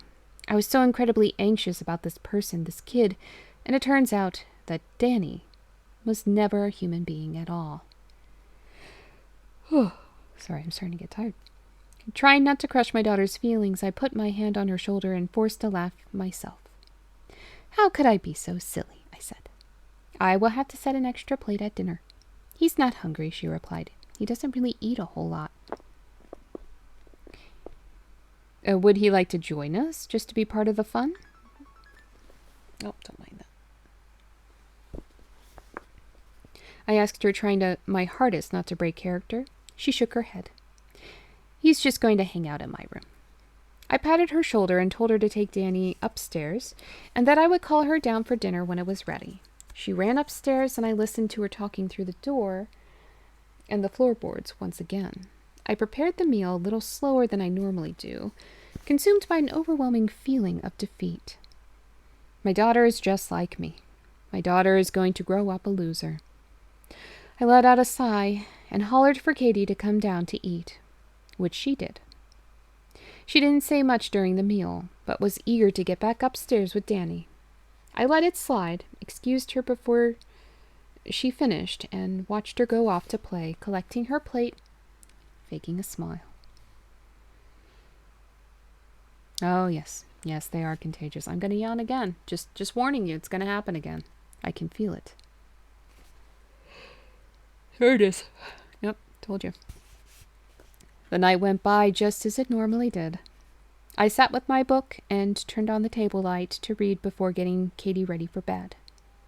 Around 8 o'clock, I heard a scream through the floorboards, forcing me to throw my book down and run up to Katie's room, barging through the door. When I entered, my heart racing in my chest, I found Katie sitting in the middle of the room, crying softly. I dropped to a knee and asked her what happened. "Danny hit me," she told me. "He said I was talking too much, and he hit me." I didn't know how to respond. I gave her a tight hug and kissed her cheek, asking if she was okay.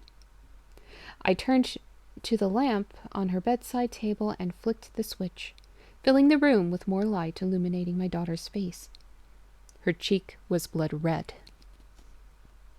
I put my hand on her chin and turned her face, investigating the mark. It actually looked as though somebody had slapped her. I asked Katie if she had done this, and she immediately started crying again, insisting that it was Danny. I said okay, and in order to buy myself a little bit of time to think about how to deal with this bizarre situation, told her that it was time for Danny to go home. She said that she would tell him, and I walked off to get her a cold rag from the bathroom. I hear her talking as I stagger down the hall, my mind still blown by the last few minutes. She seems to be arguing with Danny, but when I come back, she tells me that he has left. I tuck Katie in and go to bed myself, feeling confused and, believe it or not, slightly scared. Zan, hello! Is it your birthday? I'm terrible with birthdays, just so you know. I forget my own. The only reason I remembered my last birthday was because I was streaming. How are you doing, Zan? I know you were having a rough time there. It's good to see you. It's good to see you in here. We've missed you. Oh, you told no one. Well, that would... Okay, so it's not my memory issues. This is something you actually kept a secret. Okay, I feel less bad. I do have genuine memory issues, though. Just to be clear with everyone, I do actually have some cognitive issues, particularly with memory. It was his birthday. Happy birthday! I would put some emotes on the screen for you, but it's not working. My Streamlabs is terribly glitched. I'm gonna try. I know it won't show up, but I'm gonna try anyway. Those hearts are for you, but since they're not on the screen, I guess they're just for you. Which is fine. I only remembered mine because it's the big 30. Oh, you're younger than me. And I didn't plan to... Oh, okay, you were gonna recluse. Okay, I'm sorry. I took that completely wrong. You made a promise, huh? I hope you at least had a goodie today. Something nice and sweet, or whatever your favorite flavor is. Oh, Vampire Bites, I'm glad you're using the emotes. I will be making some more soon. The skull coin's kind of a placeholder. You are younger, yes. I'm going to be 32 this year. I'm not ready. I wasn't ready for 30. I'm not going to be ready for 30 until I'm 34. Oh no. Yay, the Cthulhu emotes. I hope my emote wall starts working again soon. Okay. You don't look 30. I just want to make that clear. It was more of personality. You're 51. You're not even ready for 30. It sounds about right. I'll probably feel the same way at that age. I just turned 30 this year. You're not ready at all. That seems to be the same with most people, is they're just not ready for 30, but then the rest of the time they're just still not ready for 30. Nobody can get past 30. It stops at 30.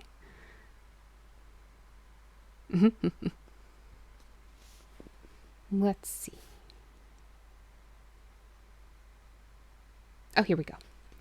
I was grateful to be able to sleep in the next day, it being a Saturday. Katie was still snoring when I walked past her room. I made my way down the stairs into the kitchen.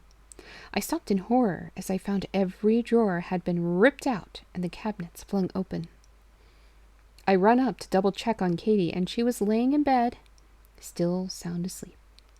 Horrified, I went back into the kitchen and tried to see where someone had entered, convinced that this had been a break-in. The windows were locked. The doors were deadbolted. Nothing seemed to be missing. I called the police, who showed up surprisingly fast to investigate the scene. Well, yeah, there's a child there. When Katie heard the knocking at the door, she walked through the living room and into the kitchen, where I stood with the officers. Rubbing her eyes, she whispered something under her breath. I put my hand on her head and told her to go into the other room and play. She repeated herself again just as quietly. I bent down and asked her what she was trying to tell me. I told Danny not to do this, is what she whispered into my ear. It's like, okay, now, am I like in my 30s? Okay, if you say so, it doesn't feel like, right? It doesn't, It doesn't feel like it. I had a lot of trouble getting past 22. And now I'm at the milestone of where I still don't feel like I'm past the age of like 25 or 26. It's just... It's hard to grasp. I couldn't even grasp it when I turned 20. When I left my teens, I couldn't grasp that. So every new milestone just kind of... It doesn't quite hit until way past it being done. You wish you were 8 mentally. You'd be so happy? Probably. Yeah, most 8-year-olds are pretty happy. You didn't expect to make it to 20. I totally feel that. Like, mentally, I still feel like mid-20s. Yeah, same here. I mean, for the most part, my interests have stayed the same my entire life, even from childhood. I still play Pokemon, you know? I still play Zelda. I was playing it last night. I still read spooky books. You know, not much has changed. Ghost. There we go. Never thought I'd make it to 25 when I saw my first gray hairs. Well, I got my first gray hairs when I was 17. I started getting gray at 17. My grandfather made fun of me. I was also going through a lot at that time. I think most of my gray hairs are gone by now, but when I was 17, I had a lot of stress grays. 20 and 26, I could see that. My heart stopped. I could feel a weight in my chest as the words hit my ears. I ordered Katie to go play somewhere else, and I joined the police, who were still checking all of the possible entries. Nothing was found. Your Superman curl turns white. There's nothing wrong with that. I spent most of the morning cleaning the kitchen and trying to put everything back in place. Whoever did this, whether it be Katie or a thief, they did a number on my kitchen. It was a disaster. I told Katie to clean her room while I finished up everything downstairs. She sulked out, hanging her head. Within 15 minutes, she called for me. You're pretty much all silver?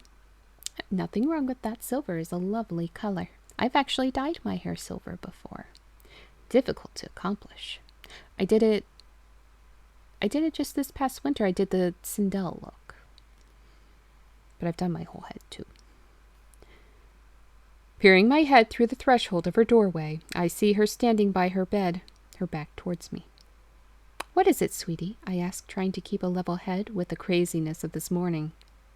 I had to remind myself that I shouldn't be mad at her until I was certain that this was something that she had done. If it was even possible that someone her size could have done something like this to begin with. And even if it was her doing, if it was something like sleepwalking that made her do it, could I really blame her? Could I be angry? I'm sure if it was sleepwalking or a type of fit, that there was a lot more emotional damage in my sweet baby than I had originally anticipated. What would this mean for her future? It all made my head hurt. Hey, I sleptwalk when I was a kid, and I would go down to the fridge and start getting condiments. I never did anything with them, but I would grab them. Sometimes I would have full conversations with people too. Like I would open my eyes and walk around like I was awake and have actual conversations with people. It wouldn't make sense. But I would look you in the eye like I knew what I was talking about, but then whatever I was saying would not be on topic. And I would be walking around and standing and sitting up and interacting like I was awake, but I wouldn't remember it the next day. So I used to sleepwalk a lot. I freaked my friends out a few times. I freaked my sister out too. And my aunt caught me one time. Like, I went downstairs and was going to play with the condiments while I was sleepwalking. She stopped me.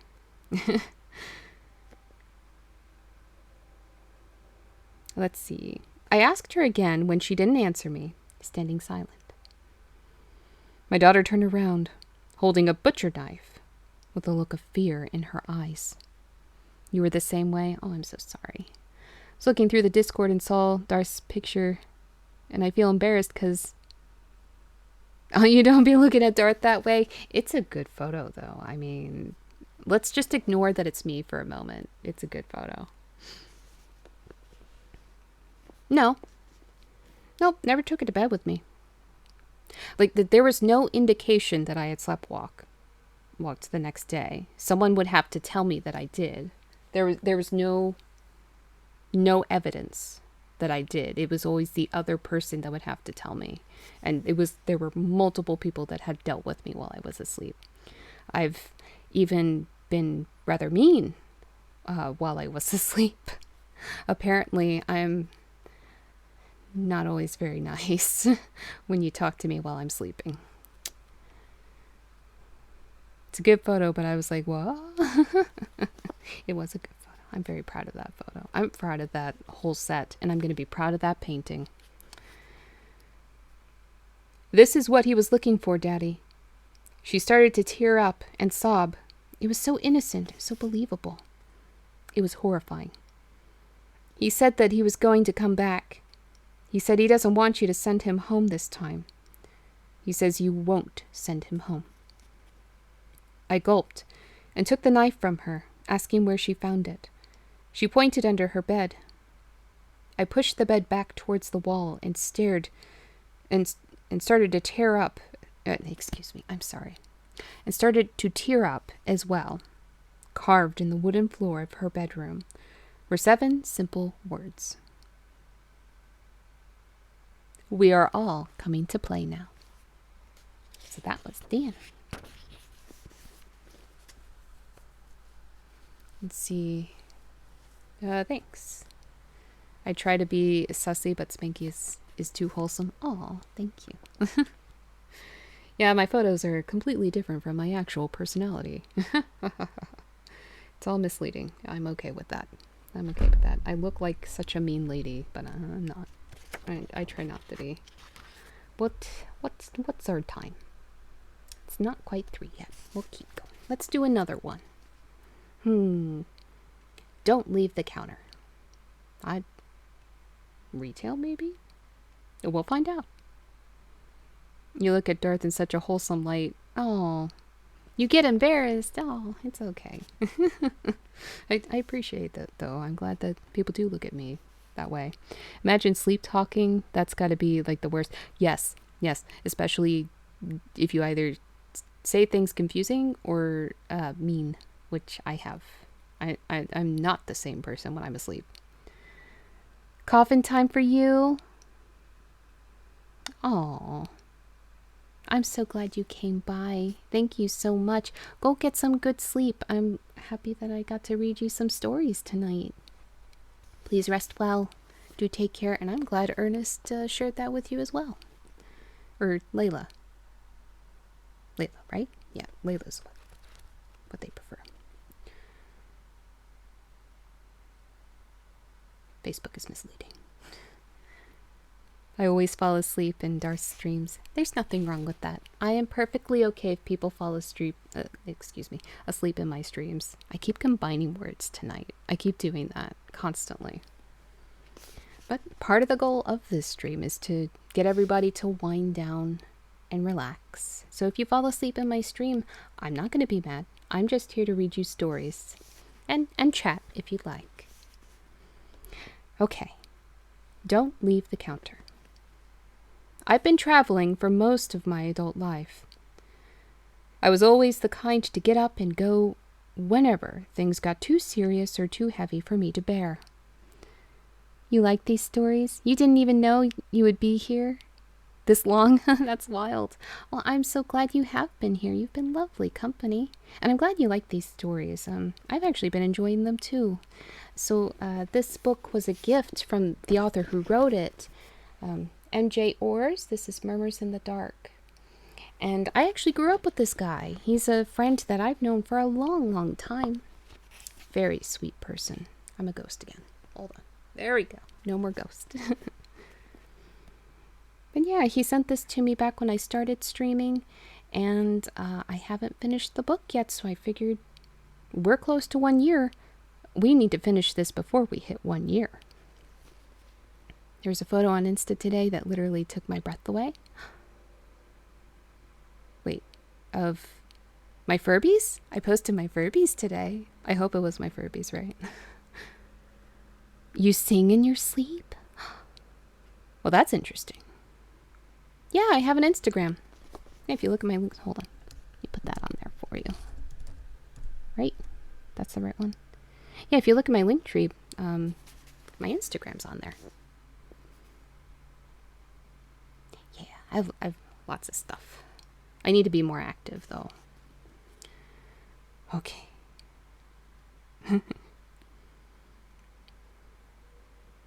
You didn't expect some of those? Yeah. You were holding up a Furby. Oh, the one okay, that was one of the selfies I took before, not last night's stream, but the night before when I just dyed my hair. Yeah, I liked those photos. They were fun. Where was I? Oh, were too heavy for me to bear. Needless to say, I was never great with relationships. The last few good years have been just me, my car, and my dog, Max, traveling the country, making 1,000 new starts, and sneaking our way out of the world right before things got interesting. It was just life, and we were living it. Hello, Cheez-It. How are you doing this evening? I got Max when he was a puppy. I'm a pretty skinny guy, always have been since I was a kid. And Max was a German Shepherd. Oh, I miss my puppies. Which was incredibly helpful for a guy living out out of his car. My friends in high school before I dropped out used to call me Beanpole and joke that I could never find a girlfriend because I weighed less than 95% of the girls at our school. Hold on, PC's popping stuff up. You want that grr? I do have a grr back there. I've had it since I was in middle school. Max was my muscle. He had a large bark and a bigger bite. I'm a ghost again. There we go. I've only seen him on the attack one time when someone came up and tried to break into my car one evening as I slept in it. I opened the door and let Max out, and he tore the man's sleeve off his shirt, bit his forearm hard, and sent the man running, crying, and screaming as he bolted. It was only that one time, but I knew from there on that Max was a force to be reckoned with, and he was my best friend. I had just left the West Coast, started out in Washington, then made my way south towards LA before cutting east into the heart of America. I didn't know where I was headed to, but I knew I wanted to get away from Seattle and was thinking that maybe the other half of the country would treat me better. Not really, but it's okay in some parts. I lived all over this side of the good old US of A, and couldn't help but wonder if maybe there would be something I could actually settle into over on the other end of the Mississippi. So I turned onto the highway and began yet another new journey in my life, with Max sticking his head out the window, smiling as he always does. Now, one of the nice things about these Middle America shitholes is that if you are hurting for work and you're not too picky, you can make yourself a buck or two without a problem. I'm not saying that you're going to get yourself a nice cozy job in an office, or that you're even going to find yourself working indoors at all. But if you're willing to put some sweat on your brow, dirt on your jeans, and break your back a little each day, no, I have scoliosis, no thank you, there are plenty of opportunities for a young man to fill his pockets. The economy may be in the tank, but for a vagabond, it couldn't be better. Everyone wants someone temporary. Everyone wants to save a buck. If you got the cash, us travelers are happy to fill in where you need us. And by the time I hit Texas, I was damn happy that this was the case. My funds were pretty low a few hours out of Fort Worth on Interstate 20, and it hit me that I need to find something to do before I continue any further. Max's stomach growled as much as mine did at this point, so I lucked out to find that The gas station off the highway was looking for some help. I figured it couldn't hurt to talk to the manager about staying and doing some stuff over the table before crossing the state line. Had a breath. Luckily, the manager was one of them evangelicist Christian types who got his rocks off helping out poor souls like mine. And when I told him that I wanted to start a new life out east, with the Lord, of course, you'd think the man needed a new set of trousers. I started work that night, and he told me that he would pay me $60 a night to keep the shop open from 11 in the evening until 6 in the morning. He said that he spent most of his nights sleeping behind the counter and would love to have someone there to let him crash in his own bed for a change. He told me that he had a young man working for him before, but that he had gone... Let me guess. Don't make me ghost. No ghost. Hold on. But that he had gone off to school somewhere, and he felt like he hadn't been home in days. He was one of those lonely types, I could tell. I asked him if there was anything around the shop that needed to get done. He shook his head and said no, and that everything would be finished for me by the time I started. All I needed to do was stand behind the counter and help customers as they came into the store. That's when it started getting weird. I asked him if there was any time that I could take a quick break to eat or smoke, and his eyes got very wide. He placed his hand on my shoulder and stared me down for a hard minute before speaking. "Son," he said to me, "you can eat, and I'll even let you smoke all that you like, but I need you to stay behind the counter. Do you understand?" I cocked my head a little to the side, curious and thrown off by how serious he was being about this. "Yeah, I understand. What if I need to take a leak or anything?" I asked him. The man stepped behind the counter and pushed open the skinny door behind it, revealing a toilet and a sink. "You can step up to the front door to lock it, but leave the bathroom door open. I know it's weird, son, trust me, but it's something you'll get used to. In these parts, you just can't be too careful. And don't worry, once you lock the door, nobody can get in, and the windows are mostly blocked. So if you're taking a while or whatnot on the pot, it's not like anyone can see you. Just promise me that you will stay in and not leave the counter. Clear?" It was crazy, and I know now that I should have just walked away. But I couldn't think to turn down an easy $60. I asked a few more simple questions to break the tension and found that the man loved dogs. I mentioned Max, and he stepped out into the hot Texas sun to my car to pet him. When I told him that Max would sleep in the car while I worked, the man said that that would be nonsense, and that Max would come in and keep me company. I was genuinely grateful for this and shook the man's hand before stepping outside for a smoke and to read a little bit before my shift started. Come 11 o'clock, I made my way into the tiny gas station once again to find the man leaning back in his chair watching the small black and white television that was perched up on the windowsill. "Not a lot of channels, but it'll keep you busy. We don't get many people in here at night. I'll be surprised if you get more than 6 or 7 customers. Those customers will be truckers, though, and they'll need a lot of gas, so we gotta stay open for 'em. You know what I'm saying, son?" I nodded, letting the man pet Max as he got up from his chair, unbuttoning the top of his flannel shirt. "All right, now if you need anything, my number is taped to the bathroom door for you. Remember, I do not want you to leave the counter, okay? I'm serious now, son. Don't leave it, not even for a minute."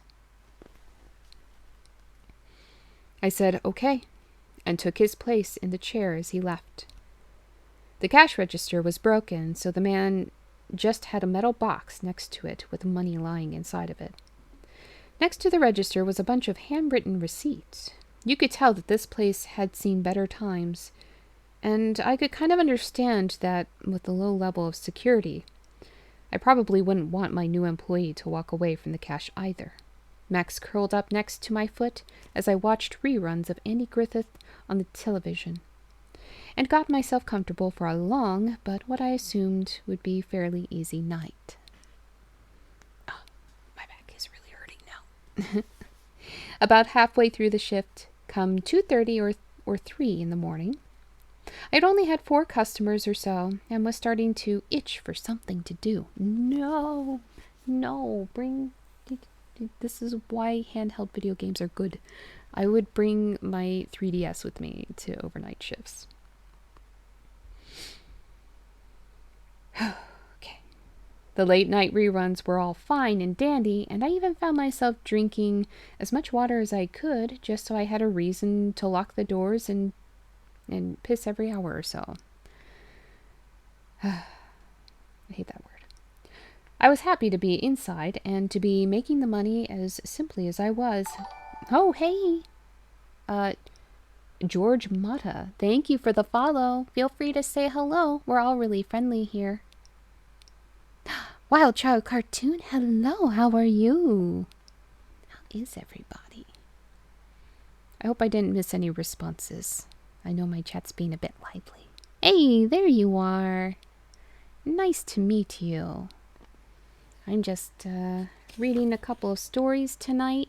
I'm not going to be on too much longer because I've been on for over 5 hours. I wasn't supposed to be. It was supposed to be a 3-hour stream. Whoops. Whoops-a-daisy. I did it again. Oh, I'm doing okay. I'm in a lot of pain right now, but otherwise I'm doing okay. But that's my back. It does that. I have to keep doing my yoga. Let's see, the word hour is pretty weird to say. Yeah.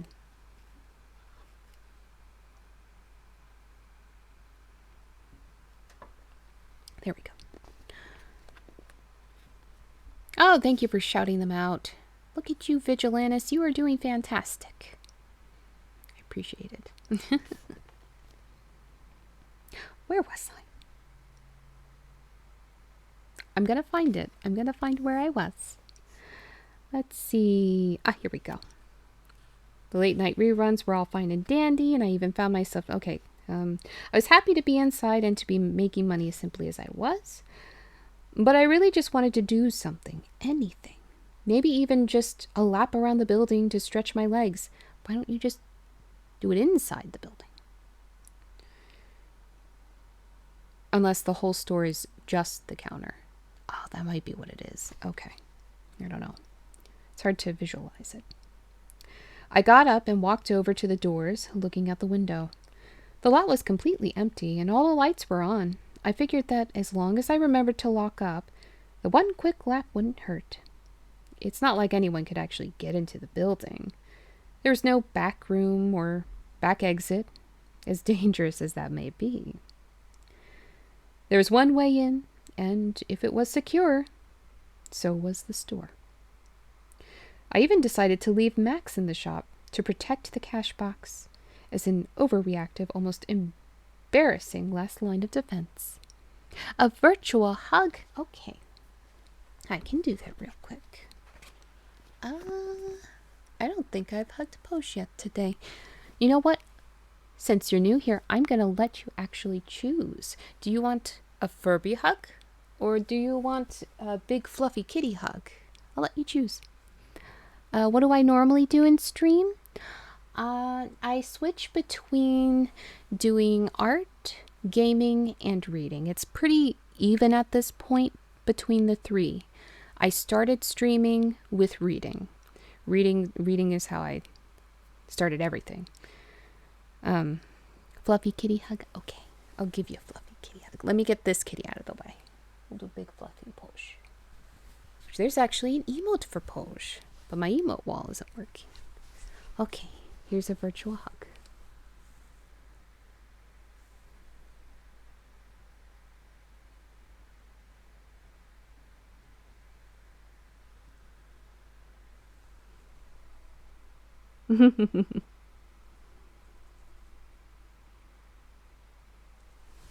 I'm glad somebody redeemed that. It's always so wholesome. Okay, push. You stay in view, okay? You stay there. Right, Squish has to come back over here. Because somebody redeemed the show me the plushie. That means I had to keep him on my lap. Okay. There's the pose. Cat ears for 30 minutes. Okay, I guess I'm staying on for another 30 minutes, aren't I? You guys have cracked the code. Let me put them on and then we'll start the timer. Captain KB. That just looked nice and comfy. Oh, it was. And I spray my plushies with this apple perfume so they all smell like apples. 23k points. Oh, man. Okay, we'll start that timer. I guess I am going to be on for a while tonight, guys, aren't I? It's okay. We still have more stories left in the book. And I have another book there. And another book there. And I got a request for Frankenstein. But I'll wait to do Frankenstein. A stretch, too. Okay. Okay. Where do I put you? I'll put you there. Right, start with the arms.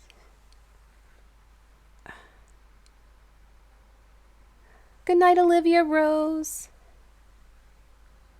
Oh, you're fine. Don't be sorry. We appreciated your company. I'm glad you came by. Thank you so much. Stretch. This is actually a good idea because my back is hurting a lot, so thank you. Okay. I have to reach for the toes, but I have to change position to do it. So you go there. We'll get back to reading in a second, I promise. We just got to do the redeems first. Yes, I'm wearing a dress. All right. There's so many things on my bed right now. I have 9 Furbies on my bed. All right, reach. If you've been sitting for a while, make sure you stretch, especially with your legs. You got to keep that blood flow. Okay. Hey, Vigilantes, thank you for shouting them out. Thank you so much.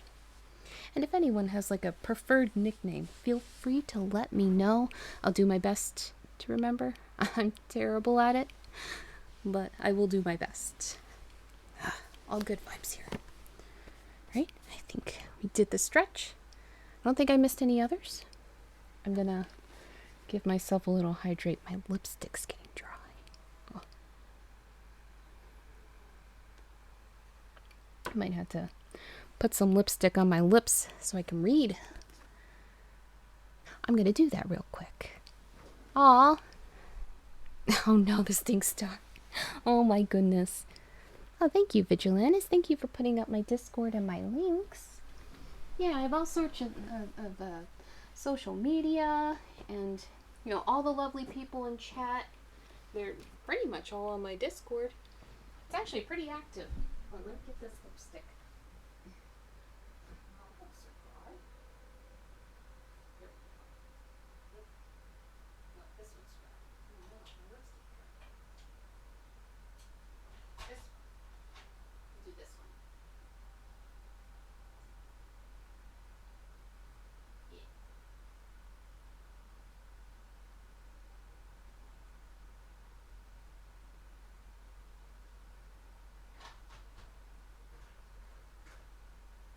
Coming back. Sorry about that. It's getting hard to read. Can't read when your lipstick goes dry. It's not comfortable. It's not comfy. You gotta be comfy. That's why I read from my bed. Because it's comfy. Okay. Even this dress is pretty comfy. Aw, thank you, Captain. I'm so glad you think so. A lot of my streams, I try to keep the good vibes in here. Well, it's not just me. It's everybody in my chat. I have amazing moderators and amazing regulars. They keep the vibe too. It's not just me. You can thank everybody here, including yourself. Everybody's keeping good vibes. And I appreciate it. It makes it rather relaxing. And it also makes it hard to stop streaming. Because I enjoy your company. You're just chaos. No, Zan. No. Don't you do that. We all know you're wholesome. You joined my Discord. That's awesome. Thank you. Feel free to say hello to everybody. If you do any art, share it on there. There's places where you can share it. If you're going through any emotional distress, share that too. People will listen to you. 7 months and 13 days. My goodness. It's hard to believe I've been doing this for almost a year now. Okay. I'm hoping to maybe, possibly, get to 1K by 1 year. That would be nice. That would be May 15th. That was my goal when I started, to get to 1K by 1 year. But not a requirement. It would be nice, though. But the quality of people I've gotten makes the number less important.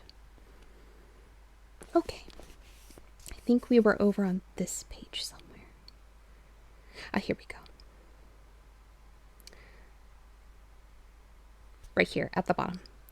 I step out into the night air, which felt nice and cool compared to the Texas daytime heat, and turned to lock the door behind me. With the sound of the click, I smiled and began my lap. It felt great to... Am I ghost? No, I'm not ghost. It felt great to stretch and whistle a bit with my hands in my pockets. I remember thinking how nice the open desert is and just how isolated I was. The only lights for miles were coming from the gas station, and the stars were beyond impressive. It was like nothing I saw in California, and a totally different experience than Washington. There was something magnificent about the whole thing. Aw. Did I miss anything in chat? No, okay, I didn't. Okay. Oh, good night, Wild Child Cartoon. Have a lovely evening. I stepped back to the door and clicked the lock back to open. Stepping in, I could hear the TV across the room. I called for Max, but he didn't come. I thought that maybe he had fallen asleep. I stepped behind the counter and dropped to my knees. Max was dead. Split open from neck to hips. Oh no. Written in his blood on the inside of the covered window were the words, "He told you not to leave the counter." Oh man. Why the dog? Not the dog.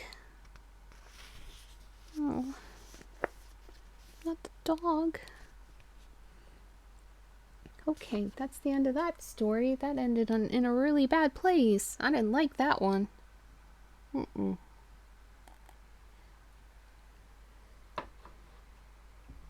I know, right? It's always so sad when it's the animal. That's the true horror. The next story is The Ride Home. I used to work some really late nights. Hey, me too. Papa Bear, thank you for the follow. My follows aren't even showing up on the screen. All of my overlays are not working. I'm so sorry, everybody. At least it's making the noise for me. Feel free to say hello. We're all very friendly here. So, welcome, Papa Bear. Again, sorry my Streamlabs is being dumb right now. I don't know what's going on. I don't know. It's glitched. The last update really messed it up. I'm gonna have to contact them or something. But yes, welcome. It wasn't something that I particularly ever wanted to do. And believe me, if I had the choice, I would work a 9 to 5 like the majority of the rest of the middle class.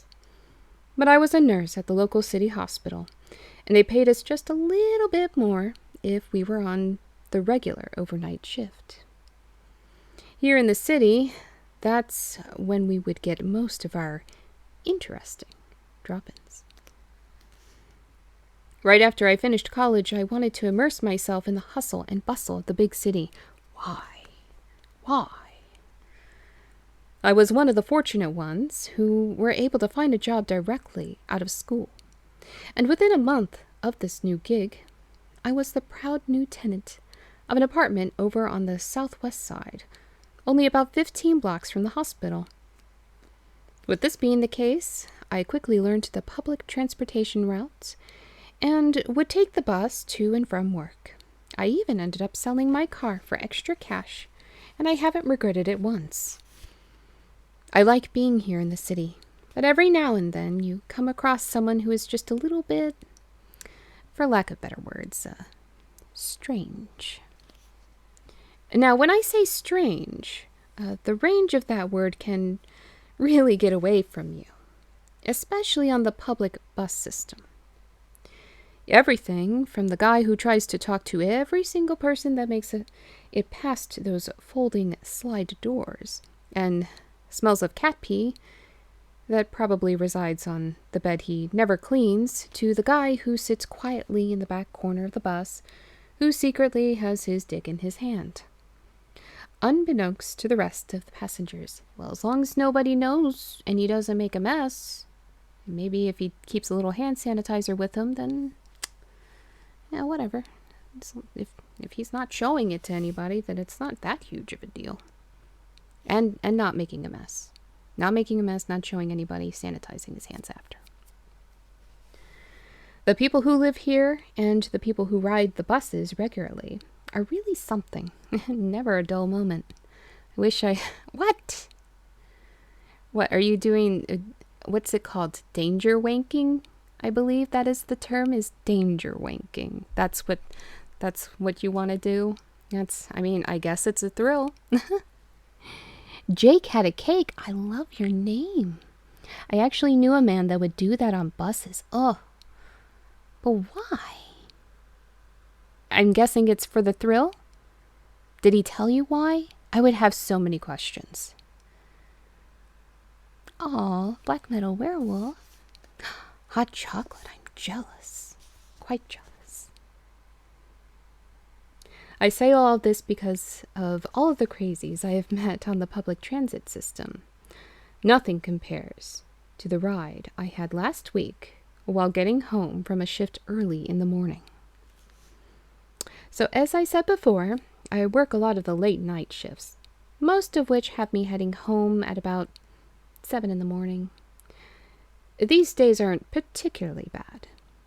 The sun is up when I come out most of the time, and it makes the morning go by pretty quick until I curl up in my sheets to fall asleep with my dog, Penny. I have a niece named Penny.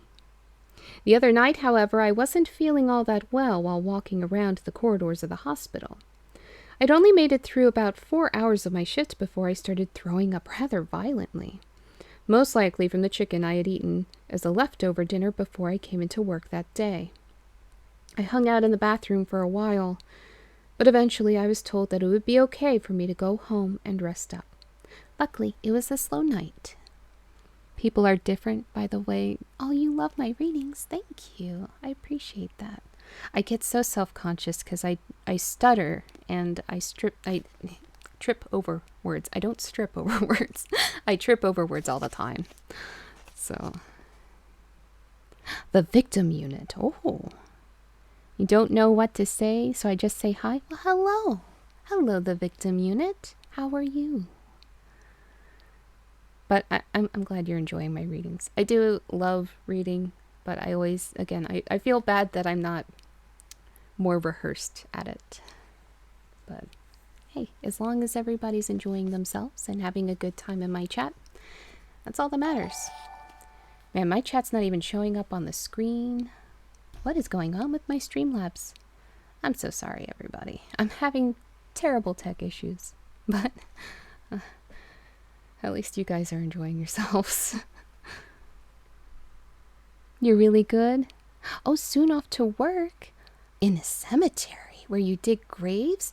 Oh, you are in the right crowd. That's got to be such an interesting job. I mean, maybe not. I'm sure there's like boring aspects of it. There's boring aspects of every job, but it's such a neat place to be. You thought so too? Yeah. Oh, I bet. At least with... Oh no, it involves a consenting person. Oh, well, I mean, it does involve consenting person. Hey, thank you for the follow. And J Cake, thank you for the follow as well. I'm sorry, it's not popping up on my screen, so I have to check the mini feed over here, because I don't know what's going on with Streamlabs, but nothing is working. I even fixed all of the links. Nope, nothing's working. At least my sound alerts are working, so I am grateful for that. It's just the overlay that's not. Oh, I can't help it. Let's see, is also... Oh, it fell asleep. Apparently it did. Where are we from? I'm from Pennsylvania. It sounds vaguely like Transylvania, but it's not. It's not that cool, I assure you. It's the middle of nowhere except for Pittsburgh and Philly. It could be. It could be. If vampires were real, they would definitely just stay here if they were in the US. Used to live like 30 minutes from PA? Oh. But used to. Oh, that's... Yes, Vigilante is from England. I'm quite jealous. Oh, damn, Wong, there you are. Thank you for shouting people out. Oh, you were doing art. Oh, that's awesome. You're in Michigan now. Okay. I knew you were somewhere that started with an M, but I forgot. PA, born and settled here. I was actually born in Georgia, grew up in Maryland, and then was between here and Germany for a bit, and now I'm just here. Been all over PA. You're in the UK. I seem to get a lot of people from the UK in my streams. A lot of people in the UK and Asia. And then we did just recently get someone from Chile the other day, which is pretty neat. I like meeting all sorts of new people, because I don't travel much. You're English as well? That's awesome! I don't know if I should say hi neighbor, but I live in Sweden. You know what? That's close enough. He's a neighbor. Yeah. Oh, thank you, Dan Wong. Thank you for shouting out Dan as well. Give all the love. All of the love. I've got to contact Streamlabs, because this is the second stream that has been messed up. This is becoming an issue. Okay. Here we go. This, however, put me on a public bus around 1 in the morning, which is never exactly a treat. The vehicle often smells like mold and scum from the day's worth of passengers, and definitely isn't inviting for someone feeling under the weather. I walk towards the stop, and there, with its brake lights on, is the bus, looking as if it's ready to pull off. As much as I didn't want to run, fearing that my stomach might release its contents once again, I started to book towards the vehicle and was able to hop onto the step and walk into the dark aisles of seats, passing the driver without a word. Some Edgar Allan Poe. I do have some Poe. This is Lovecraft here. I think I have some Poe down in that collection. I actually did have a book that was just a collection of Poe stories, but I don't know what happened to it. But I do have some Poe in there. There's some Poe down there. I also have the original Frankenstein. We have a few classic vampire stories, including Bram Stoker's Dracula. We have read all of them, but I'm more than happy to reread any stories. We actually got a request for Frankenstein to be reread, and you know what? Thank you, Damon. And you know what? I haven't read it since... When did we end it? It was June or July. I forget when... June. We got through it pretty quick. So, you know what? It's been long enough. I'll reread Frankenstein again. Why not? It's a good story. It's a sad story, but it's a good story. I sat down looking around the bus to see how many other people I would be sharing this lovely carriage ride through the town with, and it seemed as if there was only one other person on board. besides the operator behind the glass wall that separated the public from the man behind the wheel. Oh, you love him?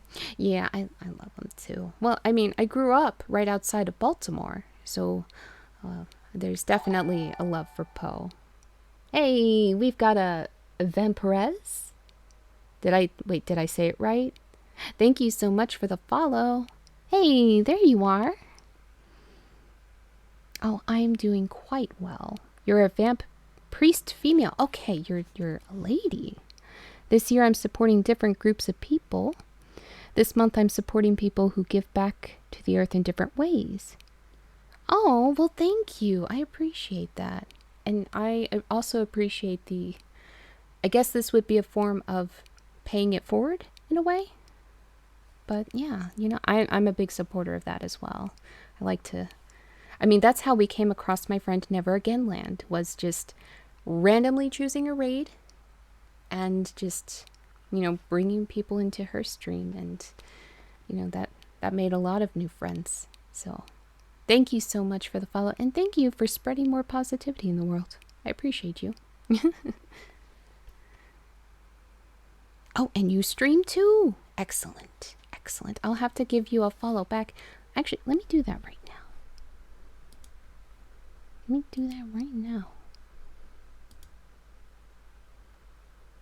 Hold on. It's taking a moment. Uh-oh.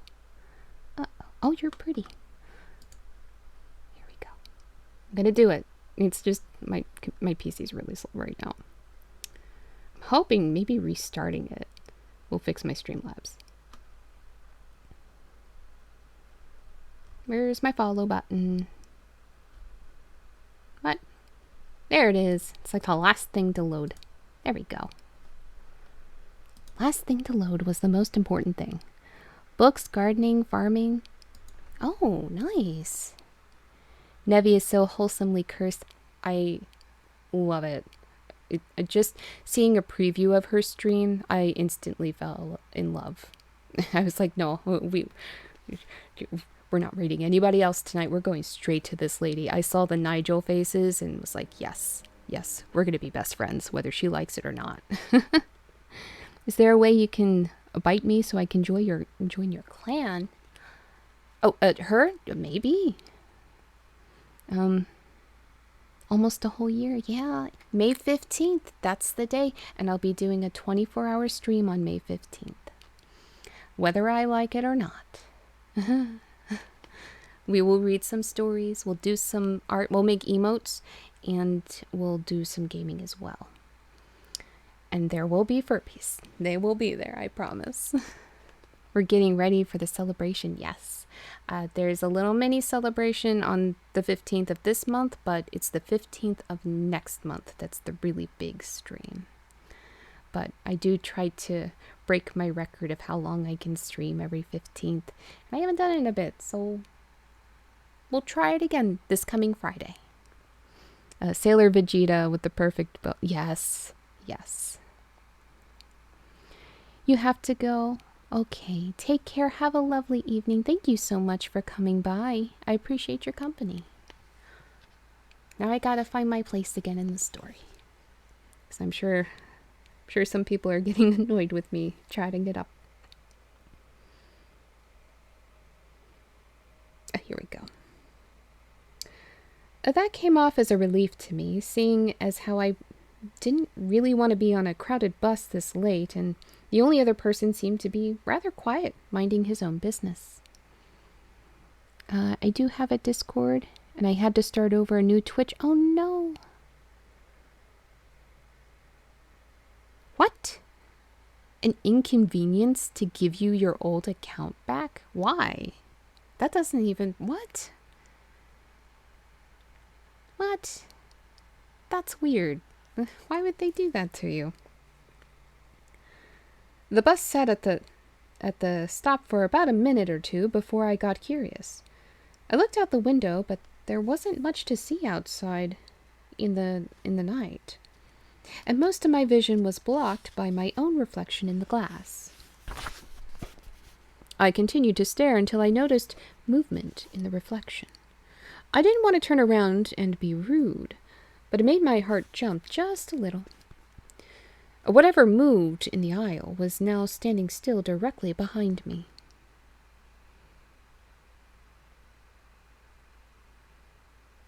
Oh, okay. At this point, I count down from 3 in my head and turn around to see what was stalking over my shoulder. It was the other man who was just sitting closer to the front of the bus. He startled me, but he wasn't particularly frightening. He didn't look crazy or homeless. He looked like a pretty average guy. Those are the most dangerous ones, by the way. Minus the dark leather coat he wore, which seemed just a little too big for his chest. He looked down at the empty seat next to me, which was what I assumed to be a gesture to ask if he could sit. I didn't reply verbally, but gave him a forced smile as he lowered himself down onto the colorful cloth and steel that sat to my left. Why the hell would he want to sit next to me if there was a whole bus available to him? Bet you're cute. I bet that's why. This is the thought that frightened me more than anything. I kept trying to convince myself that maybe this guy thought that I was pretty and just didn't know how to talk to a girl. I'd met plenty of guys who have tried to hit on me and failed miserably, and maybe this guy was one of those types. He never tried to talk to me, though. He just sat there silently, staring ahead to the front of the bus. The bus still hadn't moved. I turned to my neighbor and asked him if he knew what was going on. He smiled, but didn't look at me, didn't say a word. I asked again. This time he turned to meet my eyes, but remained silent before veering his head back to look back to the entrance of the bus. Creepy. That's not my commentary. It says that in the book. I sat for another 2 or 3 minutes in silence before I started to get frustrated beyond my control. It was late. I was sick, and now this stupid bus hadn't moved in about 10 minutes. Oh, Jake had a cake. Putting down the moves in my chat. I decided to give up and call a cab to get me. I didn't want to pay the money, but at this rate I might as well have stayed at the hospital. I said excuse me to the strange man sitting next to me, whose eyes seemed to follow me as I got out of my chair and headed to the front. If anything, at least I didn't have to deal with him anymore. Who am I killing? He's just socially awkward, right? Maybe. It's the looking at her part. As I approached the door, I saw the driver's silhouette, still sitting up in the same position as he was when I walked onto the vehicle. Was he asleep or something? Trying to be helpful, I gave him a nudge. Nothing. Oh, he's probably not alive. On this episode of Unsolved Mysteries, the guy back in the 1920s left a will of $3 million. It looks like after 100 years, it will finally be claimed by family. That's wonderful. Good for them. I'm wondering if there's interest on that. Might be more than 3 million. I nudged him again, but his body didn't move. He didn't say a word and just sat there in the dark of his small open cabin. I nudged him one last time, but this time his body slumped over, his face landing on the horn, making a loud, blaring noise. I pull out my cell phone and use the light to see him better. The driver's lap was completely covered in blood, and I could see the gaping hole in his neck, where it had been slit from ear to ear. I stood in horror, my mouth gaped open, trying to scream. All I could hear over the horn was the laughing of the man still seated in my row. How did he not get any on him, though? I guess he was wearing the guy's jacket, and the jacket that was too big for him was the driver's. Let's see. Someone tells me to bonk another, said I'm going to sexual jail. Oh, did you get bonked by Jerem? Yeah, then it's okay. It's not necessarily a bad thing. A lot of people get bonked in here. I've gotten bonked. I get bonked sometimes. Jerem gets bonked the most, though. I wish there was a counter on that for Jerem specifically. Let's see, 3 million back in the... Yeah, something like that, yes. 44 million. Good God. I wish I was related to this person.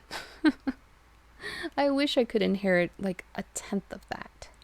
My goodness. Whew. Oh boy. Well, I hope they use the money well, and I hope they at least use some of it to help others.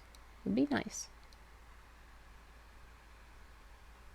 If I ever had a stupid amount of money, like, none of my friends would have to worry ever again.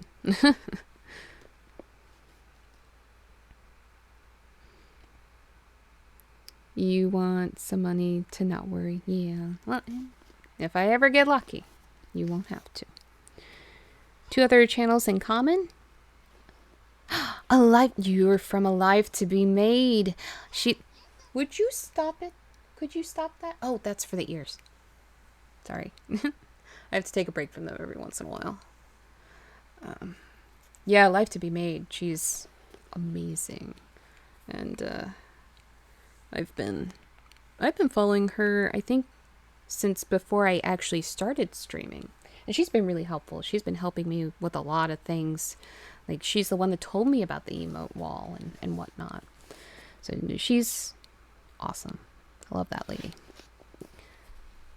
You would like to bonk? Can you please put me in touch with the Vampire King? I have an offer. Oh.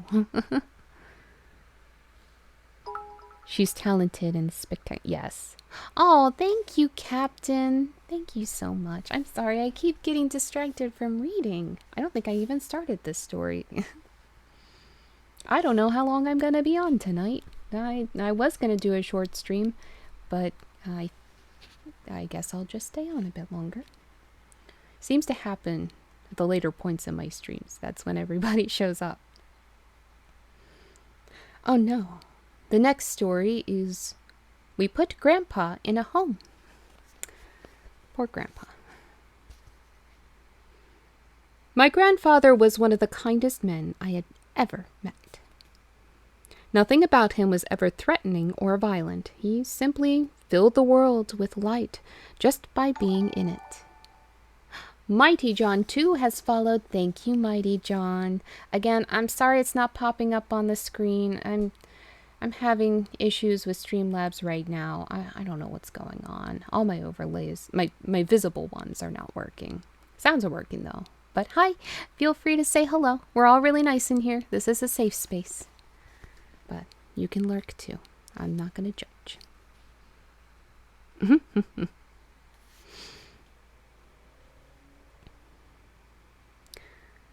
I remember watching him interact with my grandmother, loving her endlessly, and working hard to give her anything that she ever needed.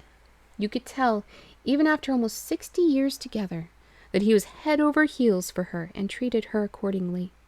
I distinctly remember one time when we were visiting he and my grandma at their old house out in Maryland's Eastern Shore. We were all seated around a fire watching the glow from their wood-burning furnace and talking in the dark. It had been an ugly winter, and there was tons of snow on the ground, and with me still being in grade school at the time, absolutely loved not having to be in school and being able to stay up with my parents and grandparents. While sitting there, my grandpa made a murmur about being cold. Not a loud mumble or anything. It might have just a burr. I think it's supposed to be, it might just have been a burr. But I remember my grandfather seeing this, jumping out of his chair, and getting my grandmother a blanket. Was there a typo? My grandma made a murmur. I think I accidentally said grandpa. Anyway, getting my grandmother a blanket and walking out into the 3 feet of snow to grab another log from the pile in the backyard.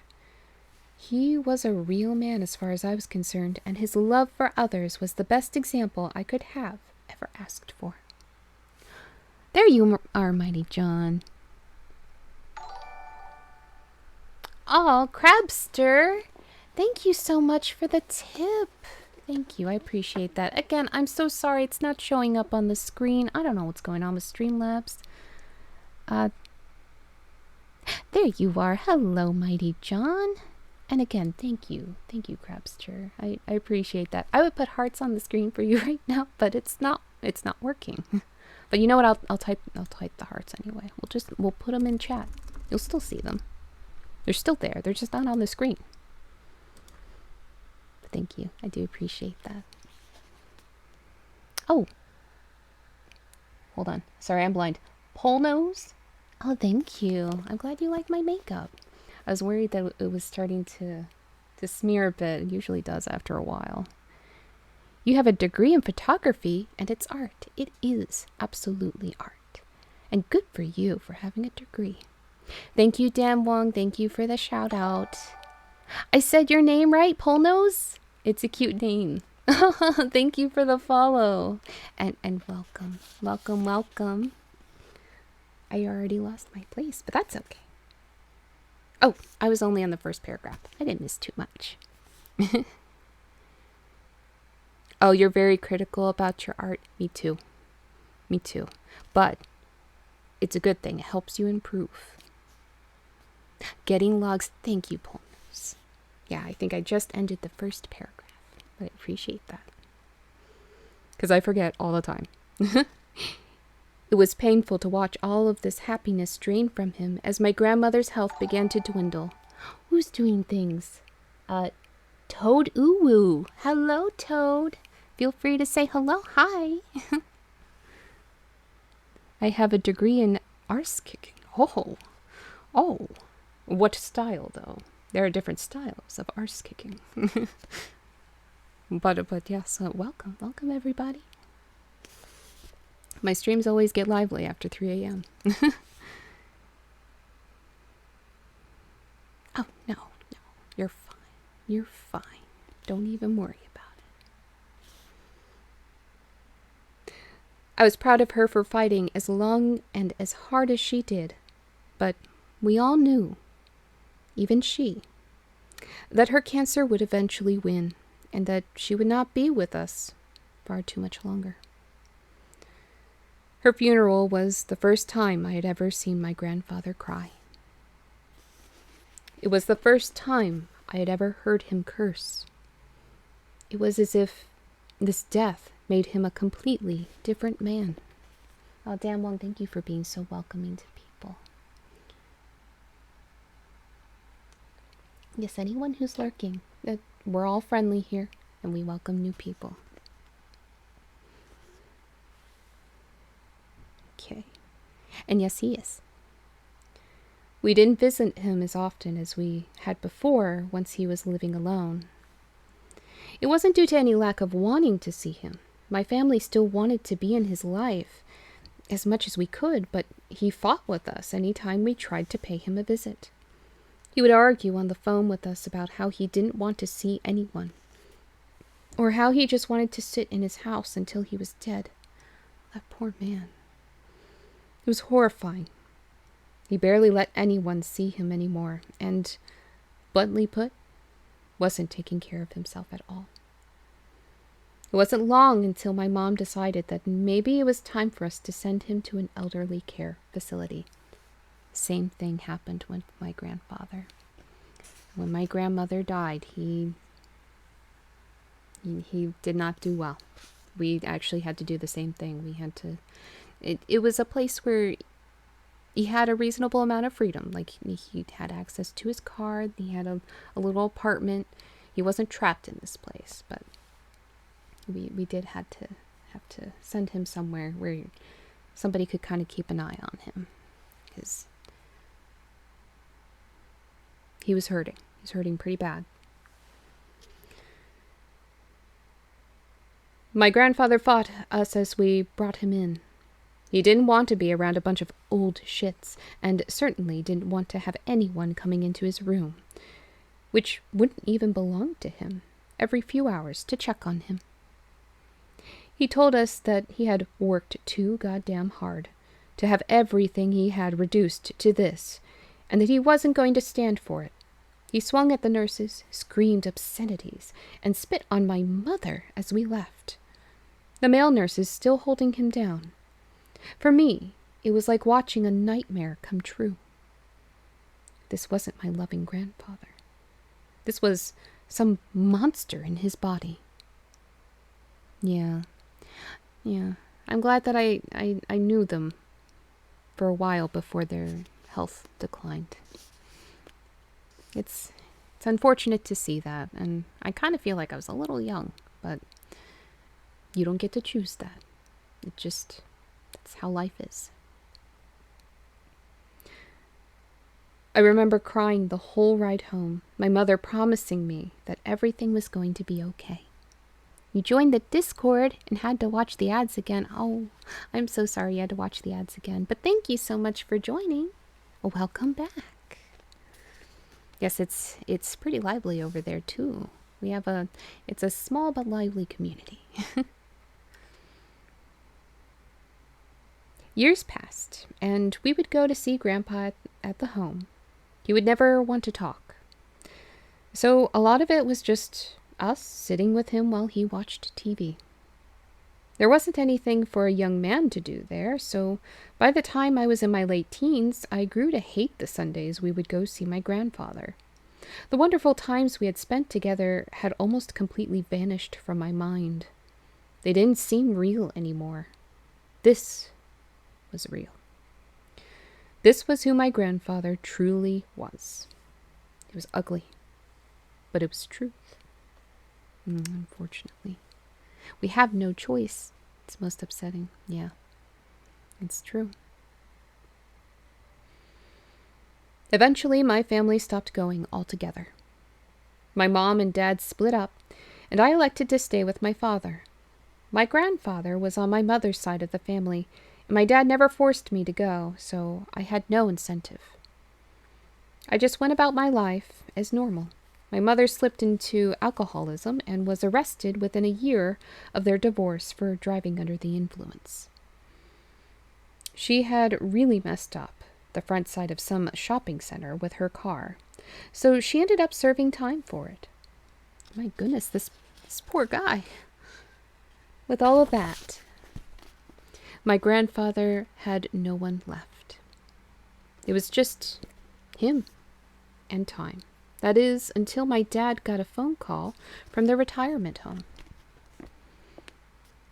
It was on a Saturday morning, and I was sitting on the couch watching TV, my father reading the newspaper on the chair across from me. I couldn't make out what the woman on the other end of the phone was saying, but whatever it was, she was saying it loudly and incredibly fast, as if she was rushed or in some type of distress. I recall my father sitting straight up in the chair and folding the paper with one hand he had free. He said that, "Jerm, what are you fanfaring for?"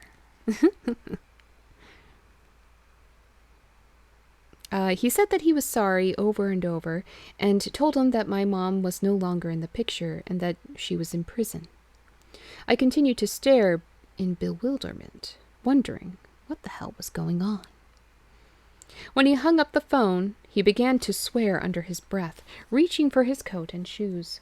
I asked him what was going on, and he let me know that my grandfather was gone into a serious rage, and that he bit somebody? He bit an attendant, tearing off a portion of her ear while she tried to tie his bed cuffs. I don't know what part of me decided to be the good guy here, but call it an attempt at being a man. Computer, the geek has followed. Thank you so much. Again, I'm sorry that my overlays aren't working. I don't know what's going on with Streamlabs, but feel free to say hello. We're all friendly here.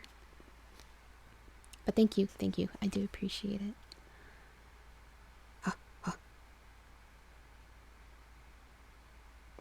Okay. I'm gonna find it. I don't know what part of me... Oh, there it is. I don't know what part of me decided to be the good guy here, but call it an attempt at being a man, or maybe just pity that my father had to deal with this. But I grabbed the coat from my dad and told him that I would go over to the home and handle it. as long as I could take his truck. He thought about it for a minute, smiled, and tossed me the keys. There you are. Hello. How are you doing? How are you this evening, morning?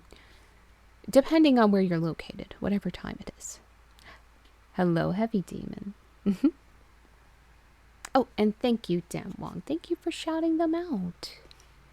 Streamlabs, more like Screamlabs. Right.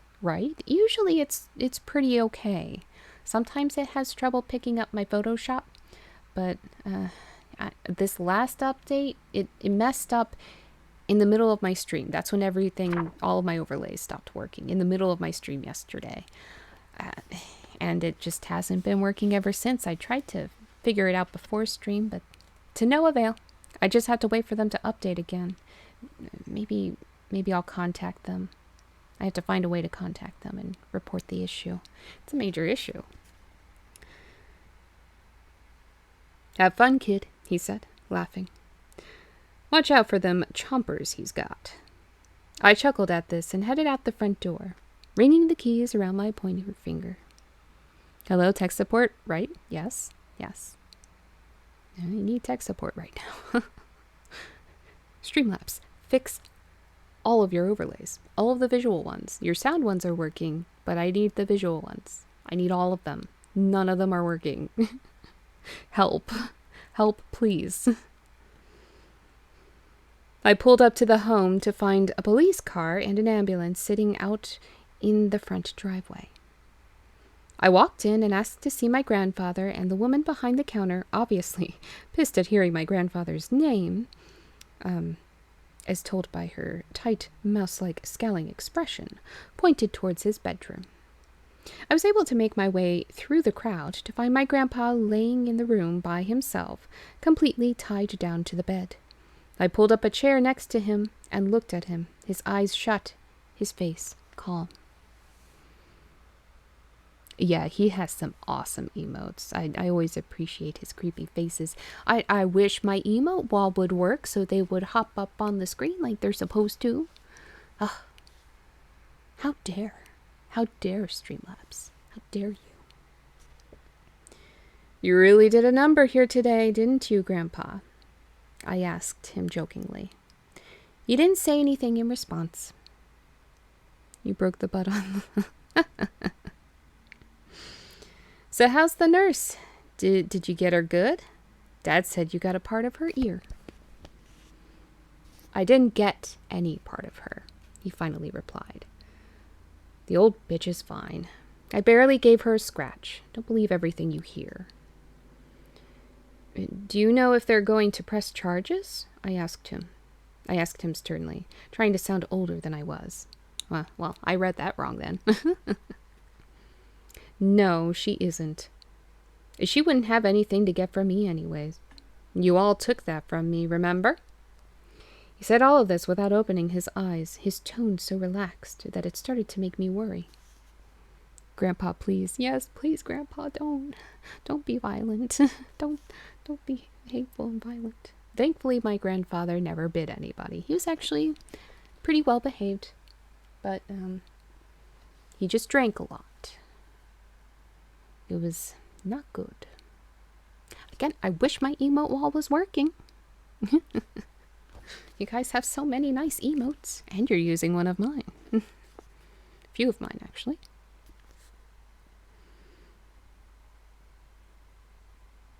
Fine, I told him. Well then, if that's the case, I'm going to go ahead and get out of here. I'll check in with the nurses and see if there's any paperwork I need to fill out. I started towards the door when I heard my grandfather call for me. Sit down, son, he said, moving his head to look over at me. We need to talk. I grabbed a chair from across the room and placed it at his bedside. What's up? I asked him, only half paying attention. There is something you need to know about before I go. Sorry, it's just, I wasn't expecting that extra word. Something important. He coughed in big heaps, and for the first time I truly felt as though my grandfather was dying. And this time, just from the way his voice sounded, it was actually my grandfather. My old grandfather, the one who loved so much. King Design, hello King Design, how are you? I hope you're having a lovely evening, morning. You know what? I don't know what time it is.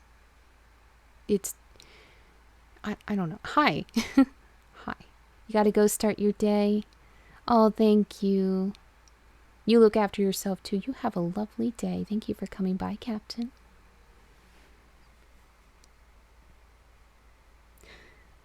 What is it? I asked, now eager to hear what he had to say. What's wrong? I placed my hand on top of his as his fist went soft and he uncurled his fingers. Oh, that's an adorable emote, Heavy.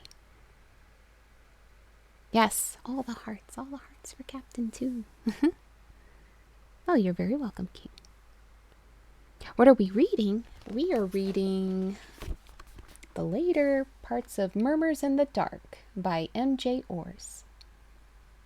This book was a gift from the author. Hold on. There we go. Was a gift from the author who I actually grew up with. So he's somebody that I've known for a long time. And when he heard that I wanted to start streaming about a year ago, he sent me this book to read to everybody because I didn't have any books to read. So I had mostly comic books. So he sent me this to read to everybody. And I've been enjoying it, but we took a little break once I got a couple of books in the mail as gifts from people. And I decided to return to it and for us to actually finish this book. It's time. It's time. You wanted to give another person a follow? Oh, she's also reading. Good for her. It's good to know that more people are reading. People need bedtime stories. Oh, thank you. I'm glad you think so. This is my reading ring. I wear it whenever I read. Mostly comic books, yeah. Well, not anymore. Now I have novels. Oh, hold on. There we go. My camera hates me. Hates me for being so pale. You needed to use the bunny? Use it. Use it as much as you like. That project took 72 hours. Oh my goodness. My goodness.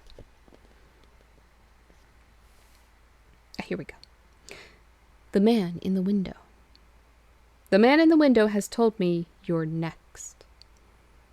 He started another coughing fit after getting out this line.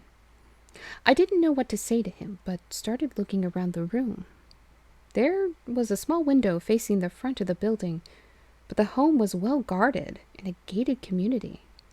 No man would be able to just walk up to the window, nevertheless be able to communicate through it.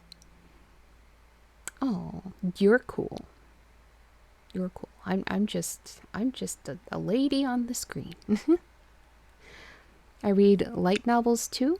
I read whatever I have. It's mostly horror novels that I read, but I do have some other ones that I read, and I do private reading as well. I haven't done it in a little while. I'm trying to get back into it, but I have The Hobbit and the Lord of the Ring collection that I need to read for people. I have so many things I need to read, so many things I need to do, but it's all enjoyable. What in the world are you talking about? I questioned. What man? Oh, thank you. I stumble so much, so I get so self-conscious. As long as people enjoy it, I appreciate it. My grandfather looked at me directly in the eyes, and a sharp frown spread down to his chin. The same one that came for your grandmother. The same one that is coming for me. And now the same one that is coming for you. I shuddered, trying to make sense of what the old man wanted to tell me. What did he mean, the same one that came for my grandmother? I asked him over and over to explain, but all he would tell me was that the man in the window, the one that was all black, with no face or eyes or ears, no features at all, had started coming to his window, just like he had when my grandfather's wife was dying. He told him when the end was going to come for her. Now he was telling my grandfather when his time was coming. He also told him I would be next. And I don't have much time. This character sounds like one that was in the story of Andrew. If you guys remember the story of Andrew, this actually sounds like the creature that he made a trade with. You have Darth blasting in your ears. Oh, and your mom and you share a bedroom. Oh no, she snores. I'm so sorry. Well, I hope my voice is a little more soothing than the snores. One of the many sounds she makes. Oh no. Oh no. Story time. I'm okay. I'm so glad you guys like the story time. I appreciate it. Chainsaw starting up. Yes, that sounds about right. Dan Wong. Sawing logs, I believe is the term. The next story, we're getting close to the end of this book, is funny. I picked my head up as fast as I could, which left a ringing in my ear. Oh, thank you, Pull Nose. I appreciate that. I used to be very self-conscious of my voice. I could feel my heartbeat in my head, a rush of blood pumping itself in, while drool runs down my face. Ooh. This isn't the first time I'd fallen asleep at the job. I look around for my smokes, grab the crumpled red box, spark up, and take a drag. There was something making noise outside of my post. I've worked in the same job now for years, and it never gets better. I don't have much room to complain, seeing as how it is quite possibly the easiest job anyone could ever ask for. I work for JT Prine Inc. We sell space. We rent space, I should say. Not for living in or anything like that. This isn't an apartment complex or a motel or what have you. These spaces are only 10 by 10 or 12 by 12 rooms with a shared bathroom. Most of the people we rent to are artists or musicians or people who want to build up a studio or something. Nobody of any worth. Hey now. But they pay their rent, and it's my job to make sure they don't run off with anything that doesn't belong to them. Essentially, I sit at the gate and smoke cigarettes, pushing the button to let people in and out for $12 an hour. I'll take it. Well, as I sing in my sleep, apparently chainsaw starting up would be preferable to your singing voice. Well, your singing voice can't be that bad. Oh my gosh. Well, oh, Paul knows. Thank you. Her snores put me out trying to slow my high heart rate down is normally higher than anyone else's. Oh no. But sleeping and smoking cigarettes. Oh my goodness. Why is your heart rate so high? Oh, you like my voice too? Thank you. Hello, Philly 2 Pistol. How are you? I haven't seen you in so long. Hold on. Can I do it? Oh, my mouse is... There we go. There's a shout out. I did it this time. Oh, thank you, Dan Wong. I got it a little bit faster. Yeah, I don't know what that is. Vigilantes would have a better grasp on this. Oh, I'm good. I'm up way later than I should be. But, my streams get lively around this time, so it's hard to leave with so many nice people in here. You started, since puberty, it's been higher? That's interesting. I mean, as long as it doesn't cause you any problems, I hope not. Okay. Third paragraph. I couldn't see anything outside, and I knew that nobody had come in or out of the property all night. So I had to have been hearing things, or maybe I was dreaming. There was nothing making any noise. There's nothing outside of the post. I turned around in my stall to search for my coffee maker. It was a full-size maker, but it wasn't a full-size maker, but rather one of those small 5-cup Mr. Coffee thingamajigs. Those things are awesome. I went through about 2 of them a night, and apparently it was time to start up batch number 2. I reached into the cabinet under my desk and pulled out my bag of ground coffee beans. I loved the way it smelled, even though I knew it was the cheap stuff, and after it was brewed, would taste like cheap stuff. At this point, I needed it for its practical uses, though, so I didn't care if it tasted like chalk and crown wax. I was still going to drink it. I loved the smell of coffee. I am also up later than I should be, but kind of glad about it. Oh, yay, I'm glad about it too. I'm enjoying your company. Oh, I love your emotes, Computer the Geek. It's a fast rate above 100 BPM. Is slow rate. Oh. Record in doctor's office has 173. You love dentists and your therapist. Well, at least you like your therapist. I have trouble with dentists, but that's because I had a traumatic experience with one. It was bad. It was bad. The beans fell right into the filter, and I hit the button to turn the machine on. Nothing but a bunch of noise. Stupid me. I forgot to add the water into the back of the machine. It was becoming more apparent to me that these long overnight shifts were finally taking their toll. I had tried to sign up for the 12 hours where the sun was actually up, but the owner of the property has his son working that shift, and he pretty much outranks me 1,000,000 to 1. So I became nocturnal, or at least I try to be nocturnal. Let me get a sip of water here. Sorry if I'm squirming a lot. I have scoliosis, so it's getting to the point where I'm like in a lot of pain. You have ticklish teeth. Oh, that's interesting. But I guess that would bring you some joy, huh? I stepped out of the booth, double-checking the locks on the gates. The last thing I would need is for some bum to sneak into the lot or the building. It wouldn't be a new occurrence, but I simply did not feel like making some stinking man get off that hallway floor or have to call the cops on some dirtbag trying to jump the fence with a guitar case or even our copper piping, which has happened before. Once I knew that the gates were closed, I walked into the main building, which was separated from my stall towards the kitchen. I filled up my pot with the lightly milky-colored water, which I ignore, and make my way back to my post. I listened to the coffee boil, flicking my cigarette out the square open window. How dare you? That's littering. You don't throw your butts out. Oh. Whoops. Finding it.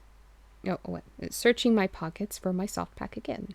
Finding it, I pull out another smoke, light it up, and put my feet up on the sill, leaning back in my chair. Then I heard it again. A laugh? Or maybe a cackle. The stretching helps a little bit. I'm actually in physical therapy, so I have some exercises that I do. We're trying to build up my core strength so that my muscles kind of compensate for my messed up spine. But I have a TENS machine that I use that tends to help a lot. I'll probably use it right after stream. I won't use it during, at least not this one, while I'm in a dress, because I have to lift up my dress to do it. But if I'm doing a gaming stream, sometimes I'll do it in those. You love my Furbies. Yes. Oh, yes. I have a few of them here. Here's this one. This one's traumatized. I have 10 Furbies in total. Hello, Cheez-It. I see you there. I'm glad you like my Furbies. The stretching does help. I try to do it every day, but it only does so much, you know. I've had this pain for a very long time, and I'm doing my best to make it better, and that's why I keep over-correcting my posture. Oh, it's annoying. But I think I've been streaming a little longer than usual. Figures the one I get you is traumatized. Yeah. He is nice though. Once he's awake, he's really nice. Bit of a jokester though. Okay, now where was I? This time I knew what I heard. There was no doubting it. But where did it come from? I hit my radio a few times to see if maybe it was shorting out on me. On the fourth or fifth hit, the stall becomes full of noise. Some pastor telling his audience, the listener, all about the love of his Savior, Jesus Christ. I shook my head, laughing at myself for being scared of some broken, beat-down radio.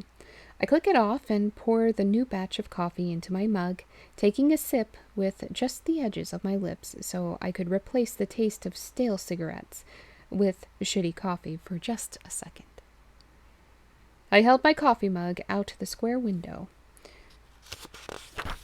so the night breeze could cool it down, and played with my cigarette in between the fingers of my other hand. Oh, my hair's poking my eye. The more you talk about him, more likely I feel he's related to me. I could see that. Mental disorders. Depression, anxiety. Oh, I have depression and anxiety too. I have full-blown PTSD. It's not fun, but you know what? I feel for you. Well, hello, Matthew. How are you?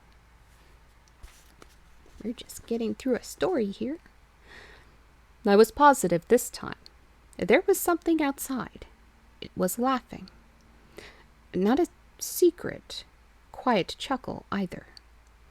Whatever was out there was having a jolly old time and was cracking up. The voice sounded muffled now, maybe as if it was inside the main building, where all the rental rooms were. I pulled my coffee in and put my cigarette in my mouth, swearing under my breath. These damn homeless folk coming in here and fucking with me once again. I was not going to play with them this time. Between my frustration and how annoying this man's laugh was, I was just about ready to crack some skulls. I smiled to myself, grabbing the aluminum baseball bat that the owner kept under the desk for the just-in-case moments. To me, this could be considered a just-in-case moment. I was on the warpath. Oh my goodness. My hair keeps bugging me. You're going to sleep soon, but you like my vibes? Well, thank you. I'm glad you like my vibes. Hopefully I can soothe you a little bit before you go to sleep. You also have back pain? I use an inversion therapy table. See, those sound like such an awesome idea. I wish I had access to one.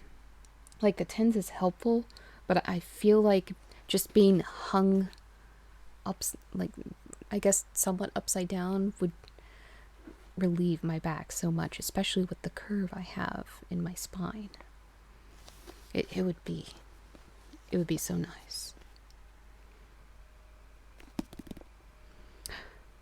I pushed my way out of the stall and into the main building. The laughter echoed down the hall, and I was raring and ready to go. It helps a lot. I bet. If I ever get access to it, I'd love to try it one day. You could dress like a bat sometimes for fun. Oh, yeah, I could. If I had access, I would totally do it in a bat onesie. Yeah, that would be great. Inversion rigs, with everything my dad does, he might know someone. It would probably be awesome. I mean, I bet my parents would even benefit from it. They've both had back surgery.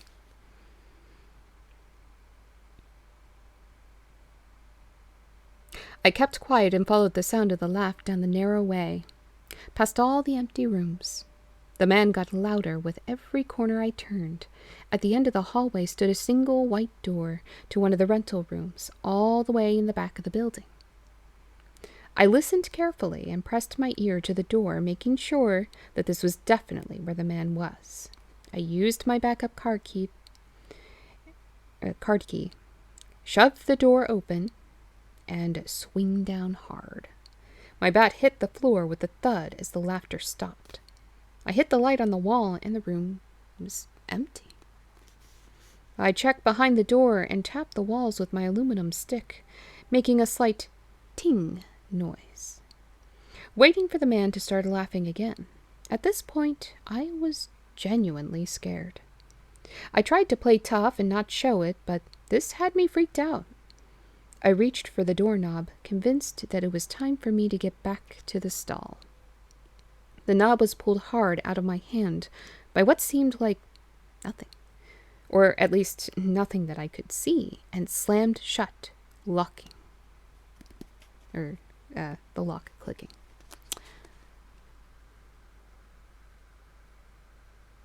Oh, okay. They're talking about that's their conversation. I'm okay with that. I pulled on the handle hard, but the solid, thick, soundproof slab didn't move. I could hear the cackling again, now louder than ever. I felt the cigarette drop out of my mouth and land on the floor. I pull and pull on the door, then eventually begin to pound my fist on it, screaming. The laughter just continues. A sudden heat sneaks its way up my jeans, and I look down to see an orange light. My cigarette had caught the carpet on fire. I tried to stomp out the flames, the laughter getting louder and louder. I feel the fire creeping up my hips, the room temperature rising. I can feel my jeans melting into my thighs, and I cry out for anyone to help me. The laughing just continues. I roll on the ground, but it only makes matters worse. My shirt burns my back, and I smell the smoke lifting from the hair on the back of my head. I am smacking myself all over and flailing on the carpet. The laughter still continues. I'll do that in a moment, Dan. I picked my head up as fast as I could, which left a ringing in my ear. I could feel my heartbeat in my head, a rush of blood pumping itself in while drool runs down my face. This isn't the first time I'd fallen asleep on the job. I look around for my smokes, grab the crumpled red box, spark up, and take a drag. There is something making a noise outside my post. Hey, we have another person stuck in a loop. Okay, so what did we have? We had a stretch. I'll actually stand to do these stretches. We'll do some standing stretches, and I will do a hydrate right now.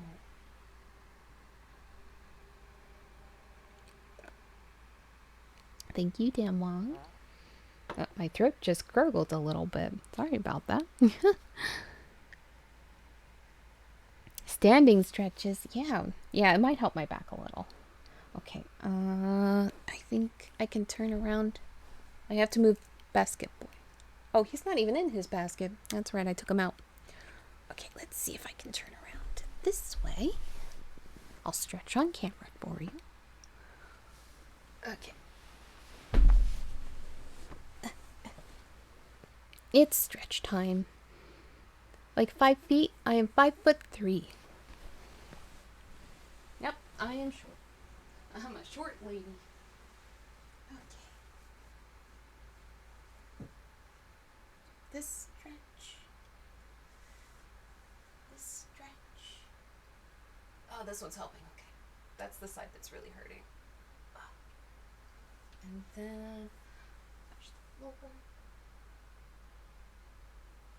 And this.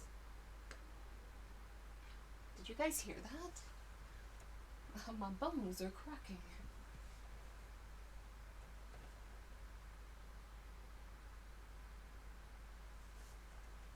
Do turn out.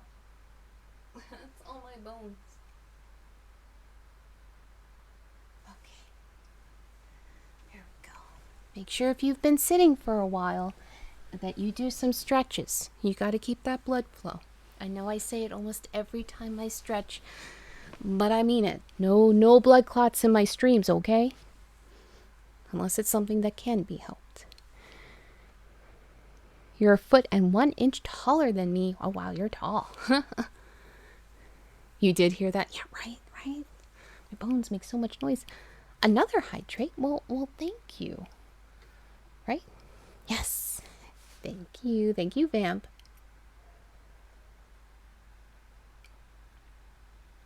Thank you. I'm glad you like my outfit. I like it too. It moves around a little bit though. Pull that up just a little bit. You're 5'9". Oh wow. You're very tall. Nothing wrong with that. You're just tall and glorious. It's more glory. I like to call tall women quite glorious. Petite ones are just dangerous. You're 5'10", but you can break bones easily. Ooh. Paint those nails, Anne. You're gonna have me paint my nails? I mean, I guess I didn't start the next story yet, did I? All right, let me get some nail polish. He's 6'3"? Oh my goodness. I bet everybody in your family's tall, huh? When someone is taller or as tall as me, I'm like, ooh. Longer stream. Yeah, I know what you're doing. I know what you're doing. You're trying to keep me on here. I'm going to be on here till 6 a.m., aren't I? That's okay. I don't really have anything tomorrow. I don't think. I'll find out. I'll find out tomorrow what I have.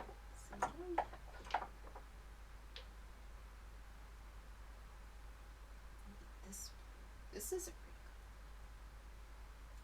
okay. This one kind of matches my hair. We'll do this one. Today is the 8th, which is my birthday. So, okay. All right. Because it's your birthday. You're keeping me on here longer. I see how it is. We're having a little birthday party for you. Okay, let's see if I can position the book so that I can keep reading while doing this as well. I will take off my ring just in case. So let's see if I can do this. This might require a little bit of finagling. But, okay, with this here, we're going to figure this out. We'll get this.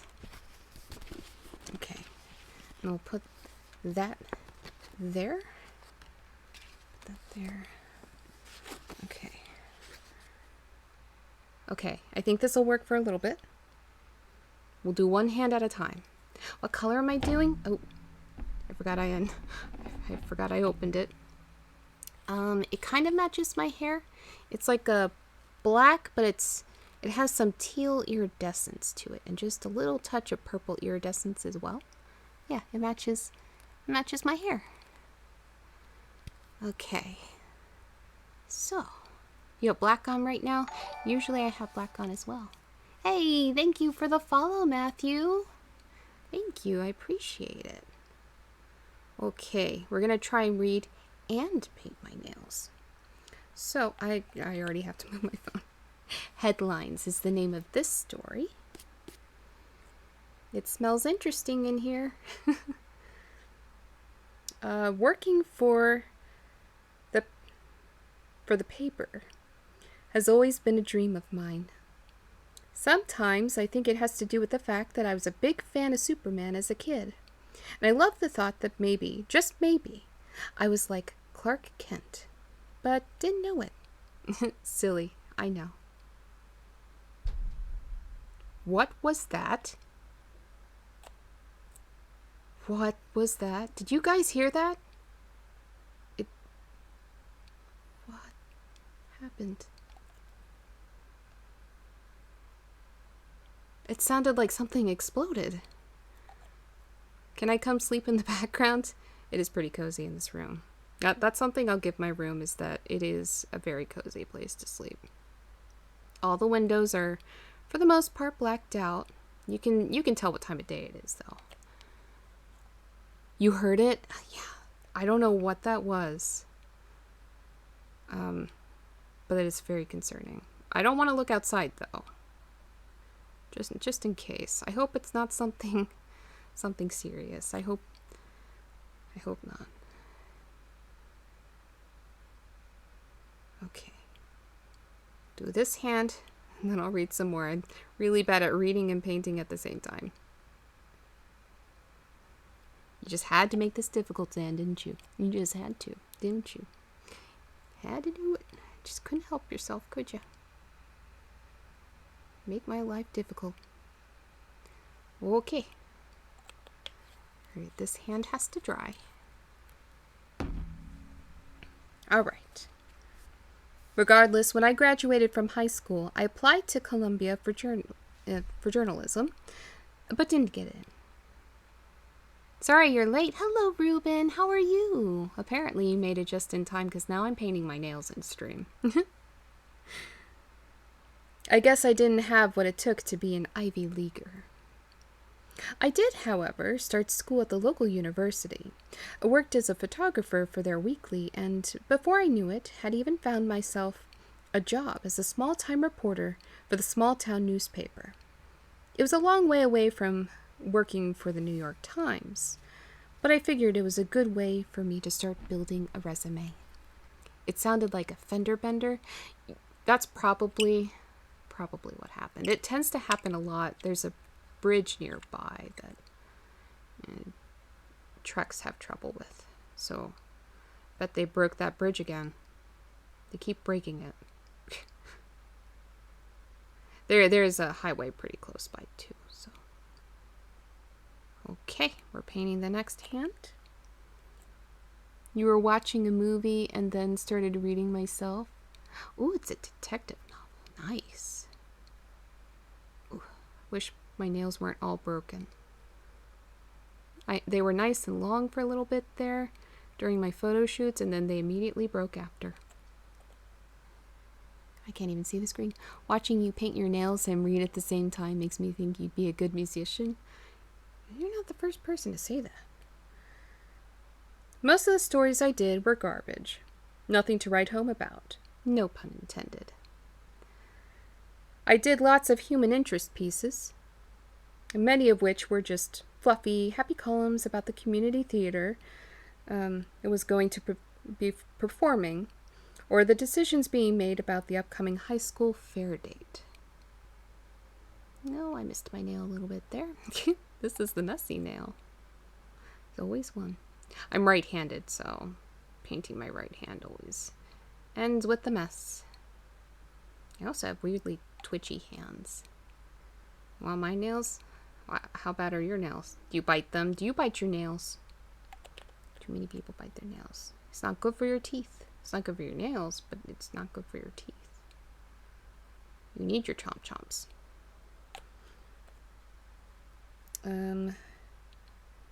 Nothing groundbreaking.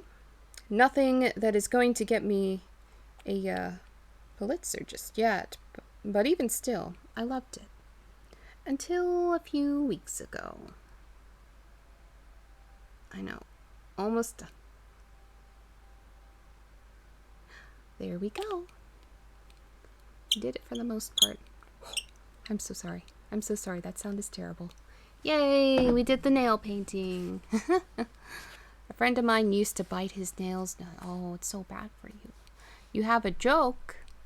Oh no. Oh no. Makes me concerned.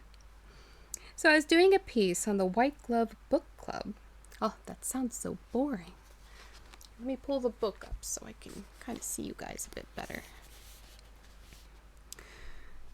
For their 14th anniversary, as I normally do, I got all of these lovely old women to stand in a group for a photo. I told them all to smile and looked through the view of my DSLR camera, snapping 3 or 4 pictures. I looked at them on the screen and something stood out.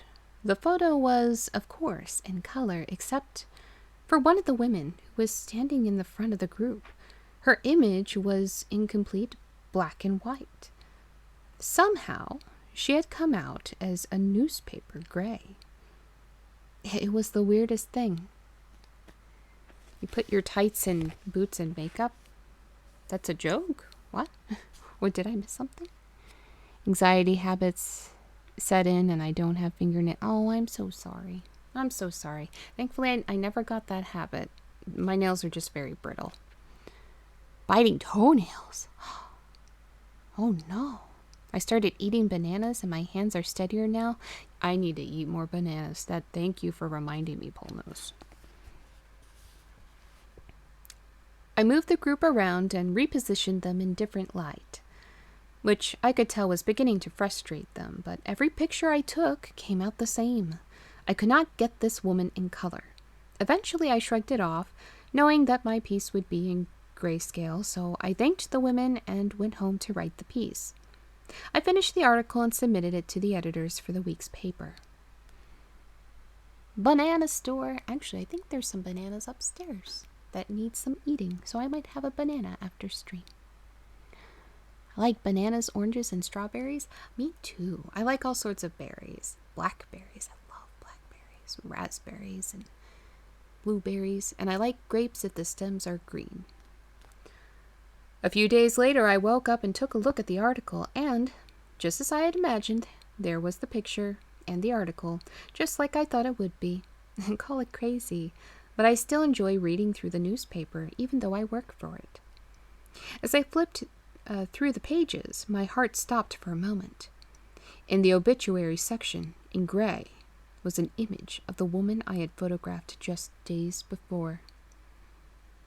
She had died of a heart attack the day after I did the piece. Something about this gave me chills, so I tried to shake it off and tell myself that it was just a coincidence. My camera was messed up. This was a batch of old women. It isn't unheard of for older women to die, as morbid as that sounds. You like bananas? Yeah, I like bananas. I put my tights and knee pads on. Oh, okay. You put on stuff. Nice. I went about my day and thought nothing more of it. At least I tried not to. I had another meeting that day, this time for the Methodist Strawberry Festival. Ooh, strawberries. I went and ate a bit of food, interviewed a few members, and took lots of pictures of the children playing in the churchyard. I thought it would make for a nice little segment. I sat at home that evening. I wrote the piece with a glass of wine, letting some rom-com roll on the TV as background music, when I was surprised yet again. The photos I had taken, as I flipped through them, had come out with the same error as before. But this time, oh no, this time it was a little girl that had the lack of color. You're just too silly. You're always silly, Tamil. I didn't know why at the time, but even though my article would still be printed in black and white, I actually went into Photoshop and did my best to edit the little girl before sending it in. Send it to me. That's what I'm known for. I'm known for those edits. I could fix it.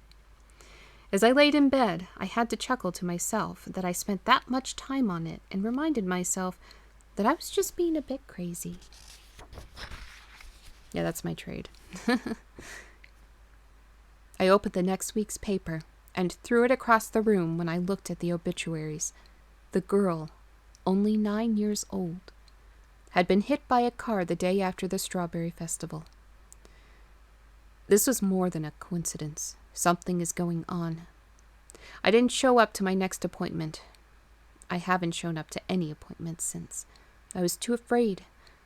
I didn't want to see any more gray. My curiosity has gotten the best of me. I'm telling you all this because I took my camera into the bathroom this morning and decided to photograph myself. I will not leave the house. I will not unlock my doors or windows. I will not move a muscle because when I looked down at the screen, I was gray.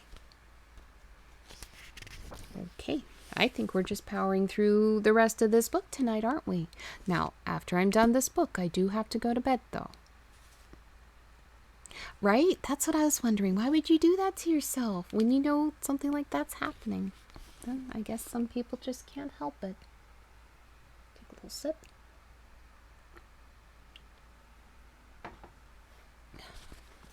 Gray is a ghost. No bed. I have to go to bed, Zan.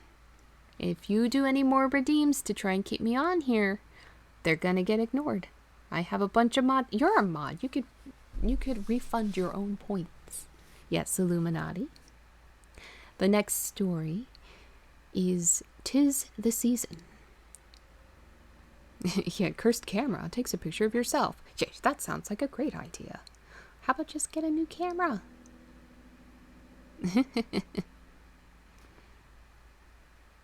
No. You swear to God what? So 'tis the season. Christmas was always my favorite time of year. I can still remember being a boy, sitting around the window and watching the first few flakes of snow fall over the Baltimore suburbs. signifying that it was finally time to start breaking out the Christmas decorations. What? You're gonna roll in my bed? But no, it's so nice and neat. Well, except for all the Furbies. I have a lot of Furbies on my bed. Good luck. You better be careful of my children, though. Don't you hurt my babies. My mother was notorious for putting up the most trees in the neighborhood. Hey, that's my mom. By the time I moved out, she had 9 trees set up throughout the house. Yeah, that's my mother. Each decorated with its own individual theme. Where were we? Each one in a different window for the neighbors to enjoy. The house was full of color and light around this time. It changed the mood completely and made everything just a little more joyful. Among all of these brightly colored decorations, strewn with tinsel and holly and bulbs and lights, was Esther. Esther the elf. I never quite understood why my mother kept Esther around, she easily being the ugliest object in the house. Yet my mother insisted that she be up and in plain sight on the bookcase in the living room. Every year, she would take Esther out of the box and put her on the shelf and position her just so. If I tried to move Esther, my mother would put her right back where she had previously been and told me not to touch her again. I asked my mother many times to maybe put something else in that spot, seeing as how I thought the darn thing was hideous. But she said that was what she wanted the doll. Oh, I think it was supposed to be, but said that was she wanted the doll. I'm sorry, the wording's weird. She wanted the doll there, and that is where it would stay. Esther was about 2 feet tall, definitely a large item for that specific bookcase. She had dark brown yarn hair and patchy tan felt skin. Her clothes were made of the same material except green and red, which had all blended into some shades of brown as the years went on. My guess was that Esther was about 40 or 50 years old at least.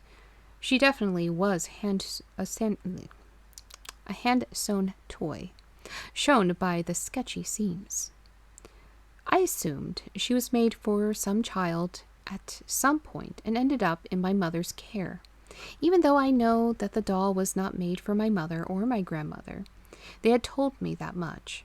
My mother said that her mother had given it to her and never said where it came from, and that one day I would have Esther too. So much for a family heirloom.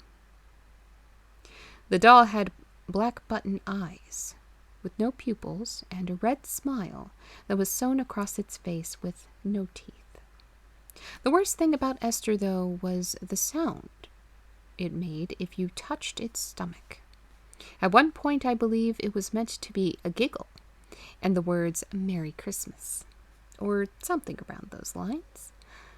But as the engine inside the thing had just about kicked the bucket, and even though my mother insisted in keeping fresh batteries in it, the noise it produced was a slow, low grumble, followed by some gibberish nonsense spoken in the same tone. Yeah, it does. That noise was possibly the worst holiday cheer that one could imagine, almost something out of a child's nightmare. You would like to...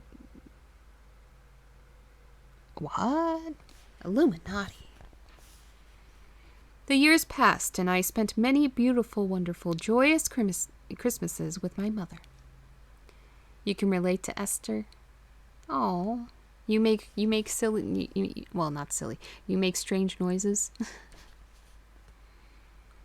I eventually moved out on my own and found a small house outside of the city, only about 15 minutes away from my mother's house. It was perfect. I was able to go over for every holiday and without fail help her put up her Christmas decorations every year. That is, until last year. Shortly after Thanksgiving, my mother became very ill and was in and out of the doctor's office at least 3 or 4 times a week. What, are you needing dialysis, you poor thing? They got the official diagnosis within a month, and unfortunately, I lost her only a few days after sharing what we knew was going to be our last Christmas together.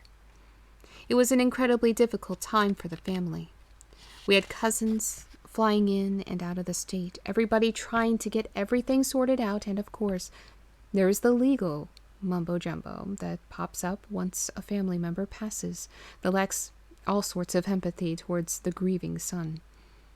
Once all was said and done, her things were divided, the house was sold, and each member of the family got something to remember my mother by. Daminal?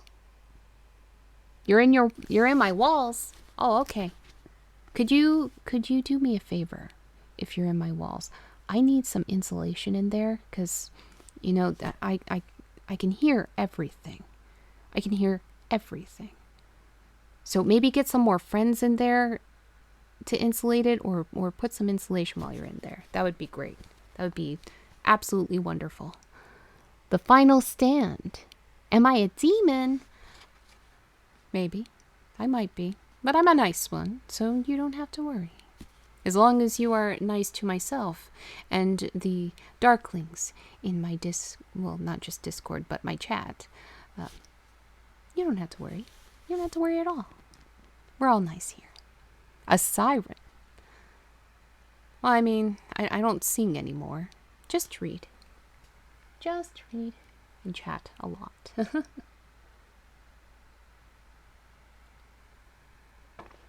I think I splashed a little water on my nose. Ah, okay. You're a child of God? Okay. Then why are you here? Thank you, Daminal, actually. You're already fitting in well.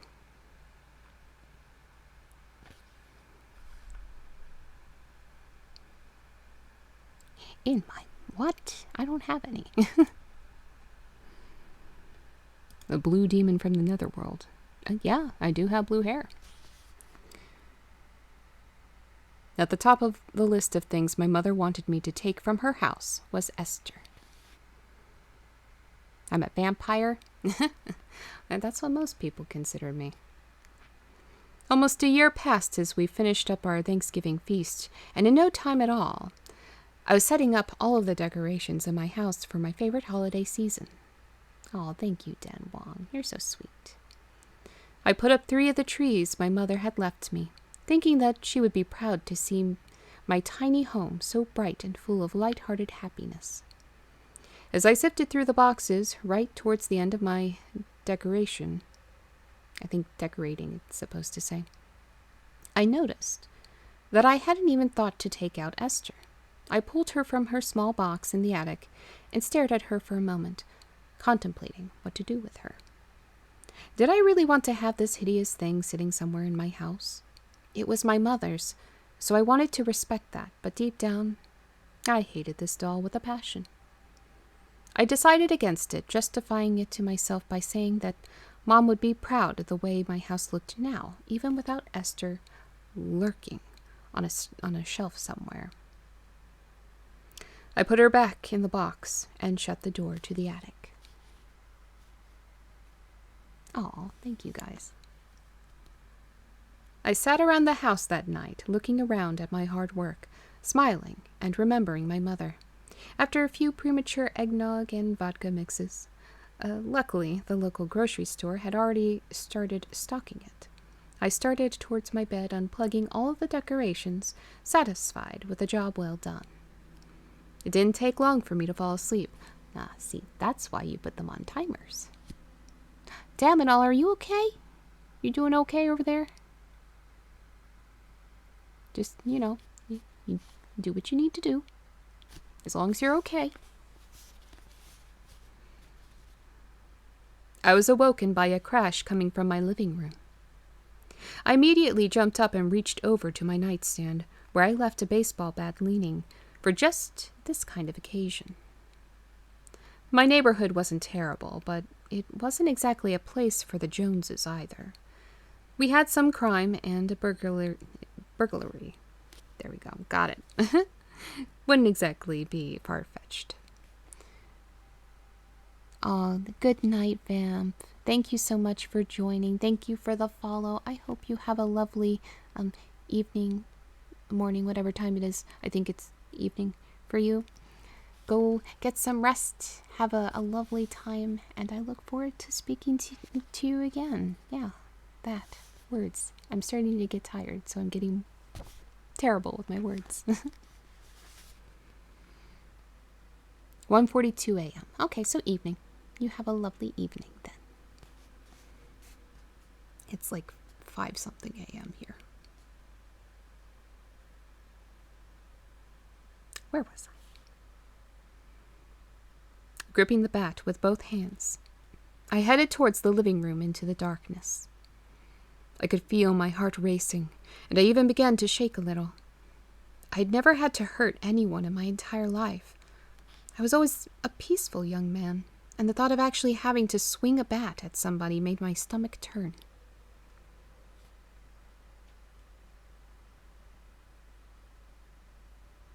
Oh, nice, Donnie. Good night, Ruben. Thank you so much for coming by. I didn't say good... Wait, are you going to bed too, Polnose? I'm sorry, did you say good night?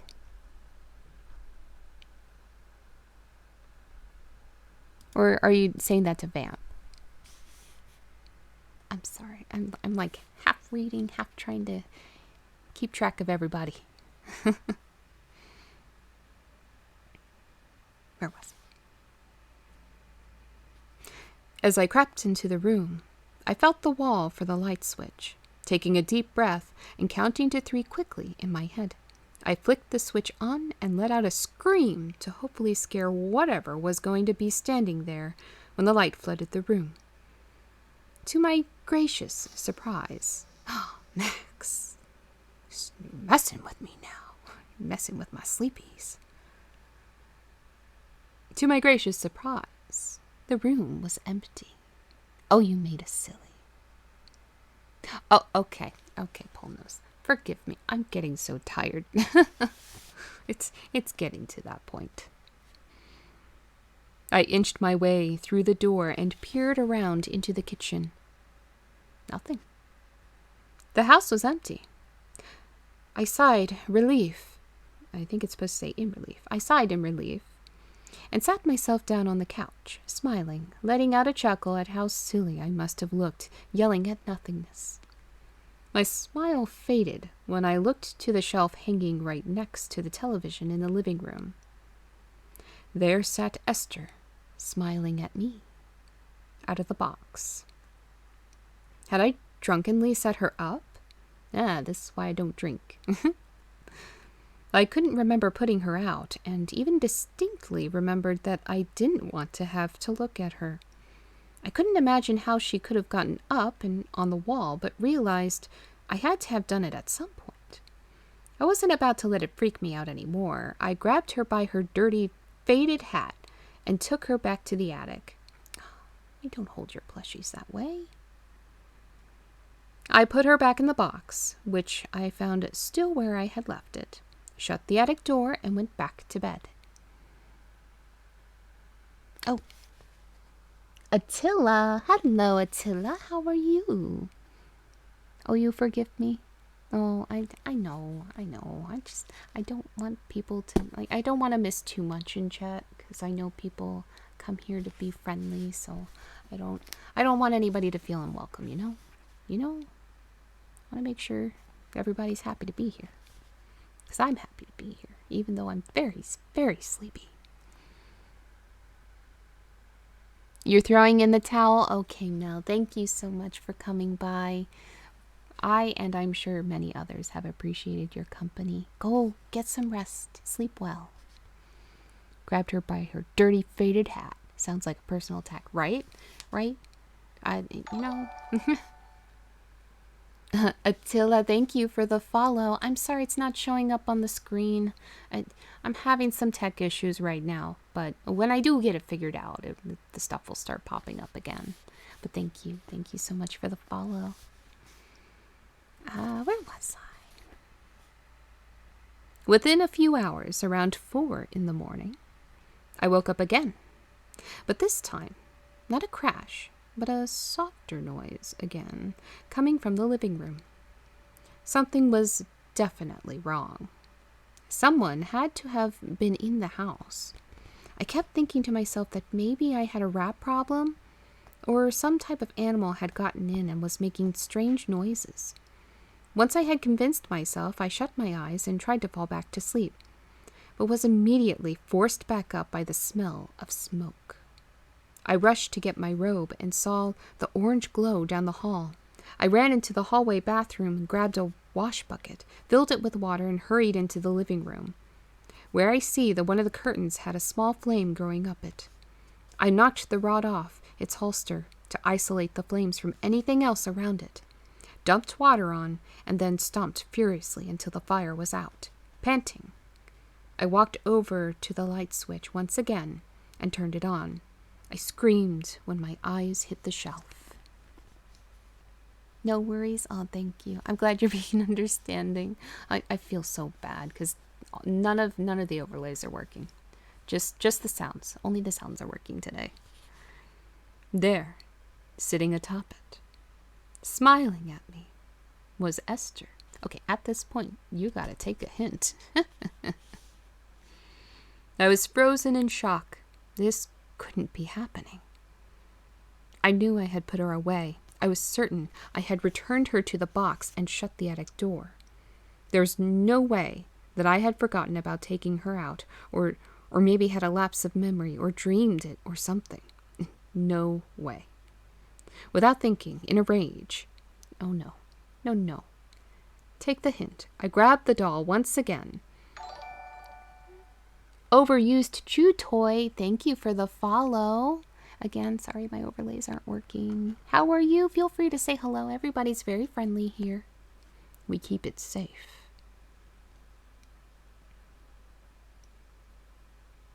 Without thinking, in a rage, I grabbed that doll once again, as well as a roll of duct tape, oh no, from the closet, and headed towards the attic.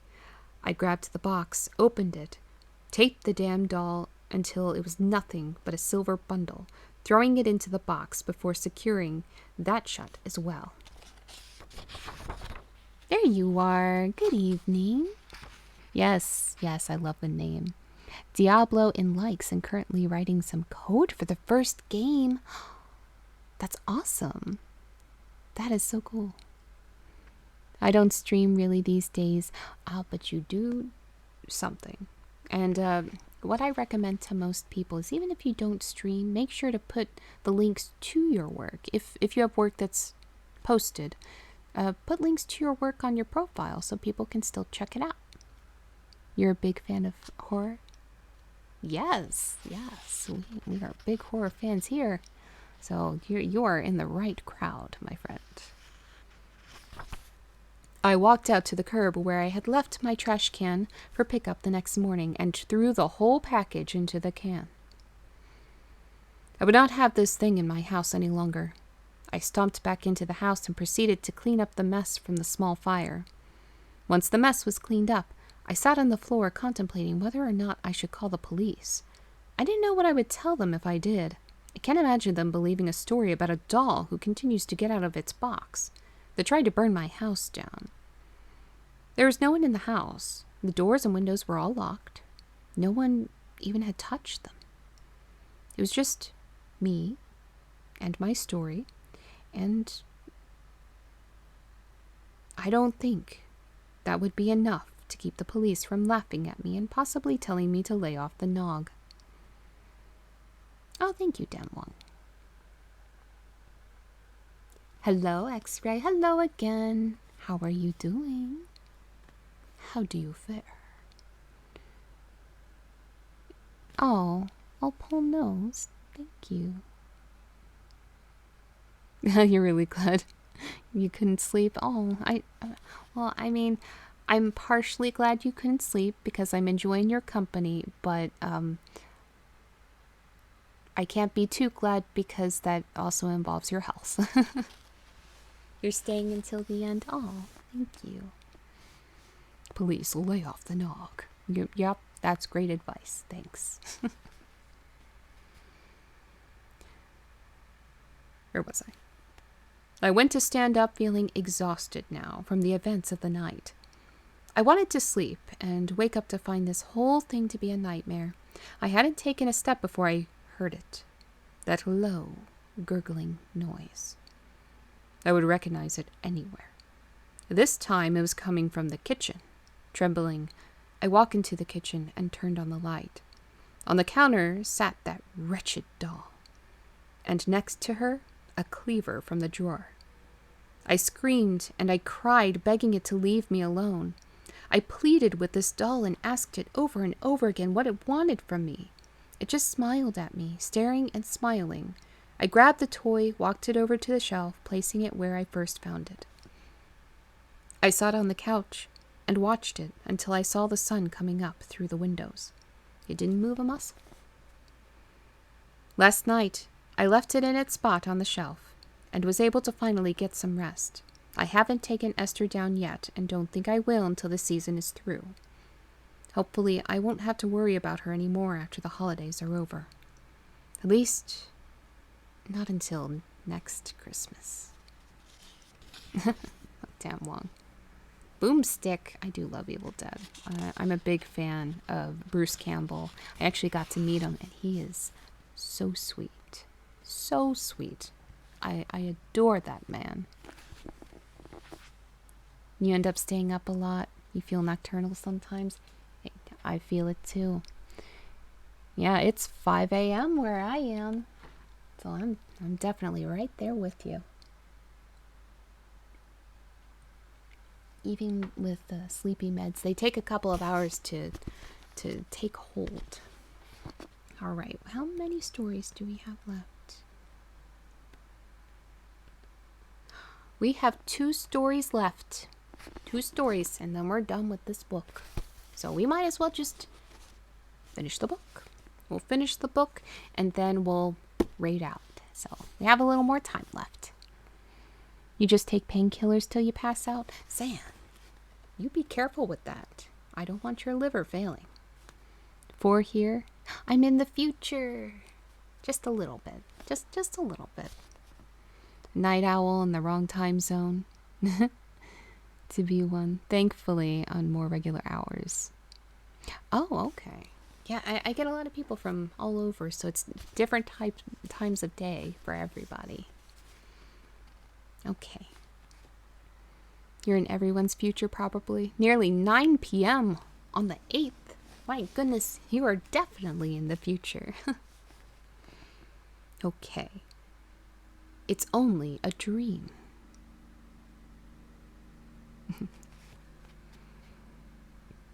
Logan woke up screaming, his head covered in sweat. The back and shoulders of his light blue pajamas darkened and wet. Oh, it rhymed. He shook his head to come back to his senses and looked over to his clock on the nightstand. Sighing, he put his feet over the side of his bed and stood up, stretching his legs out and lifting his arms high into the air. Oh, I don't want his liver to fail. Be lying if I didn't have a crush. Oh, Sam, you guys are too wholesome, making me blush here. Though I'm very pale, so it's hard to see. Yeah. So much wholesome in here. The house was old and musty. It wasn't always this way. But over the 60 years that Logan had lived here, the age of the house had really shown its face. Everything underneath of Logan seemed to creak and moved under his weight, even though he knew that every part of the house was stable and secure. He walked his way in the bathroom, put on his robe, washed his face in the tall marble sink, and slowly meandered down the staircase towards the kitchen. Whoa, Vigilantis! Vigilantis, thank you so much. What a nice surprise. Did I miss something in chat? Are you guys being wholesome? You are. You're all being wholesome. Thank you, Vigilantis. I can't put hearts on the screen, but I am going to put hearts in the chat. We're going to do that. Because Streamlabs hates me. You made 100K. Oh my goodness. Oh my god. I need to make a redeem that's more expensive than the pizza party now. I don't have any ideas. Zan, you're going to bed? Okay. Good night, Zan. Thank you so much for coming by. Logan opened the cabinet and pulled out the yellow and brown cereal box. He shook it next to his ear to be sure that there was enough for 2 in it before pouring the contents of the box into the bowls that sat out on the counter. The kitchen filled with the sound of thumping as Logan turned to find his young grandson, Lucas, jumping down the step and running into the kitchen. Lucas leapt into the chair at the table and tucked his knees up to his chest, hugging his legs. Oh, that's a cute emote. That's adorable. The computer, the geek. I love everybody's emotes. It makes me jealous. What's for breakfast, Grandpa? Lucas asked, rocking back and forth in his chair, making a small squeak every time the chair lifted forward. Is it cereal again? Logan looked down at the bowls, choking back his own disappointment over the breakfast. Oh, give the boy some pancakes. Sorry, kiddo, he said. It's what we got right now. Go ahead and eat up. You don't want to be late for school, and your bus will be coming soon. Lucas moaned, but grabbed a spoon and began to eat the makeshift meal with very little breaks between spoonfuls to his mouth. Logan went to tell him to slow down, but let it go, seeing as how he didn't want to have to drive Lucas to school if he missed the bus, and if he was going to eat like a wolverine, then Logan was going to let him. Logan poured his bowl back into the box, no longer feeling his appetite, then reached into the sink to get started on the dishes. It's really different since Grandma died, isn't it, Grandpa? Asked Lucas, his mouth still half full of dry cereal. Logan didn't look up from the sink. Yes, boy, Logan said quietly. Yes, it is. He turned the faucet on full power so Lucas wouldn't hear him begin to cry. Regaining his composure and wiping his eyes, he tells his grandson to go get dressed and ready. Lucas leaves the empty bowl on the table and runs back upstairs, thumping loudly until he reaches his room. Logan walked him to the bus stop on the corner and waved him off. A raid? What? We don't have a raid, Dan Wong. But we will raid. We will raid soon. We're almost done here. Later that night, Logan saw his grandson off to bed, had a cup of tea downstairs in the kitchen, then made his way up to his bedroom for the evening. He laid his head on the pillow, ran his finger over the picture of he and Edna on their wedding night, let out another sigh, and reached up and snapped off the light on his bedstand. Oh my goodness, there's so many sad stories. He found himself standing at the edge of a river. The moon hung high above the water and reflected white light off its surface. Logan stepped out until his knees were completely covered, soaking his pajama bottoms. His sleeves fell into the water as he kept his hands at his sides while he walked. Then he waited. Before long, a dark figure appeared in the water about 20 feet in front of Logan. The figure was slightly shorter than the old man, with long white hair sitting on its tight, narrow shoulders. It glided towards Logan, who stood completely still, watching the figure move. Logan, it moaned. Logan, why? Logan shook his head as the figure came forward, and he was able to make out all of the features of Edna, now only 3 feet in front of him. Logan shook his head as the figure dropped to its knees. I'm sorry, Logan muttered, hoping for some type of reaction out of his wife. She looked up to him, her eyes completely black, her face stiff as stone. Do it, she commanded. Logan shook his head even more wildly now. Please don't make me, Edna. I'm so sorry. I didn't mean to. I've done it every night for years now. Hasn't it been enough yet? Hasn't it been enough? Logan began to cry into his hands. Do it, Edna yelled. Logan felt his arms moving towards her head, still crying. He watched his hands grip her hair, and involuntarily, though he fought it, he saw his hands push her head under the water. "Edna," Logan screamed. "Edna, make it stop. I said I'm sorry. I was drunk. I didn't know what I was doing." "Yes, you did." "You know I never wanted to hurt you. I was just so mad. I'm sorry, Edna." Logan knew that his pleas meant nothing. He had been pleading since the day this scene played out in real life. He had been pleading since the night his Edna had breathed her last breath all those years ago, and, just like every night since, he would have to relive his sins. Yeah, I mean, they're supposed to be more spooky, but this was just sad. Logan woke up screaming, his head covered in sweat. The back and shoulders of his light blue pajamas darkened and wet, just like the first paragraph. He shook his head to come back to his senses and looked over to his clock on the nightstand. "Gumra! Hello, Gumra. How are you?" We have one more story, and this is a really, really short one. This is just Luke, and it's not even a full page. We're almost done with this book, everybody. We're almost done. Used your friend voices. Oh, okay. I'm going to take another sip of water, and we're going to finish this book.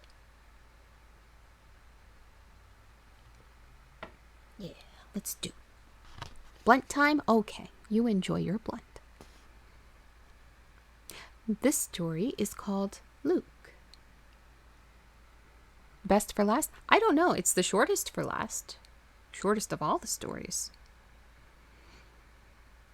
I began seeing Luke everywhere. It has been weeks now since he died, and every single place I turn, there he is. I would try my hardest to ignore him and would just walk away from him if I had the chance. But he followed me. Everywhere I went, he would always be within my sight, just standing and staring at me, his head still hanging to the side, almost swinging from his shoulders by the column of skin that used to hold the top of his spine. There were even still traces of blood on his chin. But I put an end to it yesterday evening. I simply couldn't stand it anymore. I missed Luke, but I couldn't handle him following me every meeting, to every date, to every lazy day spent around the house. I didn't want to see him standing at the foot of my bed anymore every night and every morning. It was too heartbreaking. Yeah, right? Mm-hmm. So I went down to the basement, felt around the concrete for the crease, lifted the slab, and with the same shovel I used to kill him, dug him back up. Then started the fire. It's only a matter of time before the police find me, but that's okay. I haven't seen Luke since. So that was a really short one. Oh, look, there's a little about the author, which I personally know the author, but we can read this anyway. So, a little about the author. M.J. Orrs is a writer out of Baltimore, MD. We actually grew up like right outside of Baltimore. It's like a Telltale Heart. Yes, absolutely. Though a writer of horror, MJ also enjoys the lighter stories, specifically the ones he reads to his son, Lincoln Thomas. He continues to live in the land of pleasant living. I don't know what that last one means, but... So he has been fascinated with horror literature his entire life. Why weren't we closer friends sooner? I mean, we always got along.